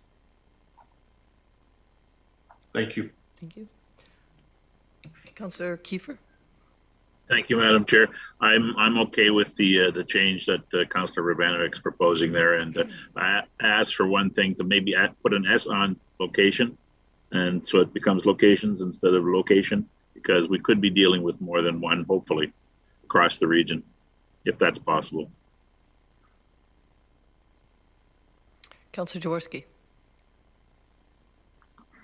Thank you, and apologies for missing part of the meeting due to internet troubles. But the reason why I'm supportive of Councillor Urbanovic's motion is that we're in an innovative region here in Waterloo region, and really this is another piece of innovation.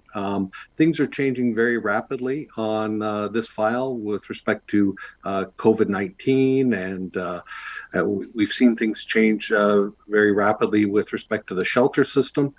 And notwithstanding the fact that we've learned today in the staff presentation that supporting encampments traditionally doesn't work, this may be yet a new model. I'm not well informed on that, but this may be yet a new model. And I wasn't going to mention this, but we have talked about models where on emergency services, for example, police are called, and maybe there's some savings there. That on the paramedic front, there's visits due to medical issues. But one we haven't ever mentioned is fire. And I think we all know that there have been fires in some very large buildings, some very large shelter systems. And that concerns me quite a bit, that a major structure could have a major structural fire.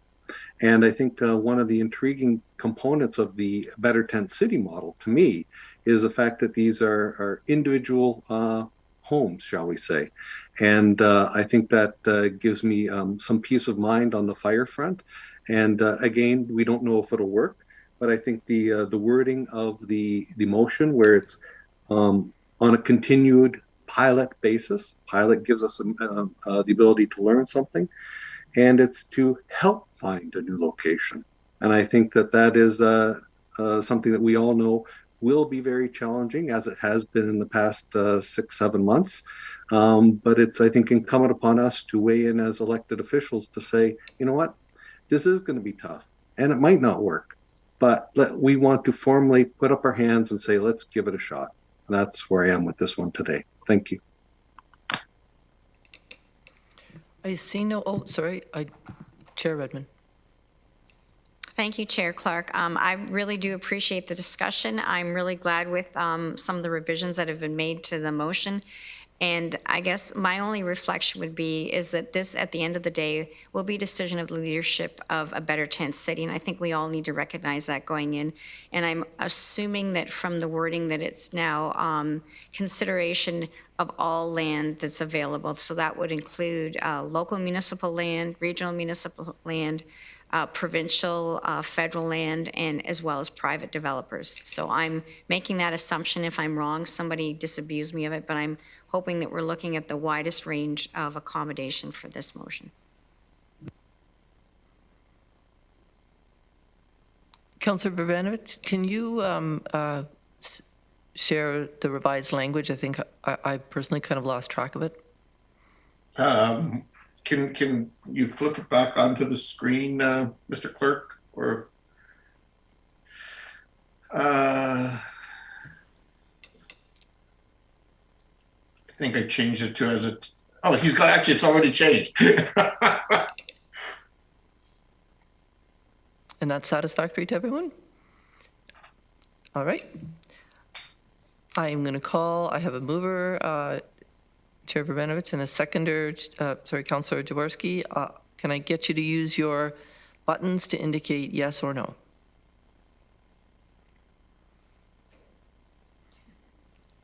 Oh, or wave at me if you're in the chambers.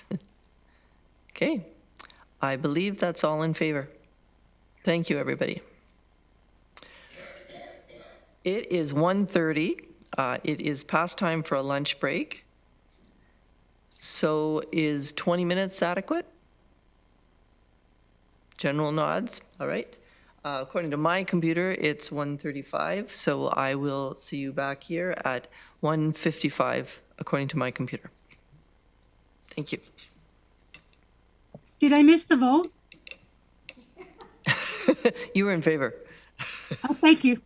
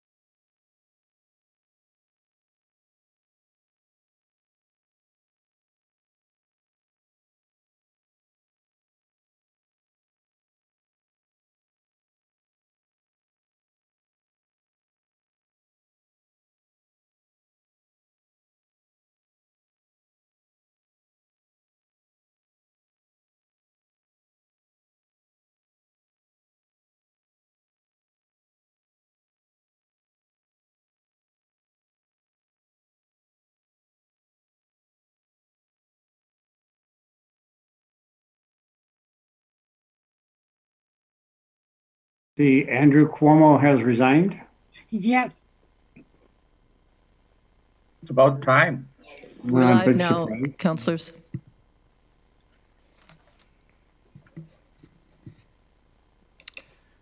All right, welcome back, everybody. I hope you managed to get a little refreshments. We are on to the consent agenda. And the first item is to ask whether we have any requests to remove items from the consent agenda.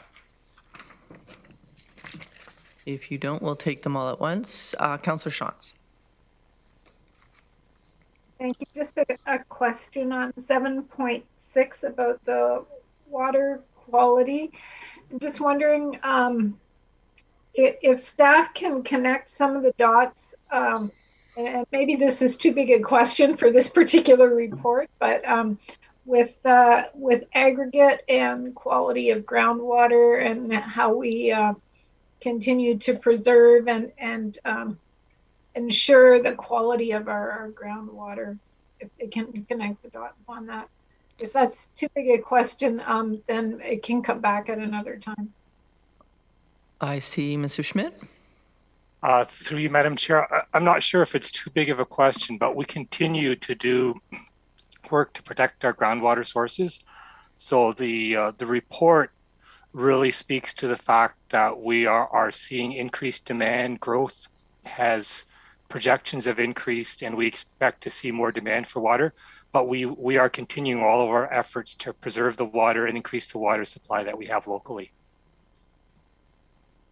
And how does that intersect with approvals for gravel pits and aggregate? I've always been concerned that we don't take a look at the big picture in regard to the aggregate industry, and I realize we need aggregate as well, but they are linked. Through you, Madam Chair, I can assure you that those applications are reviewed by our source water protection people. So I recognize that there are concerns, but they are reviewed, and we do provide comments, while they are largely the responsibility of the province. Thank you. I do realize they're reviewed, and that we do provide comments, and then perhaps perhaps there's a bit of a rhetorical question in my ask in terms of if this is the realm of the province, do we have any, do we provide any scientific or engineering kind of, I'm not sure what the word is, not proof, but oversight in regard to how the aggregate does affect the groundwater? Through you, Madam Chair, we do provide those comments. So if we have concerns with impacts on groundwater, whether that's quantity or quality, we do provide those comments during the planning process. Okay, I'll leave it at that. Thanks. Councillor Foxton. Thank you, and through the chair, really good points, Councillor Shantz. Mr. Schmidt, do you know how many below the water table pits we have? I know North Dumfries being the third largest in Ontario for aggregate. I don't think we have any. And we usually don't go below the water table in North Dumfries. I'm not sure we have a lot in the region. Councillor Shantz, do you have many? We have one application pending at the moment. No, I don't. I think there were some, right? The Bloomingdale Snyder's Flats was a below water. I don't know the answer for sure, Sue. Because I think this is a really good point that the region, as Tom and Rod Regier and Michelle Sergey were all over this with the ministry in regards to protecting it with aggregate. And they've been very vocal. The region has been very vocal about, and they've documented that 93% of our water is groundwater surface, and we need it, and we need the filtration system for the aggregate with it. So we have been very good. Some of the reports are amazing that Rod Regier and Michelle Sergey did. and Tapmo has used them numerous times. But it is something we're going to have to really monitor, and I'm sure, Thomas, you do. But at some point before it even gets, oh, there's Rod. I was just saying what a great job you did, Rod. I am concerned that we keep an eye on it, because I've met with every MPP so far and most of the ministers in regards to the taxation of aggregate. Because as you know, they went to Impact and got a discount. So they only pay 25 cents on the dollar, which means the rest of the tax is paid by the residences. But I broached the topic of below the water table, and some of the MPs stated they would rather see going below the water table than more land mass being used. And that sort of shocked me. And so I showed them the picture of Pushlands. So it's something that we've got to keep that picture of Pushlands front and center to show how you create dead water by going below the water table 10 pits in a row. But yeah, we haven't had the problem yet, Sandy, but it's something we really have to watch. Thanks, Councillor Paxton. I did have one question myself about item 7.7, the blue box report.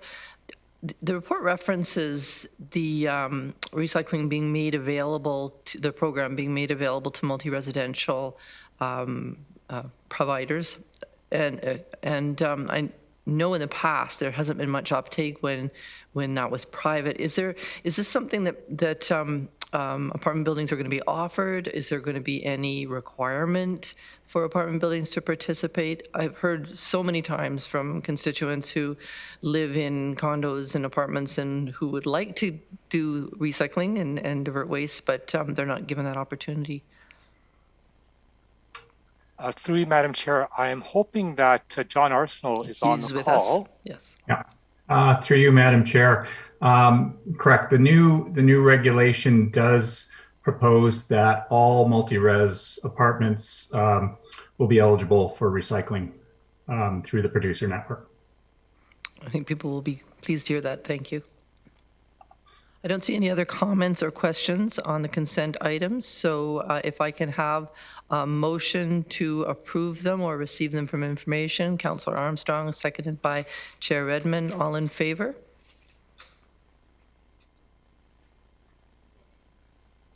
That's passed. We are on to item 7.1, amendment to Regional Municipality of Waterloo Controlled Access Bylaw. I don't, I'm sorry. It's been a long day. I'm on to the regular items. All right. Then we are on to item TRS 2110, Transit Supportive Pedestrian Improvements on Water Street. And staff are available to answer questions if there are any. And I see none. So do I have a mover and a seconder? Moved by Councillor Foxon, seconded by Councillor Harris. Please use your buttons to indicate yes or no.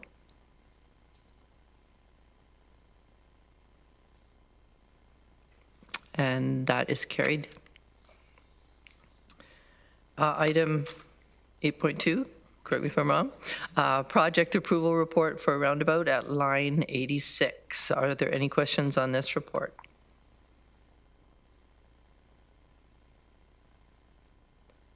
Councillor Erb. Sorry. I'm wondering if the region has established some guidelines on design on the interior parts of the roundabout. There seems to be a range of designs throughout the region that include plantings or hard surfaces. And my guess is that because of the location in the center, they're hard to maintain. So I'm wondering if there's any preferred design emerging as we construct more roundabouts. Through you, Madam Chair, if Mr. Vandekar is on, or Mr. Bauer can also speak to what we're doing. One of the things that I can say is whatever we put in the middle, we want to make sure that you can't see through to the other side. So that's one of the really important things that we do on each of the roundabout. But Mr. Bauer can speak, or Mr. Vandekar. Who wants to go first? Why don't we start with Mr. Bauer? He does the construction part of it, so we can speak to, Mr. Bauer can speak to what we're actually building out there. And then Mr. Vanderkeer can speak to some of the difficulties we have in maintenance, which you're absolutely correct. Maintaining those interiors of roundabouts is extremely difficult. Yes, thank you. Through the chair.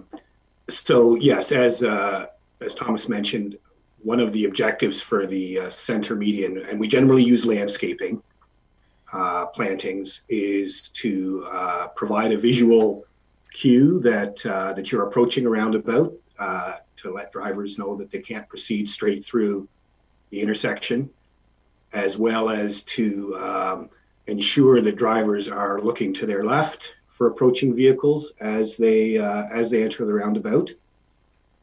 We do generally avoid using hard vertical objects in roundabouts, things like boulders or things of that nature. In case somebody does enter the center island, we don't want anything there that could cause additional damage to vehicles or injuries to vehicle occupants. We generally try to select plantings that will survive the harsh conditions in a roundabout. So they're generally, relatively dry.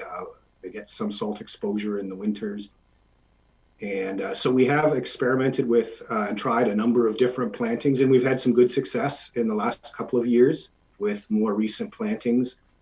Generally, we're looking for something that's a little bit taller in the center, shrubby or small trees, with a fringe around the edge that can be relatively easily mowed with power equipment.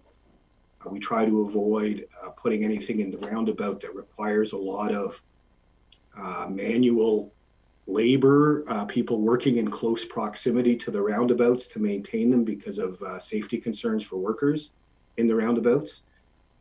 And generally, particularly like in the example that's before council today, a single lane roundabout, we will typically include a concrete apron around the fringe of the circle to accommodate larger vehicles like trucks and agricultural equipment, so they can run over the edge of the center circle to make the turn without damaging the landscape. So those are a couple of the key objectives that we look at. I don't know if Steve has anything you'd like to add to that. Through you, Madam Chair, nothing to add. Very well done, Mr. Bauer. Councillor Harris. Yeah, thanks, Councillor. Good question on that one. Mr. Bauer, on those contracts, when we do the design build, or I guess you procure the construction of the roundabout, do we include for maintenance on that, or is that typically always done either by our own forces or as a separate contract to maintain those roundabouts? So we generally, in our construction contracts, we include generally some temporary topsoiling and seeding as just as a first step to get some vegetation into the roundabouts. And then we do an annual landscaping contract where we combine a number of locations together. This could include roundabouts as well as boulevard areas and center medians. And so that combined landscape contract includes typically trees, shrubs, other plantings. And that includes, we include a 3-year maintenance and warranty period in that landscaping contract. So the contractor who plants the trees and the shrubs has to maintain them for 3 years. If any of them don't survive, if they die off, the contractor has to replace them at their cost. And then at the end of the 3-year maintenance and warranty period, if we're satisfied that that the vegetation is well established, then it gets handed over to our operations group for ongoing maintenance after that. Yeah, I guess just a follow up, and I know that we're all out and about. It's one thing I have received a couple emails on is the overgrowth on some of our roundabouts with unnatural vegetation or what have you. But I don't know if it's because of COVID and our own forces were being stretched thin and not many students coming on board, but I will say to you that our roundabouts in the region could use some work. So leave it with you. Madam Chair, if I could just make one other comment. Oh, I'm sorry. The reason for asking the question, I'm noticing as traveling north through Bruce and Grey County that they're using more and more roundabouts, and they're developing probably the bottom 2/3 of it with a hard surface. And then at the top, they have blue spruce, Norway spruce, shrubbery or something of that nature. And so I think it does protect the sight line going over, but the maintenance on them that I've observed in the last 2 or 3 years is minimal. And as Councillor Harris has said, prevents sort of the overgrowth that we're experiencing currently in some of the roundabouts around the region. So I have observed some of those examples in Grey and Bruce as well, I think, and we've tried various combinations of hard surfaces, concrete, and not just in roundabouts, but in medians and in boulevard areas as well. Rocks, mulch, different sorts of that type of material. And what we've typically found is they work pretty well for a couple of years, but inevitably vegetation does take hold. And so after a few years, it does start to grow up, and it starts to create aesthetic concerns for people. And it's very difficult to maintain those surfaces with the sort of ride-on mowing equipment. It requires a lot of handwork with weed whackers and that sort of thing. And again, for the reasons of worker safety, whether it's again in a roundabout or a median or a boulevard area, if we have people working close to live traffic, we generally have to close off the adjoining lane while they're doing that work. So it gets quite disruptive to do the maintenance. It gets expensive, time consuming. So again, we found that if it's something we can mow with powered equipment around the fringes, long term, it works better. Thank you. Councillor Shantz. Thank you. Just a question on the financial piece, just so I understand the cost of the roundabouts. It says there's $1,030,000 in 2022 to 2025. Is that per year, or is that the total cost of the roundabout? Through you, Chair, that would be the total cost. So the first year, the next year will be design and some property acquisition, and then in the year, the bulk of the money would be in the construction year, which would be the construction cost. Okay, so a roundabout, a rural roundabout, is in the neighborhood of $1.5 million is the cost. Just to make sure. I'm just flipping to the financial section here to double check, but yeah, I think that's a fairly typical range, for a single lane roundabout. It depends a little bit on how much property is required and how much we already have within the existing road allowance. It depends a little bit on how many utilities we have to relocate, hydro, bell, that thing, and it depends a little bit on how much drainage work is involved, with stormwater drainage. So they do vary a little bit, but something in that order is typical. Okay, thanks a lot. Councillor Kiefer. Thank you, Madam Chair. Thomas, I was wondering, I forget what page it was on. I think it's 76, but the 5-year societal cost savings, talking about cost savings, and I think there was a list of 10 top locations, but I noticed there wasn't any in Cambridge. What was the criteria for selection there?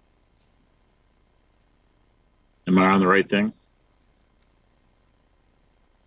Through you, Madam Chair, I just need to scroll through the report and find. I think it was page 76. I haven't got it in front of me here, but.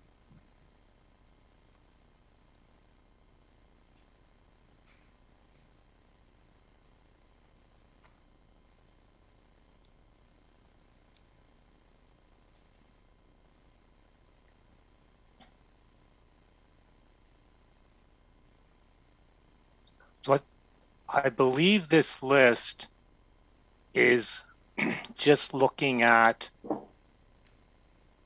the rural intersections, I believe. Oh no, there's E.V. Kristen Bridge. Mr. Vandekerk, do you? Through you, Madam Chair, I believe Councillor Kiefer has jumped to item 8.4, which could be. If not mistaken, I think we're still on 8.2, but we'd be happy to answer that question when we get to 8.4. Yeah, remind me, Steve. No problem. Sorry about I'll that. remind you, Carl. All right, I see no other questions on 8.2. Do I have a mover and a seconder? Councillor Shantz moves and Councillor Foxton seconds. Can you use your buttons to indicate your vote? And I believe that's all in favor. Thank you. 8.3, continued standardization and revised upset limit for the purchase of traffic signal controllers. Are there any questions on this report?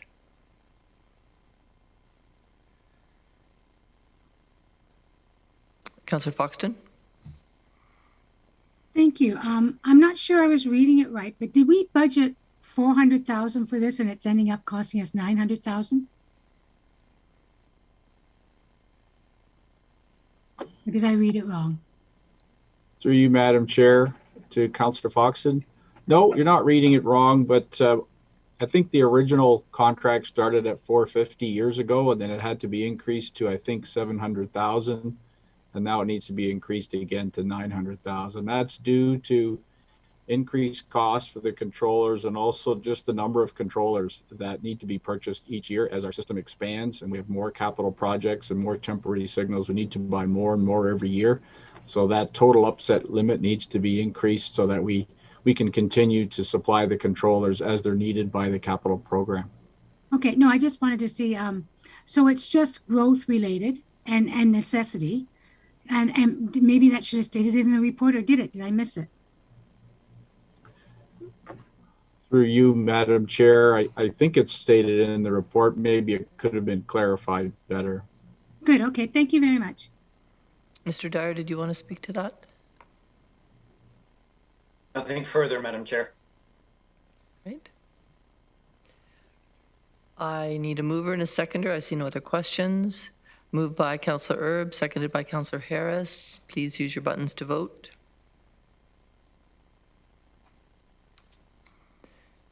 And that is carried.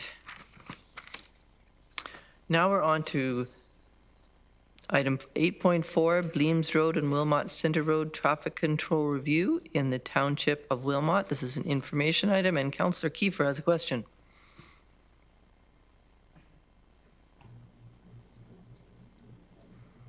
Yeah, if I can find the right buttons here, yeah. My question was, I think Steve was going to answer it, the 10 locations that were laid out in the chart there, I don't think any of them are in Cambridge. I'm just curious to what the criteria was that was used to pick out 10 locations. Through you, Madam Chair, that's good news for Cambridge. It means that we looked at two-way stop locations in rural locations that were exhibiting the most collisions involving turning movements, and according to that chart at the time, there were none identified in Cambridge. I was mostly looking at rural locations. Okay, I thought it was the locations you were picking for future roundabouts and came on the map. That's what I was thinking. Sorry. I see no other questions. Can I have a mover and a sec? Oh, I'm sorry. I didn't see any questions because I wasn't looking. Mr. Councillor Armstrong. Sorry, I apologize for sitting over here quietly. So unlike you. All right. Just to comment on the two intersections that are mentioned in here, and I think hopefully the one at Bleams and Wilmot Center Road, that those improvements will help. Unfortunately, you know, we spend an awful lot of time and effort, as I've said before, in helping people protect them. We protect them from themselves instead of them protecting themselves. And just to comment at the corner of Sandhills and Bleams, someone commented that the warning signs are, they think, a little bit inadequate at the moment because it's such a new spot, and it can be kind of a blind intersection, especially if you're coming from the west. So there was a suggestion that maybe we could look at better signage to warn of the stop ahead. I drove through the intersection today, and the warning signs of the stop ahead were in the trees a bit. You had to get past the trees to see them, I think, in both directions. So I think maybe that's something that maybe staff should have a look at. Maybe some trees need to be trimmed back. And, you know, the idea of the flashing amber for Wilmot Center Road to let them know they're approaching an intersection, maybe something like that for the stop ahead for maybe for a period of time to get people used to the idea that they do have to stop on Bleams Road now. It's just a comment suggestion. It was pointed out to me by a resident, actually a former employee of the township. So that's all I have. I see Mr. Vanderkeer has noted that. Question from Councillor Shantz. Thank you, and I apologize if this is in the report. I did read the report, but it was almost a week ago. My question is, how often do you take a look at these rankings and this chart, or how often do you reevaluate some of the intersections? Through you, Madam Chair, staff undertake a screening for all 3,300 locations in the region every year when we have the collision data available. So we try to do that every single year. This particular is always stop pilot. So this would be more of a one-off assessment, but we are reviewing the locations that were added to the pilot. So they will be reviewed annually. And then when staff will be bringing back a report to committee at the end of the pilot, I think after a few years, to provide an update on how they perform from a safety point of view. Okay, thanks. You cut out a bit on me there. Right. So Fountain and Menno is getting a traffic signal. Is that part of the pilot that you'll be evaluating as well? Through you, Madam Chair. Sorry if you couldn't hear me earlier. I hope I'm coming in loud and clear now. Better. I think Fountain and Menno is part of the always stop pilot. I don't think it meets the warrant for a signal at this time, but it may meet the need in the future, depending on future road connections and increases in traffic volumes. Oh, it's the four-way stop. Okay. Thank you. All right. I see no other questions. That was an information item, so no vote or motion is required. We're now on to item 8.5, update Ontario's long-term care COVID-19 Commission recommendations and our response at Sunnyside. This is also an information, but I believe we have a presentation, and I see Connie Lacey has joined us. Take it away, Connie. Oh, you're muted. Oh, I'm unmuted in me. Now we can hear you. Okay, good. Thanks. Dimly, though. All the way up, so hopefully you can hear me. Can you hear me now? A little better. Okay, I will do my best to speak very loudly then. And I'm going to try and share my screen.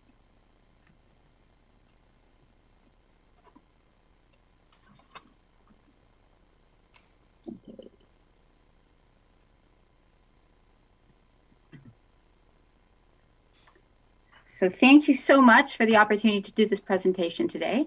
And this is in support of the report that's with you today on Ontario's Long-Term Care COVID-19 Commission's final report and response from Sunnyside Home. And I wanted to share what Sunnyside has done in response to the 85 recommendations from the Commission's report.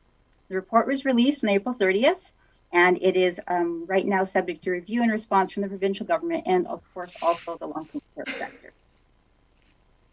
So some of the key factors that related to that Commission's report, the first one I think everyone knows is that COVID-19 had a truly devastating and tragic impact on the residents of long-term care homes.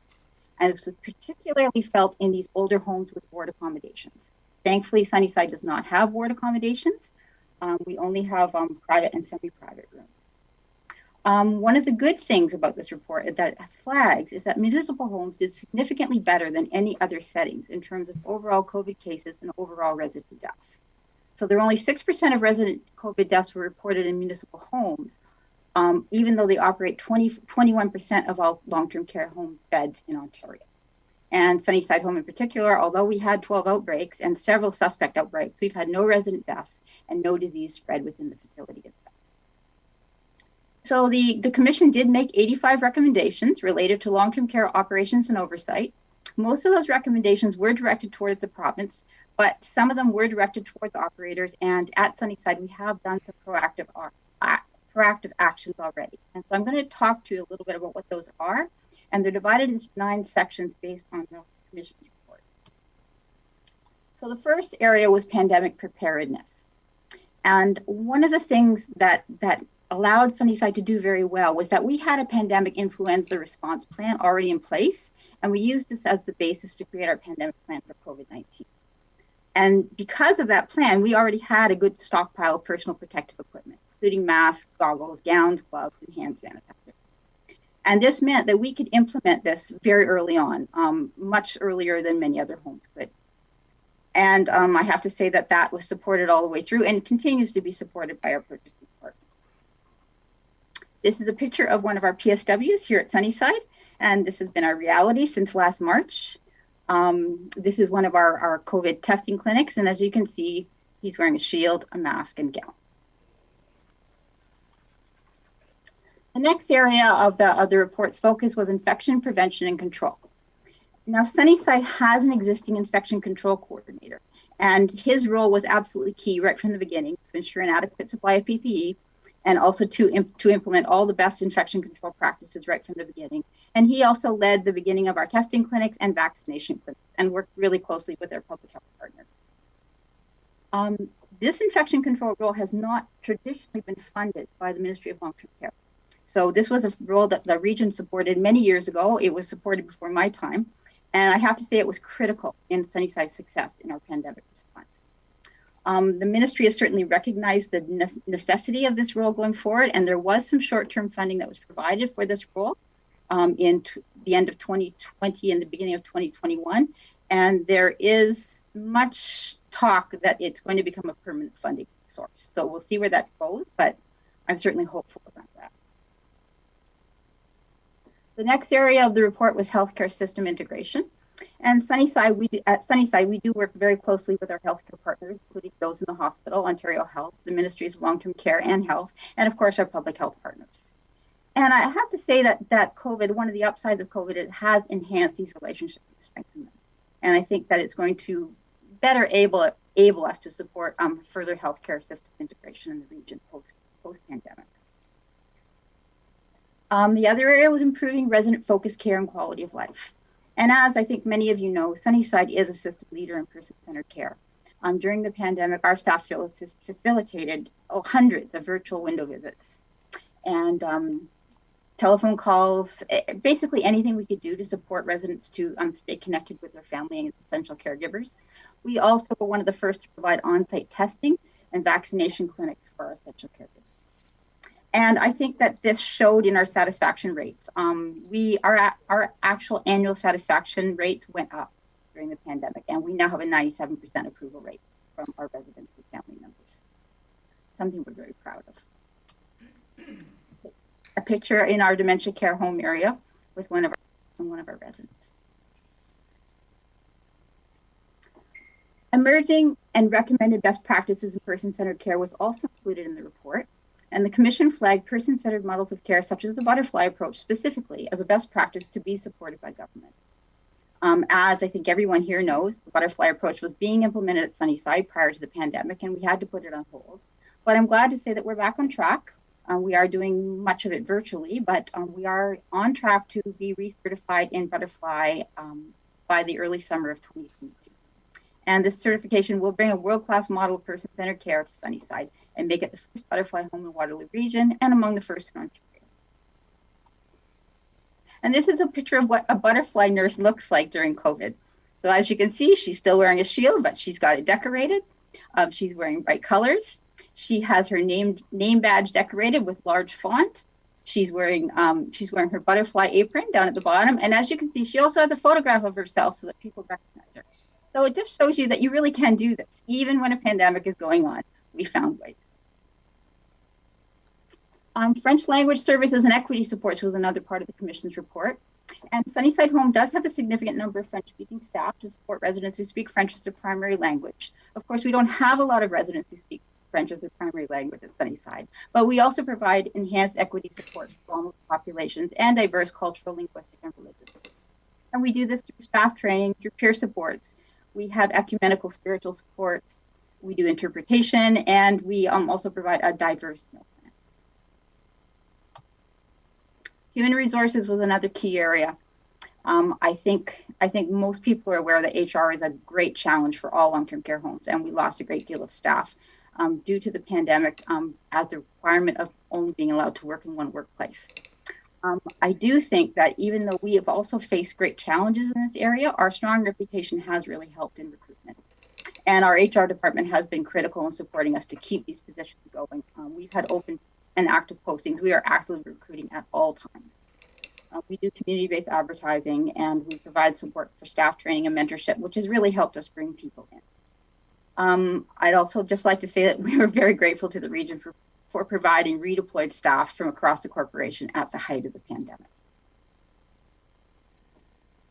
And funding. So funding is a challenge for all long-term care homes, and of course that includes Sunnyside as well. We all know that funding for long-term care has been inadequate for many years, and the pandemic deeply exposed this. During the pandemic, the province did provide increased COVID-19 prevention and containment funding, and that was included for things like testing, infection control, training, personal protective equipment, and a wage enhancement for PSWs. The province is also now committed to 4 hours of direct care per long-term care resident per day, and that's a new commitment. And the province has introduced something called a better place to live, a better place to work.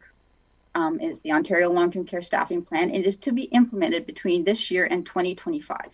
We haven't gotten a lot of details on this staffing plan. Now we know that it's going to be implemented in phases, but we hope that there'll be more news to come on this. And staff will, of course, continue to work with finance to ensure that all new funding is used appropriately and explore any alternative revenue streams to minimize the impact on the regional level. Increased accountability was another piece. We continue to work with the Ministry of Long-Term Care to ensure all accountability requirements are met regarding reporting and transparency. We've also provided regular public updates on our webpage and kept our family members and stakeholders informed through email, telephone, and written communications. We've also hosted regular family and resident town halls through Zoom, and those have been really well received and really well attended. Comprehensive and transparent compliance and enforcement. So Sunnyside has a very good compliance record, and we continue to report all critical incidents and any complaints to the ministry. One of the things we have been advocating for, though, is a more transparent and more supportive, more evidence-based compliance mechanism. So we continue to advocate for that through our association, Advantage Ontario, and the province does seem to be listening, and we're hopeful that there are going to be changes made to the Long-Term Care Homes Act and the regulations to help support long-term care operators to do better. Finally, next steps. So the Ministry of Long-Term Care is currently reviewing the findings from the Commission's report, and further actions and funding announcements are expected in the coming months. And the staff at Sunnyside will continue to ensure that all legislative requirements are in place for the safe operation of Sunnyside Home. And I'll provide further updates as funding and legislation changes. So thank you. I have a few questions, Connie. Thanks for a great report. Councillor McGarry. Thank you very much, and it's more of a comment, but I did want to really put forward my thanks, not only to yourself, but to all of the staff at Sunnyside Home. And I know that I'm thankful that the region was so supportive of their home, but the achievement during this pandemic, at the height of the pandemic, is remarkable in the safety of residents here. And I cannot be more proud of the organization in securing early on a strategy to use appropriate PPE at the very outset of the pandemic in order to protect the health of our residents, but also of staff. I just think it's a remarkable achievement and wanted to thank you. And secondly, certainly in the tables that I sit at as a head of council at Cambridge, we often do talk about funding for long-term care residents. It's always top of mind for me when I'm speaking with our provincial ministers as well as our federal government partners. And just know that we are behind you in asking and requesting adequate funding to continue to not only protect our residents, but also to promote a healthy way of being through your butterfly approach. So my congratulations and deepest thanks. Thank you so much, Dr. Pecuniary. I'll make sure that I share those kind words with staff. So really. Councillor Galloway. Thank you, Madam Chair. Yeah, kudos, Connie, to you and the staff, volunteers, and everyone else involved for, well, we're not done with the pandemic yet, but certainly we hope that the significance or the problems associated with the first or second waves aren't going to repeat themselves, and we seem to weather that storm quite well. I'm curious whether or not the commission dealt with the matter of staff vaccinations, whether or not the commission recommended mandatory vaccinations for long-term care staff, or mandatory testing in the event of people being unvaccinated, and what can you share with us about the level of vaccination with our staff at Sunnyside? Madam Chair, and thank you for the question, Councillor Galloway. So the Commission didn't specifically speak to vaccinations for staff residents, but there has been a great deal of advocacy on this subject lately. And you may have heard that the Ontario Medical Association and the RNAO, the Nursing Association, has come out in favor of mandatory vaccinations for staff working in long-term care specifically. And as of today, the Association Advantage Ontario and the Ontario Long-Term Care Association has also come out in favor of mandated vaccinations for staff in long-term care. What the province has done thus far is a sort of a moderated approach. So all staff either had to be vaccinated, had to declare and provide proof that they had been vaccinated. If they had not been vaccinated, they needed to either provide a health validation for a reason why they couldn't be vaccinated, or they had to participate in a mandatory education session. And our staff education coordinator created that session. It's a 45-minute session based on a session that was developed at Mount Sinai by the geriatrician team there. And so all of our staff have completed that session who had not been vaccinated yet. The numbers are a little bit fluid, so I'm a little bit cautious because our staff change so often, but we've been sitting at around 83, 84% fully vaccinated for staff, and for residents around 97%. Okay, thank you. I have no other questions. Oh, I'm sorry, Chair Redmond. Thank you. I just couldn't let that last comment go by. Connie, those are very impressive stats when you look province-wide at long-term care homes with fully vaccinated staff. So obviously a great deal of awareness and education. That's pretty impressive.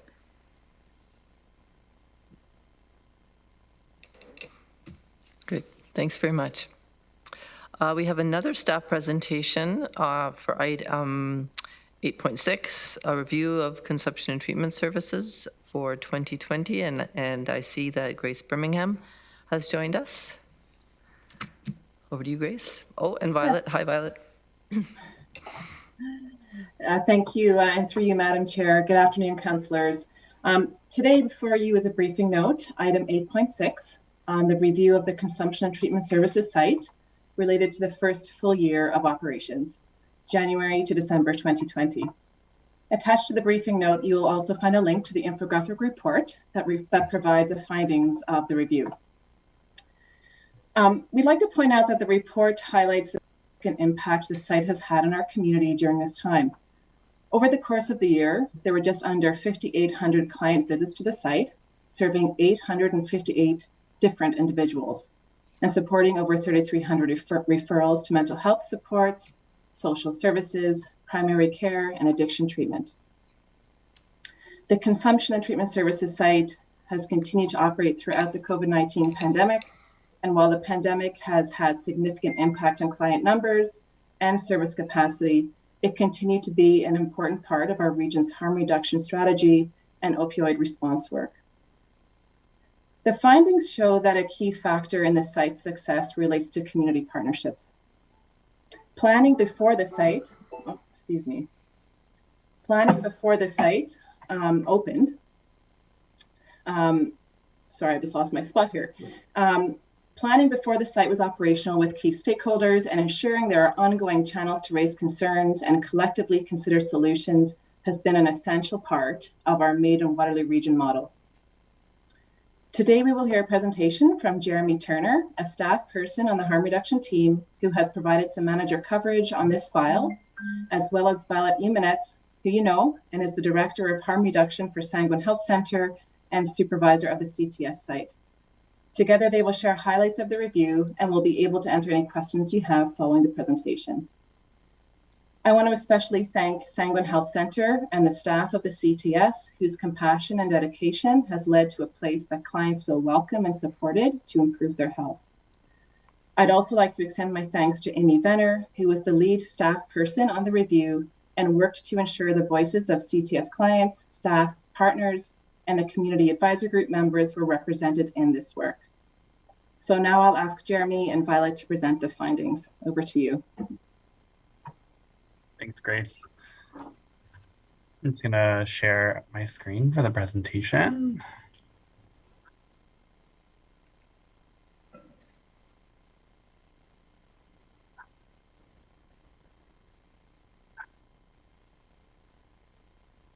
Through you, Chair Edmund. Good afternoon, members of the Committee of the Whole. My name is Jeremy Turner. I'm the project coordinator on the harm reduction team here at Public Health. I'm also currently providing manager support for our team. Today, I'm here with Violet Emanetz from the Director of Harm Reduction for Sanguine and the Supervisor of the CTS. We are pleased to share highlights of the review of consumption and treatment services. So I'll start off the presentation with an introduction to CTS, why this review was conducted, and our approach. I'll then highlight some key findings from the service data, and then Violet will share some stakeholder feedback, and we'll finish with a conclusion and next steps for the project. CTS is a healthcare service where people can use their own drugs under the supervision of medically trained workers who can respond to overdoses if needed. Individuals also have access to sterile consumption supplies, education on safer consumption, medical and counseling services, and on-site access, and off-site referrals to drug treatment, housing, income support, and other services.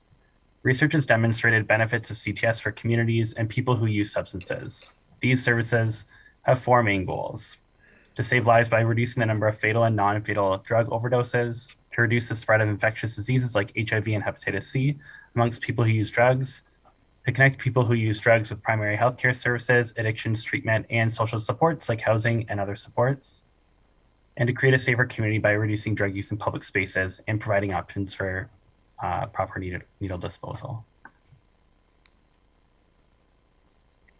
To understand the early impact of this site, Public Health conducted a review of the first full year of operations, so January to December of 2020, including analysis of service delivery data and stakeholder feedback regarding site successes, challenges, and the impact of the COVID-19 pandemic. A full evaluation will include a comprehensive review of data and analysis of client and community outcomes related to the site is planned for 2022. conduct this review, we used a mixed methods approach, including analysis of key service delivery data collected at the CTS related to client demographics, substances used, and security needs. Interviews with 33 clients, surveys or interviews with CTS staff, members of the community advisory group, and community safety partners, including the Waterloo Region Police Service, City of Kitchener, and Site Security.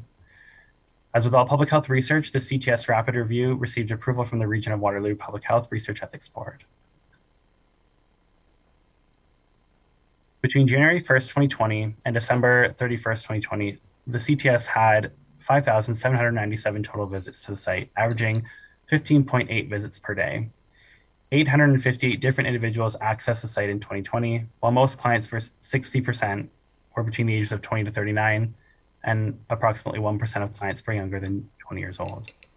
The COVID-19 pandemic impacted the number of clients seen at this, with more clients being seen in January, February, and March compared to the other months in the year. The COVID-19 pandemic led to less people being able to access the site at one time and a number of booths available for clients to use. Further, during the pandemic, the relocation of shelter spaces in other areas made the trip to the Kitchener CTS a barrier for people experiencing homelessness and who use substances. Despite the restrictions that came with the pandemic response, CTS staff provided 3,344 referrals to on-site and off-site referrals for social services, primary care, mental health, and addiction treatment. CTS staff responded to 188 overdoses in 2020. Only one overdose-related call to 911 was needed. There were no overdose-related deaths in the CTS, and the CTS staff called 911 for other medical emergencies such as cardiac arrests, seizures, and mental health emergencies 11 times. Public health and Sanguine staff meet regularly with police, City of Kitchener, and regional security to mitigate any identified issues. At the site, CTS staff and the security team work closely with staff, de-escalating issues as needed, and getting support from security when necessary. For all of 2020, security intervention was only required 12 times, both inside and outside the building. Safety and security partners shared that extensive planning prior to the opening of the site helped address many concerns about possible negative community impact. Developing positive relationships with CTS clients has been a valuable and compassionate approach leading to fewer on-site issues. And regular and collaborative problem solving among safety and security partners has been very helpful in proactively addressing issues. The Ministry of Health requires CTS operators to continue to work with the community to hear and respond to any issues related to CTS operations. Public health staff meet regularly with the CTS Community Advisory Group, which includes CTS staff, municipal staff representatives, police services, businesses, schools, downtown neighborhood associations, and residents of surrounding neighborhood, and people with lived and living experience. The purpose of this group is to provide input in operations to ensure it meets the changing needs of the community, to facilitate transparency and trust between the CTS and broader community feedback, and to identify, assess, and respond to issues and opportunities related to the operation of the CTS in the community. When asked, 80% agreed or strongly agreed that CTS feels like part of the community, with the remaining 20% neither agreeing or disagreeing. Not agreed or strongly agreed that the CTS and its partners are responsive to addressing concerns as they arise. 70% did not feel that CTS has had a negative impact on the community, with the remaining percent either agreeing or disagreeing. The community advisory group members said more CTS locations and more rehabilitation services are needed in Waterloo Region to support people who use substances. I'll now ask Violet to speak about the impact the site has had on people in our community who use substances. Thanks, Jeremy. Thank you all for inviting me here. Throughout the review, we heard from many clients about the positive impact that the CTS has had in their lives. And this slide highlights some of the feedback that we received. Clients shared that strong relationships with staff, feeling safe and valued, and having access to healthcare have been some of the main impacts. On this slide is a quote from a client who expressed the importance of being treated like a human being, of the importance of eye contact, about feeling that they matter. Over and over, the feedback from all clients is that the CTS is a place of respite from judgment, a place where there is no pressure to change, but instead a great deal of support and encouragement. The CTS is a place where the staff already understand how substance use and addiction impact on individuals, and so the solutions to clients' immediate and longer-term concerns are addressed with that basic understanding already in place. The site, as noted, is constantly adjusting to the changing needs of the community, and we openly solicit feedback in order to build and to improve on our services. And during the review, when we asked what could be improved, clients said that they were incredibly grateful for what was being offered, but also noted that they'd like the site to be open 24 hours a day because substance use doesn't just happen during the normal business hours, that they would like the ability to smoke substances on site. From a harm reduction perspective, smoking is safer than injecting, but has the same risk of overdose, and that they remain concerned about stigma with people in the community seeing them enter the site. Not everyone is ready to have it known publicly that they're using substances. For those of us who prefer stories over stats, I'd like to read something from a client of the site. When I asked him to tell me about his experience at the CTS, he said the following. I've edited this a little bit just for language.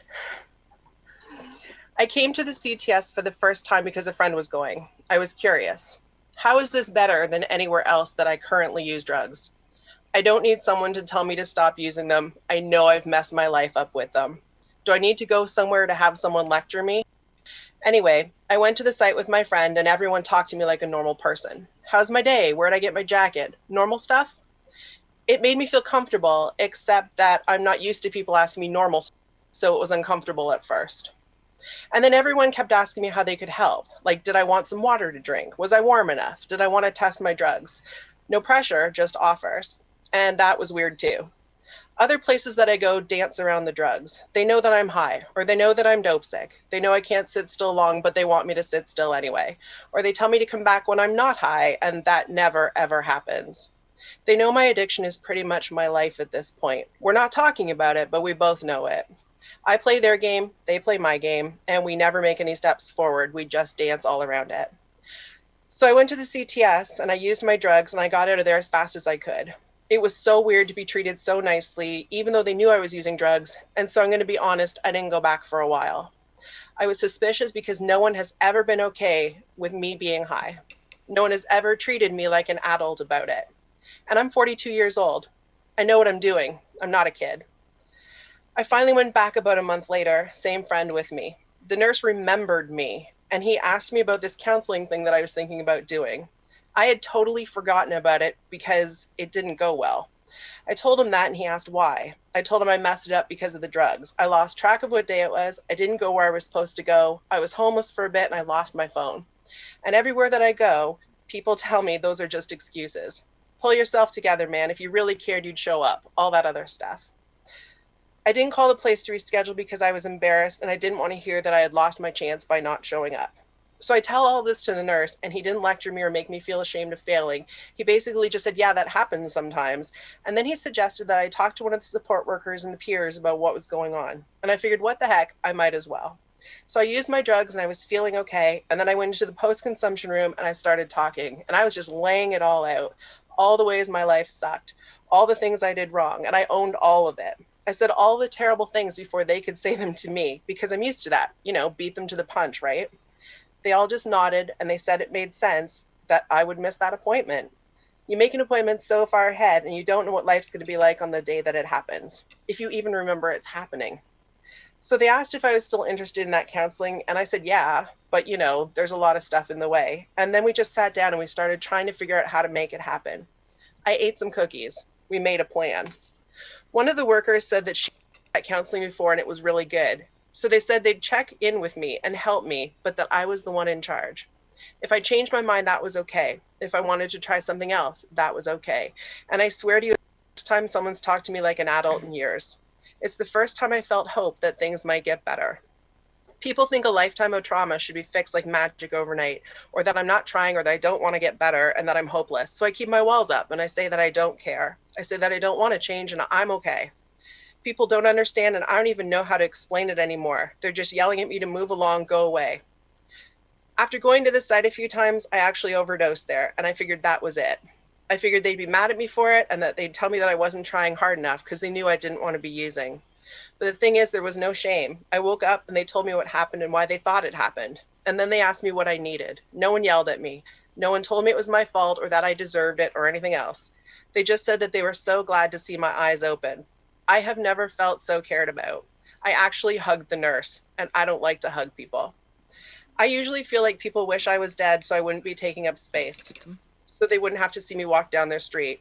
And half the time I wish that I was dead, so I guess I don't really blame them. My family gave up a long time ago. My friends are all in the same place that I am. And it doesn't matter how much they want to help me, they can't. They have their own problems. But the CTS people are different and they give me hope. They keep me feeling like things can change, that someone's there for me. I'm trying so hard and they see it. I tell everyone now to go to the CTS when they're using, to talk to the people there about what's going on so that they can help, because they're good people there. You can trust them. And you want to know something? When I'm ready, my biggest goal is to work at the CTS so that I can help other people feel the way that I do when I'm there. So that's a pretty common thing. We hear a lot of people who would like to work at the CTS because they recognize that it's a space that's helped them, and they are hopeful that they can do that in the future as well. And after the first year of operations of the site, I could probably tell you 100 different stories from clients and from our staff. And some of those are really huge. A lot of them would seem to be somewhat inconsequential and tiny, because when we talk about the CTS and when we talk about substance use in our community, it's really easy for us to get trapped in the stats and in the numbers and our ultimate goals. And we look for those dramatic success stories. But we know that all of the stories that we hear are attached to human beings who do deserve to be seen and who deserve to be treated with love and kindness, and who deserve the autonomy to decide what they want, when they want it, and then to have the support of an entire team behind them. So the CTS is absolutely keeping people alive, and I think that's a fantastic goal, and I'm so proud of the work that's being done. But it also provides hope, and I think hope is something that a lot of people in our community are lacking. And so on behalf of the CTS team, I've been asked to tell you that it's been a privilege for that first year to provide the space to create that hope and to be there for the people who need someone to believe in their value and their humanity and their ability to grow and to change. Thank you. Thanks, Violet. Thanks. All right, if we could just move to the last slide, Tim. Thanks. So despite the challenges of COVID-19, the CTS has been well received in its first full year of operation. The site has been successful in supporting clients to use substances safely and reducing the number of potentially fatal overdoses while increasing access to additional supports and services.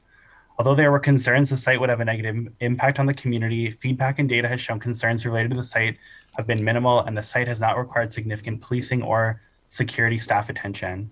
Problem solving among partners remains ongoing to proactively address concerns should they arise. And as part of the community engagement plan to the CTS, Public Health will share the Consumption and Treatment Services Review infographic with the key partners, including the Ministry of Health, Health Canada, the CTS Community Advisory Group, and the general public. We would like to thank all research participants, including the staff of the CTS, whose compassion and expertise has created a welcoming and safe healthcare environment for people at risk of overdose, and the clients of the site who are willing to share their thoughts about having the CTS available to them. We would also like to thank Waterloo Regional Police Service and other safety partners for their ongoing support and participation in this work. Finally, we are grateful for members of the Community Advisory Group who have had a significant contribution to the operation of the site and its fit with the surrounding community. Thank you, and we'll now take questions. Thanks, everybody. Great story, Violet. And I say that as somebody who likes stats. I still found that even more moving than stats. Councillor McGarry has a question. Thank you, Jeremy and Violet, for giving another viewpoint from the criticisms that we sometimes hear in our community here in Waterloo Region, and in particular from Cambridge residents.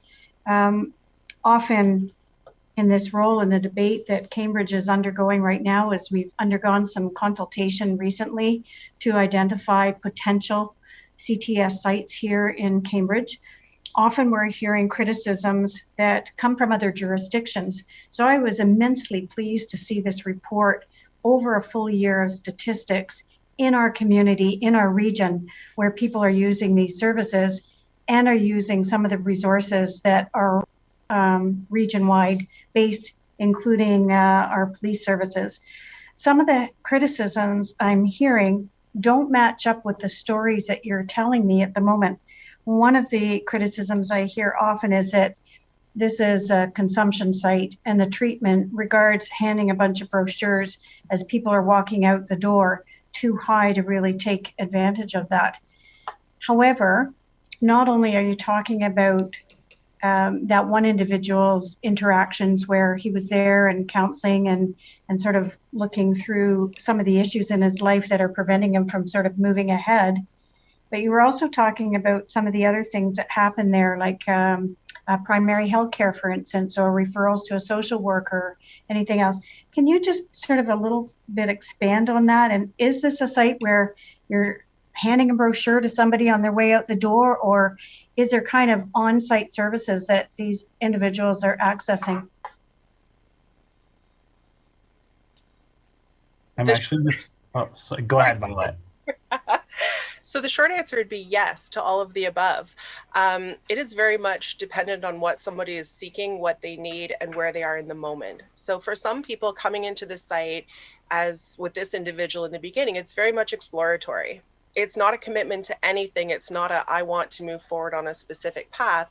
It's very much, I am nervous, I'm scared, I want to know what's out there. I want to see how you react to me. I want to see how you treat me, what our conversation looks like. And that may very well be that when they leave, they take a brochure and that brochure immediately goes in the trash. Absolutely, that's a possibility.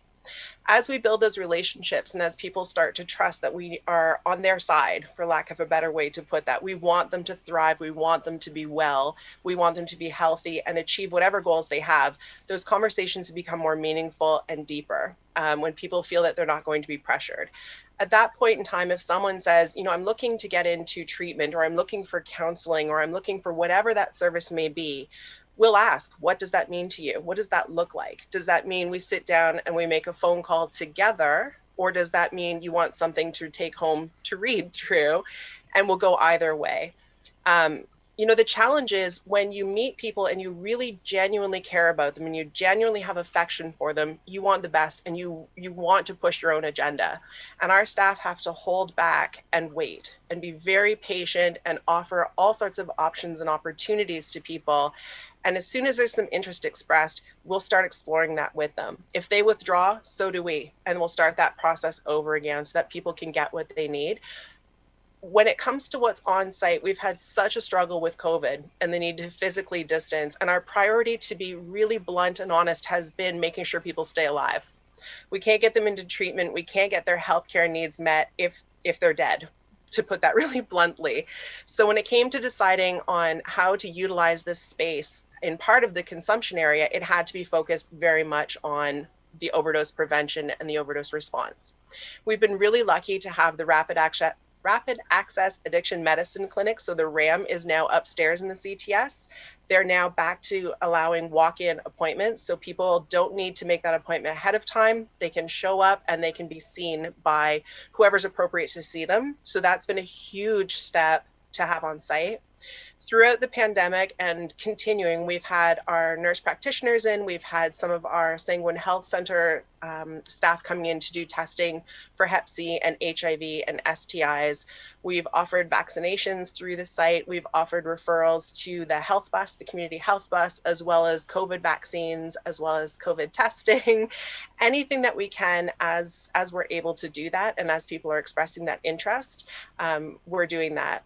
The hope and the plan is to continue those conversations now that we're seeing a little bit of the COVID restrictions being lifted. Again, making sure that we're keeping staff and clients safe, but meeting those needs as best we can and slowly bringing those other agencies, organizations, and community members on board to provide those services on site. But the streamlined pathways have always been in place. And as those other agencies are returning to some of their regular operating hours or the way that they were functioning in the community is becoming more normal, we're seeing those referrals a lot more easily followed through on. Thank you. And Chair Clark, if I may, through you for a follow-up. The other criticism that I hear is that there's many in the community, I think we're all on the same page, that we need more mental health and addiction support. There needs to be more counseling, more detox beds, more rehab beds at a price point, which means everybody can take advantage of it. And I can tell you that any time that I'm advocating in front of our upper levels of government, that's the first of our mouths. However, you bring a good point there about treatment. And many people in my community are saying we don't need a CTS. We shouldn't be paying any money on that treatment and everything else. So my question, I guess, is, do people enter a CTS site only for consumption, or how many actually go in to try and find that treatment without needing the services of the consumption portion of it? And lastly, along this line, I think those that are opposed to a CTS site sort of say that those that are in support of it are enabling drug addiction. Can you make some comment on that? And thank you, Chair. I can make a lot of comments and probably will. I'm sorry. So I think, yes, there are certainly people who contact the CTS specifically because they're interested in accessing addiction treatment or mental health treatment. Without question, we do receive those phone calls. The site in general, we see people coming in to use their substances and then have those conversations. Because we're considered a safe spot, we're considered a place where you can be whoever you are, and we're okay with that. Often people who are coming in are uncomfortable accessing services elsewhere because they don't want to have to re-explain their addiction. They don't want to re-explain how that impacts on their ability to access those services, or even to wait on hold for a phone call, or to access something through Zoom or through sort of the technology that we're now using for a lot of those meetings has been a really big challenge for people. So it is a balance. I would say the majority of people do come to the site to consume, because that's for the first year in particular, that was the main service that was being offered at the consumption and treatment site. But I would say at least 50% of the time people are starting to ask questions, and they're starting to explore their options. And it's a slow process because the majority of people that we meet have been through some form of treatment in the past. They have tried to access a service, they have tried to seek some sort of assistance with their substance use or their addiction, and that treatment has failed them. Often they feel that they have failed, but the reality is that treatment was not what they needed in whatever way it was not ideal for them. In general, we absolutely need more access to treatment, and it needs to be a variety of treatment that suits a variety of people. If you think about any other change you want to make in your life, what I need in order to be successful may not be what you need to be successful, but somehow we're both expected to show up to that same service and be successful. And that doesn't always work for people. We definitely need more access to mental health care. That's been an ongoing theme at the CTS. A large majority of clients that we see do experience mental illness. A lot of self-medication happens through the substances people are using. And there's a lot going on. And there's also the continued trauma. Living a life with a strong addiction contributes to ongoing trauma. It's not taking the trauma away, it's creating new traumas, and it's creating more issues that people need to contend with. In terms of enabling substance use, my flat answer to that is no. Specifically because if the CTS exists or doesn't exist, substance use will exist. Until we have a complete restructuring of the way our society functions from childhood onward, we will always have substance use. We will always have problematic substance use. And what the CTS does, it enables people to be alive. It enables people to have options and choices, but it doesn't enable the substance use. We don't tell people where to buy drugs. We don't tell people what drugs they could or should or might be using. What we do is educate people about the risks associated with the substances that they're using, about any overdoses that we're seeing increase in the community so people are aware of the toxicity of some of the substances out there, and then provide the information so people can make positive change. Whether they choose to take that advice or make those changes is really up to them, but we'll always be there to encourage positive change and really good health promotion and harm reduction messaging. I hope I answered everything. I think I said a lot of words. Thank you. Thank you, Chair. Good words. Councillor Kiefer. Thank you, Madam Chair. Following along the lines of Councillor McGarry, thanks very much for the report, and I'm very pleased to see the success of the Kitchener CTS. My concern that I'm going to ask about is the fact that there's been much to do about misinformation, in my estimation, in terms of what's going on with CTS sites. And one of the things is that, you know, it goes on to social media, of course, and it goes through the newspaper, and you have people writing articles. And as Councillor McGarry mentioned, you know, the the misinformation gets out there. What are we doing actively to stop that, or to better enhance that situation, if anything? Grace, do you mind if I defer to you? Okay, go ahead, Jeremy. Oh, sorry, go ahead. Sorry, I didn't know who to address it to.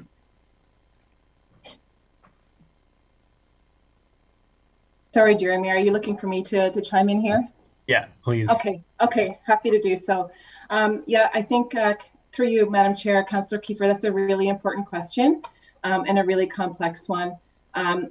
Part of our job in public health and a part of our commitment as through the CTS work is to continue with that community engagement piece. And it's to really share reports like this out to the community so that we can learn about, you know, how things have been working, what things we can improve on, and what has been kind of the game changers, so to speak, so far.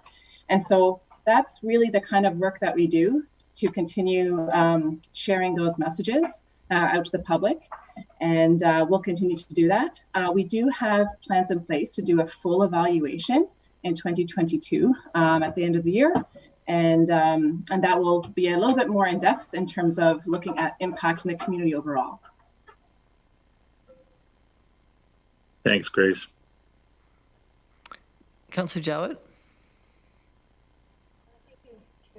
Can you guys hear me okay? I've had a bit of problems with my volume today. Can you hear me? Violet, Grace, Jeremy? I don't know who wants to answer this. So, you know, I love those cards where we get those snapshots of how many served and things. I think those are really good for getting a good big picture awareness. So I see we've got 640 referrals. We've got mental health, we've got addiction referrals. And I know you're hearing a lot about some of the challenges we've had in Cambridge, because a lot of people are asking for wraparound. I don't really like to get into the divisiveness of this issue because I find it gets distracting. I try to rise myself up above that divisiveness and say, what is it that we're actually achieving? And in part, we're keeping people alive, which we all agree is definitely a strong mandate. How we've got those, and we've got these referral numbers. I want to know how many we're actually getting into counseling, how many we're actually getting into programs. Do we have any kind of recidivism or any kind of rehabilitation rate that we can look at? Because those are really critically important numbers too. And I know that I asked some time ago if we could get Narcotics Anonymous or AA, Alcoholics Anonymous, involved in some of the counseling, because I know we're in very short supply of support. So I guess I want to see where we are on that fulfillment piece as well. Yeah, I can start off, and Violet, if you want to chime in, I know you have much more context in terms of being on the ground at the site, and so I'll start with some of your questions, Councillor Jowett, and hopefully Violet can answer some of the others. With respect to uptake on referrals and to whether it be to mental health supports or treatment supports or even some of the social service referrals, we don't have that information. So as Violet had mentioned in the presentation, what staff aim to do is take advantage of those windows of opportunity with clients when they're ready to have those conversations, and through a process of relationship building and creating that safe environment to have those conversations, because it does require a certain level of vulnerability. It's encouraging those referrals to happen, and staff I know from seeing them in action are incredibly effective at making some of those warm referrals, walking people through processes. They are really quite effective at this work. When I talked about an evaluation that we're aiming to do at the end of 2022, the idea is to really look a bit deeper at some of those larger impact pieces. So it's really will be about more, looking at the statistics as well, but also looking at, what are some of the impacts that we've seen on clients? Has there been a change or some changes that have been made as a result of their interactions with staff at the site, and how can we articulate those, or can we articulate those? So that's what that more fulsome evaluation will be about. I'll be really honest, we had intended to do that at the end of this year, but of course with everything else, the pandemic had really delayed that work, because it does require really face-to-face interviews and those types of things. So the goal is to be able to provide some of that information at a later point. Violet, do you have anything that you would add to that? No, I think that's pretty concise. I think the pandemic has created a situation where those referrals are much more challenging to make. Capacity of agencies has been decreased. Physical space for some of the agencies has decreased, so people are not able to get it. I mean, it's even impacted on the CTS itself. Often, sort of traditionally doing outreach work, what we know is that when people say that they're interested in something, it can take 5 or 6 attempts for them to make that first appointment. And that can be fear, it can be anxiety, it can be circumstances like missing a bus, it can be not having a phone to get that phone call reminder, being homeless and not having access to a calendar or a schedule is its whole, that's just a whole other level of challenge to accessing those services. And so, that patience and that ongoing, there's no shame in missing an appointment. There's no judgment. It doesn't mean you didn't want it. It doesn't mean that you're not committed to this change. It just means we have to find a different way to do that. Luckily, the vast majority of the staff at the CTS, particularly in the support role, work at other positions as well in the community. So are very well versed in what other agencies' intake processes look like, what programs are currently closed, what's online only, and how to sort of access those things. And we continue to build on those as things shift again in those programs. I think for me, and I recognize that in general as a community, we look again at those really big outcomes. We want people to walk into the site and we want them to access counseling and immediately be sober and, working full-time jobs and living in, a market value rent apartment and all of that fantastic stuff. And honestly, that's what I would love for every client who walks through the doors of the CTS. That would be, a beautiful outcome. But there are many, many people for whom 30 years of addiction, 20 years of homelessness, and 20 years being cut off from family, not working, not having connections, and feeling really marginalized. When they eat 2 meals a day, I'm overjoyed. That's the level sometimes that we have to be looking at, is how do we improve those really, really seemingly small things that are so crucial to someone's well-being, while also encouraging them that, yes, if your long-term goal is to be sober and housed and employed, great, you'll get there, but let's not overwhelm. Let's start with, here's where you can get food today. And then tomorrow, let's talk about getting you vaccinated or getting your dental care or getting whatever that next piece is. And earlier, it's such a struggle to be patient and to be, to move slowly on some of these things when we see that bigger picture of what someone could be or could do or where they could be. But, there's a huge value in those small things as well that don't seem to be, hugely important. Yeah, so I maybe should clarify, Violet. I don't know who wants to answer this, but sorry, Helen. I'm more concerned, I guess, about the resources we actually have. I understand during COVID we probably had some challenges. My bigger concern is when someone wants help and we can't get them it when they want it, or we don't have enough resources available when people do want to become sober, because what we do, I'm hearing a lot of stories from people that when someone wants to go in and get a resource to be able to move an intervention forward, and they get told you're going to have to wait 2 or 6 weeks, then what do you think happens to them? We don't have the ecosystem to support them to get to the place to improve the quality of life situation. So I am not trying to be a negative person here. What I'm saying is I just want to know if we have the backup for when the opportunity for someone you know, and I don't want it in a synopsis of a 20-minute conversation. I just want to know what we have to offer, because that's our job as politicians. We use the taxpayer dollars to steward servicing, to appropriate for the benefit of 630,000 people, and we have to look at how we're using those funds. And so yes, I want to keep people alive, but I think we can do better than just keep people alive. And I think our constituents can too. And that's what creates that divide that I find so destructive. Quite frankly, there's nothing wrong with people getting caught up in whatever feelings they have about a CTS site or not. That's not where I'm stuck. Where I'm stuck is how do we improve the quality of life for the constituents that we're supposed to do that for? And that's what I'm looking for, that back end availability. So 2 to 6 weeks is optimistic for a lot of the treatment programs that people would like to go into, to be really honest. And we know that.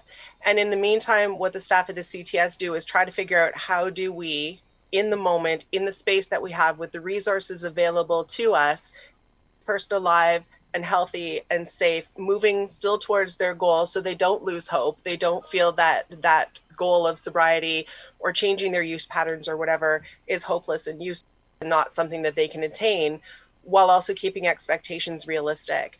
And I absolutely agree that, you know, we do need more treatment of all types. We do need faster access to those options and more options amongst them.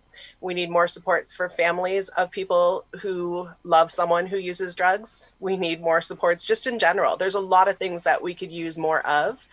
And I think when you look at the CTS, none of the staff there are operating under any delusions that everything is fantastic and easy peasy. And if you want treatment, we'll get that for you next week and it'll be successful and everything will be great.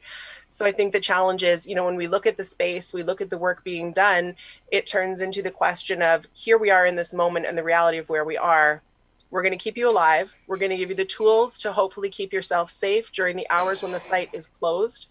We're going to make sure that you have your basic needs met. So things like food, access to shelter, if that's something that you need or want. We're going to make sure that you have someone to talk to who understands that your substance use is not who you are. It's a small portion of what you do. Who values you, who respects you, who when you come in having a bad day doesn't focus on what you injected earlier today, but focuses on, what's the issue, what can we help with, that you have a space where you're accepted, that you have a space where you know that you have value. And all of those things are what we have to use to tide people over. It's that harm reduction approach of we can't get to the very best case scenario right now. We all know what it is. We all know where you'd like to be.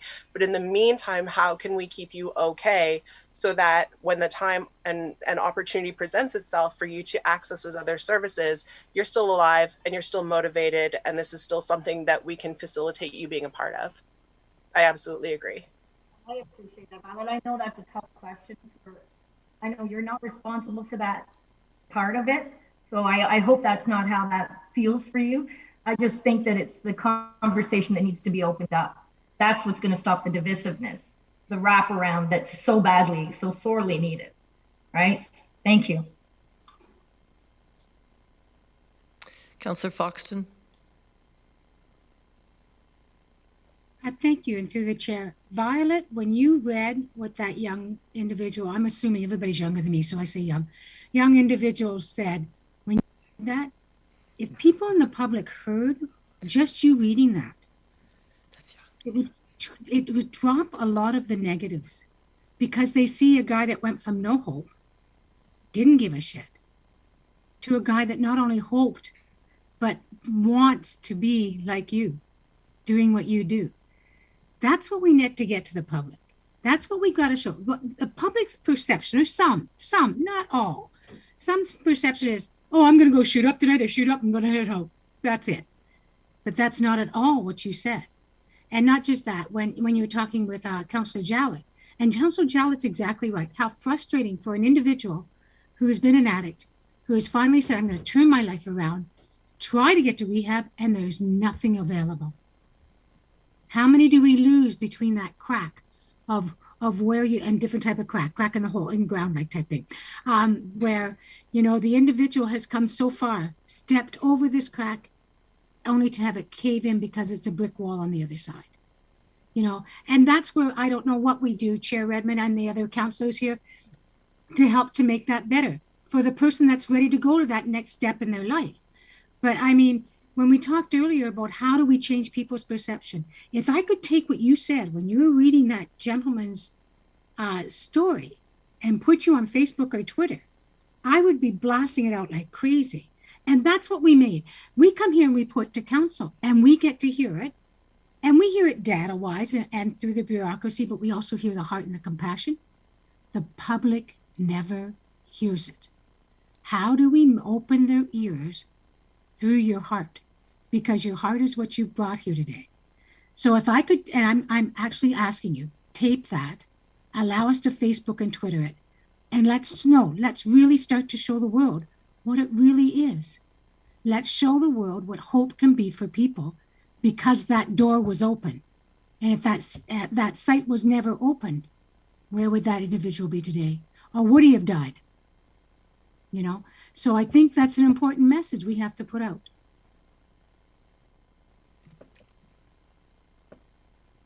Chair Redmond. Thank you, Chair Clark. Violet, I too wanted to say that I really did love the illustration of so many points in your story. Grace, when I think back to the first 3 or 4 months or a little bit more of this term in council, I think about all of the committee meetings and all of the community meetings that we had throughout this region looking at CTS. And I think it is a real testament that this is a success. And it did turn out to be what we had all hoped the investment in a CTS would be. And hats off to Kitchener for housing it. Can you talk just a little bit? You covered it off a little bit, but we spent a lot of time this morning talking about shelters. And I realize that it's somewhat related and in many ways very distinct from the work that you do, but there are some crossover issues. Can you talk just a little bit about how important the partnerships are that you have in the community, as well as the community partner? I don't know if it's a liaison committee or what we ended up calling it, but those kind of relationships that happen with the people around you to help deal with issues, because this can be a very hard to serve sector of our population. And I think you've navigated that really, really well.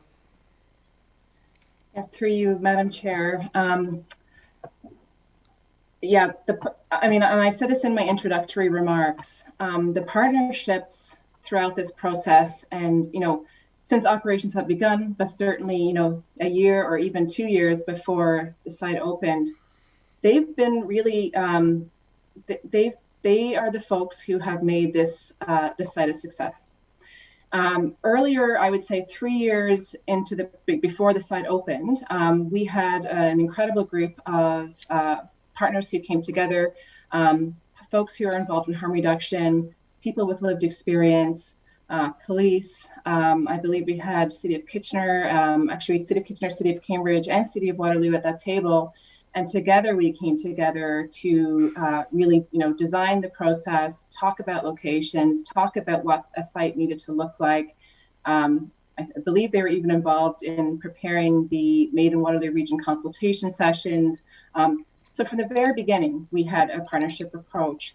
And through that work and through, the conversations like Violet just shared with you today, those have been happening for a number of years. And it's through those stories, I agree with all of the sentiments that have been shared today. It's through those stories that understanding is grown and people really begin to come together and rally around what's needed in the community.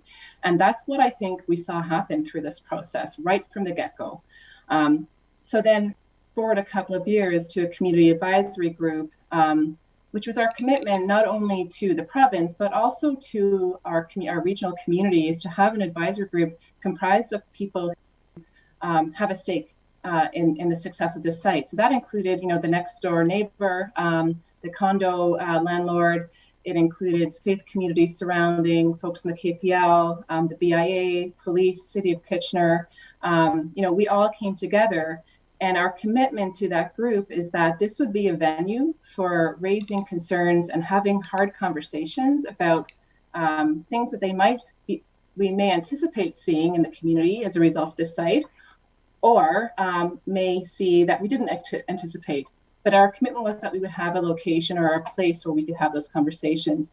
And that alone, I think, has made a real difference. But we've been able to have those conversations. And so, just to give you an example, there may be issues that come up around that table that aren't actually related to the CTS, but are related to an issue that they may feel is related to the CTS, but is more related to something else. So, if there's somebody who's having a mental health struggle in the community, not necessarily a client. But by virtue of having that table, we're able to connect that person who's concerned with individuals who are most appropriate to answer the questions that are being raised. And so it served as a place to hear people's concerns about the CTS, but it's also served as a place to connect different neighbors and different folks around the table to people who can provide solutions or at least have conversations about solutions related to issues that aren't related to the CTS proper. So it's been, I really do think it's been a game changer. The consultation, the partnerships that we've had from the beginning all the way through has been helpful. I'll tell you, we have safety and security meetings every month, and they tend to be about 10, 15 minutes in length. We have an hour saved, but we don't end up talking too much, which is a good thing, but they're there just in case. And I think that's, again, just a really important piece, because there may come a time that we need to have those full hour meetings, perhaps even longer. We haven't needed them yet, but it's a place to connect, to raise any issues, even peripheral issues that we think we may want to just keep on the radar. And that's been really helpful. Violet or Jeremy, do you have anything to add? I think one thing that I would add, and it goes a little bit along with what Councillor Jowett was saying earlier around the divisiveness around conversation around sort of the pro-CTS, anti-CTS, is that, this is something for Kitchener that's new. It's something that we looked into all of the other communities. We looked into all of the things we thought would make it successful. And we also at the same time had to acknowledge that it was something we had never done before, and that we couldn't actually say 100% how it would impact on the community. We couldn't. It wasn't possible because we're not the same as other communities. The openness to hearing feedback is something I think a lot of people were surprised by, because there was such a back and forth argument about there should be a CTS, there shouldn't be a CTS. I live here, I don't live here, you do this, you don't do that. And all of those pieces that made perfect sense when you look at what people want out of their community and what they expect out of their community. And I can honestly say that people are often very, very surprised when they email myself or Grace or somebody who is associated with the site with a concern, and they get a response that is, yeah, that is absolutely a concern. What would you like us to do? How can we fix that? And sometimes that's something that we need to do differently. Sometimes it's something we didn't even know was going to be an issue. So, okay, now that we know that, what do we want to do? How do we change that? Sometimes, as Grace said, it's not an issue related to CTS, but people don't know where to reach out. And so we can provide that information and say this is an issue to contact bylaw, for example, or police, or, the BIA, or whoever that might be.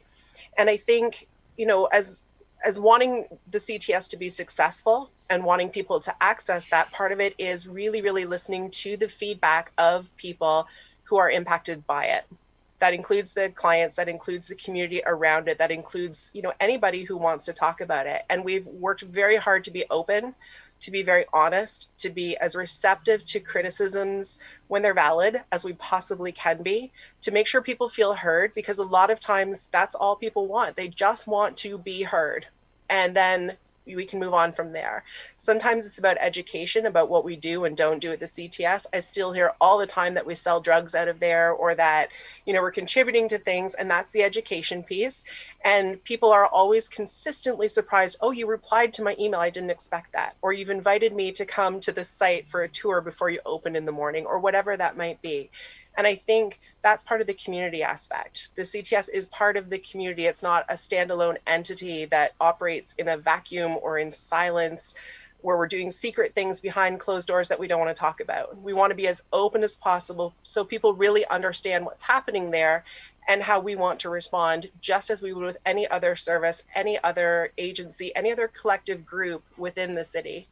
And so I think that community advisory group has been so helpful operating the CTS, because it allows us to know what people are thinking, what they're hearing, what they're seeing, and what they're concerned about, so we can be really, really responsive because that's what we want to do. And making sure people know that that's what we want to do is really important to us. Jeremy doesn't look like he's going to jump in. I just want to say thank you very much. I really do think the comment, I mean, many of us went to South Riverdale and went to Moss Park and studied other places, but we didn't have that demonstrated real life experience that we now have in Kitchener. And I hope that the good people of Cambridge that are considering where their CTS could go will know that we will take all of those learnings as staff, and certainly the full support of Regional Council to make sure that if and when there's another CTS site, it will be as successfully run with the lessons learned from Kitchener. So thank you very much. Councillor Erb. Thank you, Madam Chair. And thanks, Grace, Violet, and Jeremy, and your whole team for the work that you're doing. Like Councillor Redmond, I was recalling the journey that has been going on over the last 2 or 3 years, and remembering the public hearings and the concerns expressed in the community, and how well you have been able to manage that and demonstrate to the community the importance of this site. So thanks for the report and these outcomes. You know, the most important part of, as we've said many times, is saving lives and then connecting people with the support services that will help hopefully move them from a reliance on potentially fatal drugs to a healthier lifestyle. And the important piece for me, and I hope that we can communicate this to the community as we consider future sites, that we view consumption treatment sites as an integral part of our healthcare system. And just like we have emergency drop-in clinics and emergency departments in hospital that meet the needs of unexpected medical emergencies, the CTS serves the same purpose. And if we didn't fund these drop-in sites, we too would have a healthcare crisis. And so to educate and continue to treat addictions as part of the broader healthcare system, and convince the community that is what it actually is, that we remove the stigma from those who require treatment and for their families who are trying to facilitate their well-being. So thank you for the home runs that you have hit, and for more that hopefully will happen. Those are lovely last words, Jim, and I probably should just leave it at that, but I do have one stats type question. I did note that, interestingly, only a quarter, or slightly less than a quarter actually, of the people who use the CTS identify as female. Do you have any insights about that? Is that something that you are addressing? Is that something you would recommend to a future site? What can you say about that? I guess that's Violet. I'm happy to answer that, or try to. We have spoken to a lot of the women who do access the site, people who identify as women, to find out what it was like to come through the doors for the first time, what their hesitations were, what their concerns were. And what we found is that often women are using with their partners, and they are relying on their partners either to inject for them, to prepare their drugs for them, or to supervise their use. So they're working under the assumption that if they overdose, their partner will administer naloxone, will take care of them, call 911, etc. Part of what we've been doing at the site is providing education to first-time injectors, not meaning people who have never had substances injected before, but people who have never been able to inject for themselves. We've spoken to some of the other sites. So Toronto, for example, has specific dates and times at some of their sites where it's women only. So there are no men permitted in the site during that time.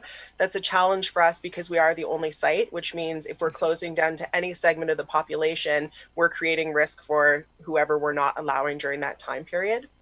The biggest barrier, however, seems to be that partnership.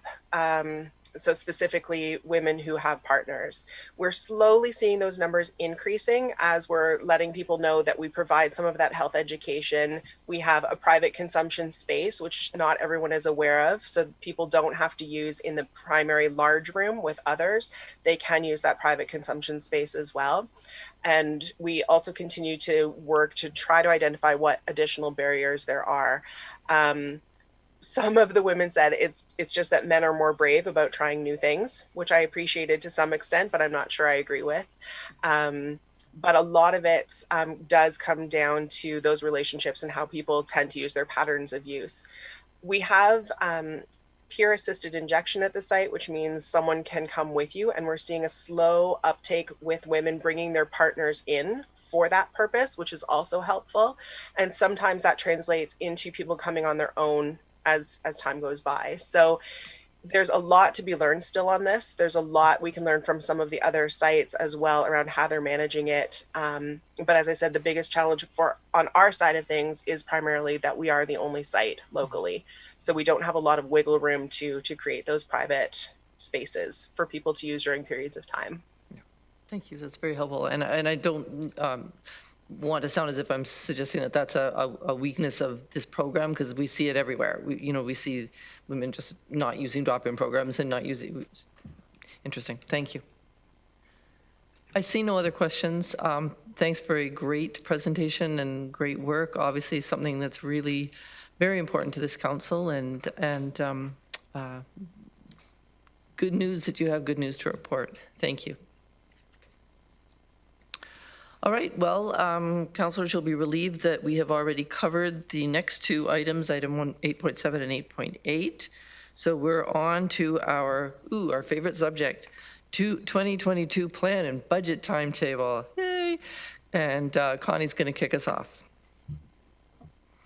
Great, thank you, Madam Chair. Mr. Dyer and I will be tackling this together, and we'll aim to be brief for council today. Today's report builds on the discussion that we had in June around the plan and budget for 2022, as we're working to look at the strategic plan and all of the initiatives that we aim to undertake to achieve council's vision and mandate for us to build a world-class community for residents in Waterloo Region. You'll recall that in June, we introduced a bit of a new planning framework that starts with the strategic plan, introduced the concept of annual business planning, and then cascaded plans down to the department or divisional level, as well as cascaded performance plans for commissioners and directors related to achieving that mandate. There's been a lot of work that's been going on by leaders in the organization over the last couple of months. Directors have been very busy looking at all of their different portfolios, looking at the strategic plan priorities, and developing their priorities for 2022. They've then also been identifying opportunities for innovation and how they deliver on those priorities, as well as identifying their resourcing requirements and opportunities there to be able to deliver a budget and a plan that meets council's vision for next year. These plans that directors have been working on are going to heavily inform the engagement approach that we'll be taking in developing the plan and budget for 2022. And we'll be bringing back a strategic approach to community engagement for you in September. The main goal for the engagement approach this year is to back up the timeline a little bit so that the draft plan that we provide to you is heavily informed by community engagement and input. And we can summarize those inputs for you and really demonstrate how we've listened to community in the priorities and plans that we've put forward. I'll now turn it over to Mr. Dyer to make some brief comments on the full budget plan timetable. Thank you. Yes, so thank you, Connie, and through you, Madam Chair. I'll speak just briefly to the recommendation in the report. We typically provide a recommendation for council in the early stages of the budget process to set out a planned timeline for the review. And this allows us to get dates firmed up, put into council's calendar, and give us a clear idea about what is going to be brought forward to council at what point. And so the recommendation, if approved, would do just that. staff are contemplating a two-step approval, which is a pretty normal, a pretty regular outcome for us. The intent would be to approve the 2022 user rate budgets in late November and approve the 2022 tax-supported budget in the middle of December. We acknowledge, based on the discussion that Council had back on June the 30th, that there may be the need for some flexibility as we work through the budget process. And certainly, if circumstances dictate that we need to make adjustments, we can do that, with Council's direction at any point during the process. I would say, from a staff perspective, we have probably a preference to have the budget process before the end of the year. There's two distinct advantages to that. One would be, it gives us more time to implement the plan in 2022. And from a capital project perspective, it gives us an opportunity to get tenders out very early in the year and hopefully take advantage of some competitive pricing. But again, that being said, Council needs to be, very comfortable with the timeline, ensure that enough time is given for debate and discussion. So I'll turn it back to you, Madam Chair. And again, the recommendation would be to approve the timetable that's attached to the report. Thank you. Thank you, Mr. Dyer. Does Council have any questions?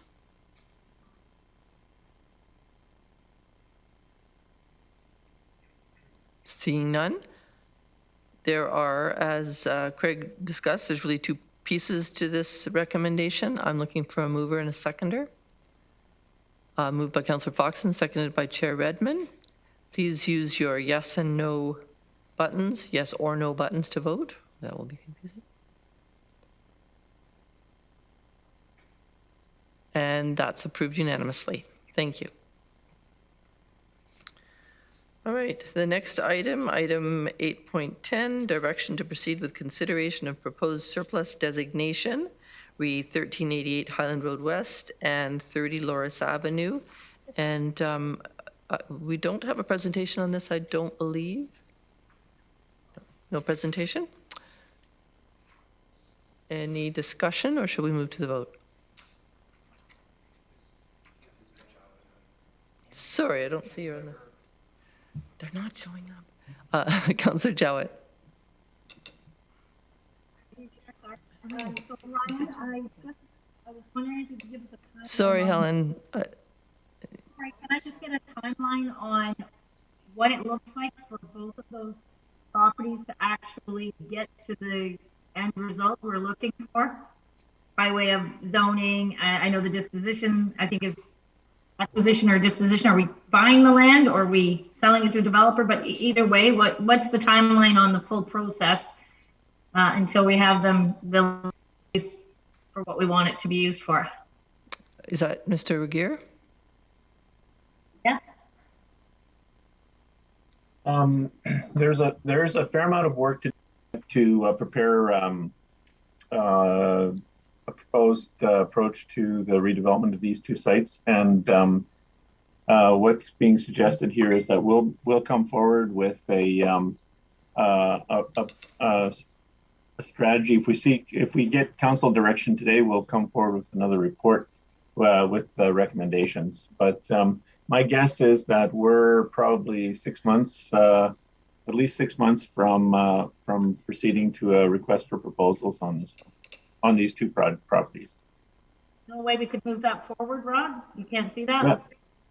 It may be possible. I've got to look, we've got to pull the team together once we receive direction here and come forward. I'm prepared to come back to council in the next couple sessions and provide an additional update with more information about how this will all unfold.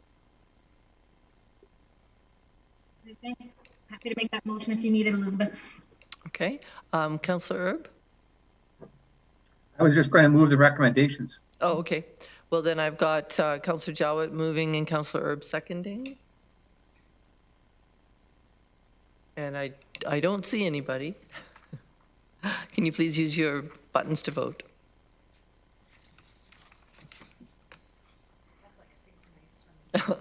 All in favor?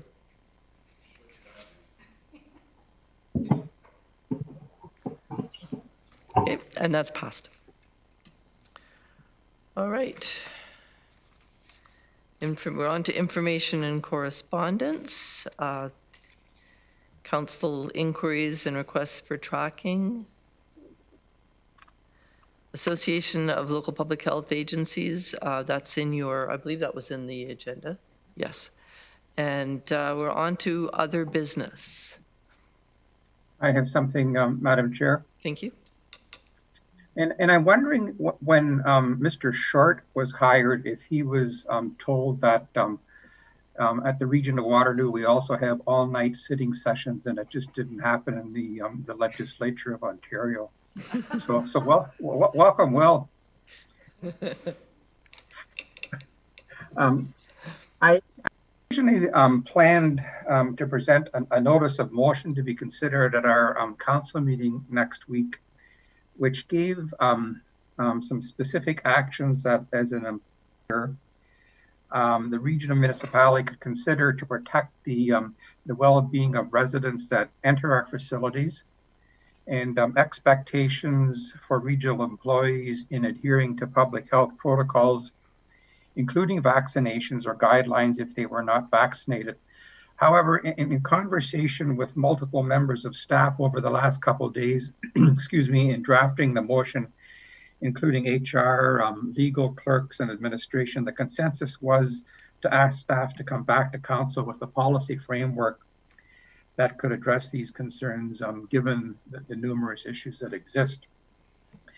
The COVID pandemic that we have all experienced as a global and local community has been unprecedented. And like everyone else, and particularly in my role as a regional councillor, it has forced me to consider what possibility I have as the employer and what meaningful steps might be taken to protect the safety and well-being of our residents and staff at the region of Waterloo going forward. The results of COVID have been catastrophic in this country, in the province, and unfortunately in the region. Thankfully, we have had seen some heroic and unprecedented efforts to safeguard our community's health, which has happened through the residents adhering to the guidelines developed by public health and responding enthusiastically to new vaccines with overwhelming support to ensure their personal safety, that of their family, friends, work colleagues, and the general community.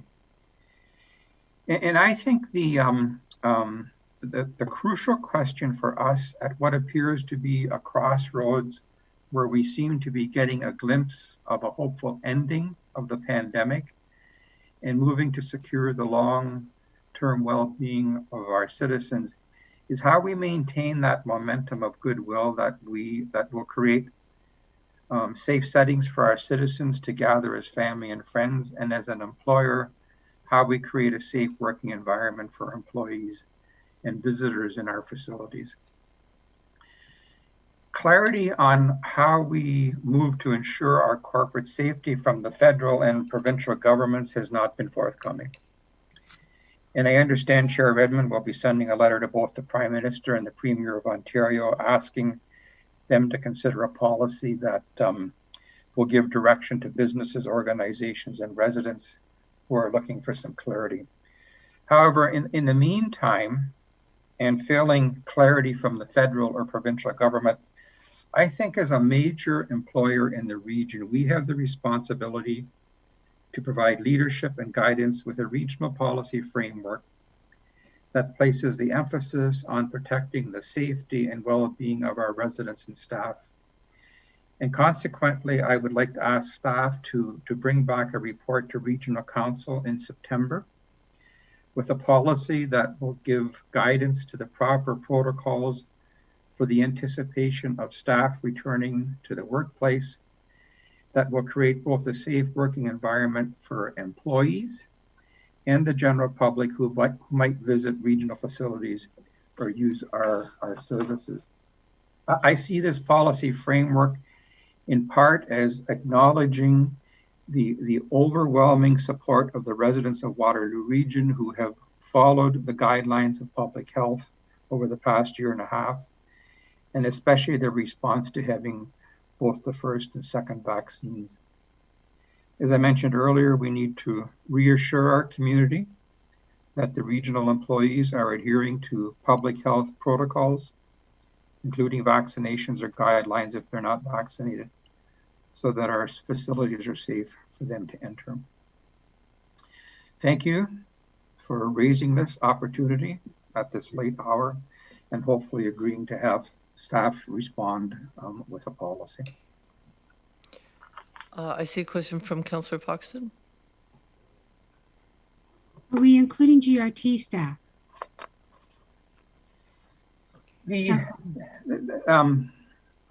I think that the intent with that would eventually happen. However, the detail will be worked out by staff in consultation with HR and some legal advice.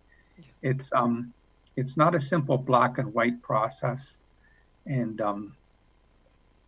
GRT are part of our staff, and so my intent would be that they would be included, but up for staff to incorporate. Thank you. Yeah, my understanding is that this will be a part of the agenda tomorrow for next week's meeting, so we won't be voting on it at this point. Yeah, that's a notice of motion. Go ahead, Sue. Mm-hmm. Yeah. Oh, thank you. I also, if I may, Chair, I sent in a note about examining Truth and Reconciliation Commission. We realize how horrible the past has been for the Indigenous people. And then people are overwhelmed on what they can do. And so, again, we talk about the past and nothing seems to move forward. Now, I feel that we cannot, as a council, endorse the 94 recommendations for Truth and Reconciliation until we examine them. So I'm asking staff that they allow council or a staff person be assigned to explain to us the different points and which ones we can support. Like I read 1 and 2, and I think we can support that. And I know that CEO Lochner is not in favor of this. He wants to say it's a provincial or federal issue. I'm asking that we endorse the policies and send a notice for the ones we can endorse to the province and to the federal government. This has sat around for far too long. And you know what? Sometimes expecting stuff from the top to come down doesn't work. I think the voice of the people moving up sometimes has to speak loud enough that the top has no choice. And like I said, some of them will be too difficult.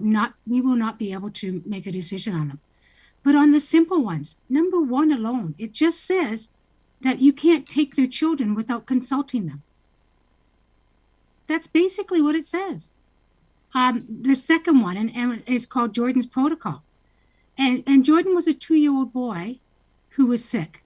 He needed medical treatment. Now, the feds were going to pay or the province was going to pay. They took 3 years to debate it, and in that time, Jordan died. So both governments agreed somebody should pay it. They just couldn't decide which one. That shouldn't have happened. So that's number 1 and number 2 of 94. And I think things like that, we can say to the government, please look at these, at least these 2, and pass those 2 now. If you can't pass 94, let's pass what we can. Because if we don't do it now, 50 years from now, there's going to be another situation where it comes to light and people going, why didn't we do anything? Why didn't we know about it? This has been going on for far too long. And if more people don't speak up on an action to move forward, I feel we lose and we've done no justice. This is our opportunity as leaders to speak for the people. Mr. Lochner, would you like to speak to that? Yes, thank you. Through you, Madam Chair. If it suits Councillor Erb and Council, one option, because we've been working on this in the sense that many of our staff, through recent surveys and input, one of their top concerns is safety, their own safety when they come back, as well as safety of the residents that we serve. And really the lack of clarity across the country and the variation in clarity across the country. I think is creating more confusion. So people are looking for us to give as clear direction as possible, rather than waiting for a motion to be introduced next week. If this is council's wish, since we're not actually deciding anything today other than requesting staff work on this, I wonder if staff could, or if council was interested in issuing staff direction to start working on the report, as Councillor Erb said, and bring it back for a September meeting. I think there was a mention that perhaps this would be introduced next week, but I think our protocols allow us for council to issue that direction today. Okay, we have two, so if people are confused, it's because we're discussing two items at the same time, so that's fine. Councillor Erb, what I think I hear Mr. Lochner suggesting is that we don't actually need a motion. This can be a straightforward direction to staff. Is that satisfactory to you? Yeah. Thank you, Madam Chair, and that's why I had my hand up again. I was not intending this to be a notice of motion. I was hoping it could be a direct referral of staff so we could get at this and come back in September. So that is my intent. Perfect. We're good. We're done. And do we need a second order direction? Okay. Yeah, we don't need a second order direction. No. Thank you. All right. Does anybody want to speak? And Chair Redmond, do you want to speak to Councillor Erb's direction? Thank you. If I may, I just really want to commend Jim and the process that he went through bringing this forward and talking to staff. As one can appreciate, we have everything from LRT to Sunnyside Home. We saw that presentation. We have public health. We have a lot of employees, so I really do support this going ahead and looking into what the ramifications are and what the best policy framework would be in that coming back in September. But I also did want to apprise council that pending today, I do have a letter that I will be sending to senior levels of government requesting clarity specifically around a policy framework from the province and the federal government having to do with proof of vaccination. In absence of the policy, I think people will freelance. I think it will be confusing, and it may even be punitive to businesses and employers. So when that letter is ready to go, I will distribute that to council, and I just wanted to close that loop.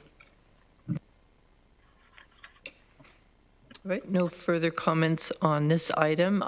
Councillor Foxton has introduced a new subject of reconciliation, and I believe, Mr. Lochner, that staff in the municipalities are doing some work on that. Am I interpreting too much to suggest that Councillor Foxton and council might want to hear a report on that?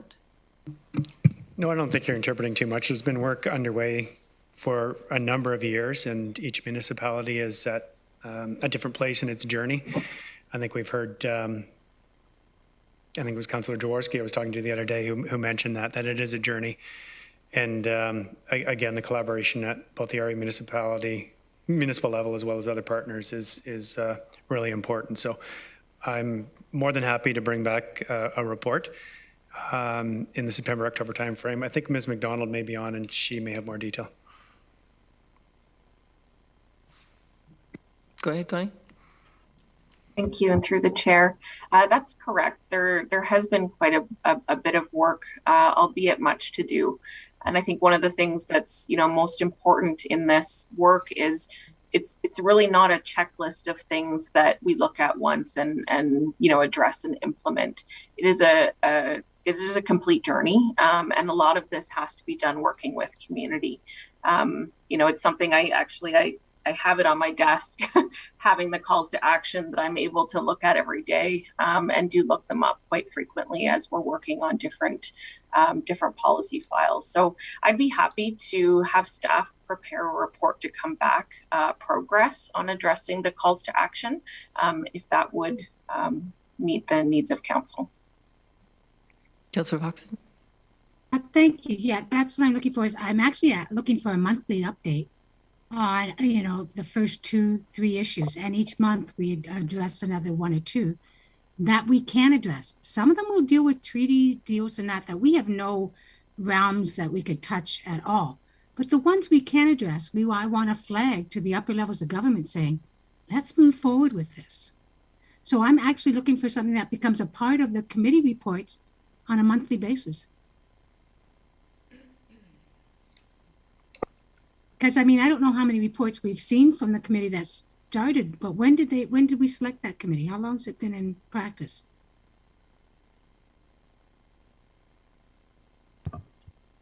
Through the chair, are you referring to the staff working group on reconciliation or council's anti-racism advisory working group? How about both? See, we know these groups were formed, but how many times have they come to council and told us what's happening and told us what's going on? And therefore, we're not informed, and nothing frightens me more than us ditching something on staff and it grows into this whole gray area that we have no idea what's going on. So I'd like reports on both updates. And they don't have to be lengthy or detailed, just give us some updates. And for the one with the Truth and Reconciliation, I'd like to put number 1 on the table and say, guys, this is what it says. And we can have a dialogue about it so that we're involved, we're engaged and knowledgeable. Well, I don't want just staff to be knowledgeable, although they may always be. But I want to give us a chance to learn a few things. If I may, I think, we've talked a lot about these groups, and I know we've all got a lot of hopes and expectations, so I certainly would appreciate an update on it as well.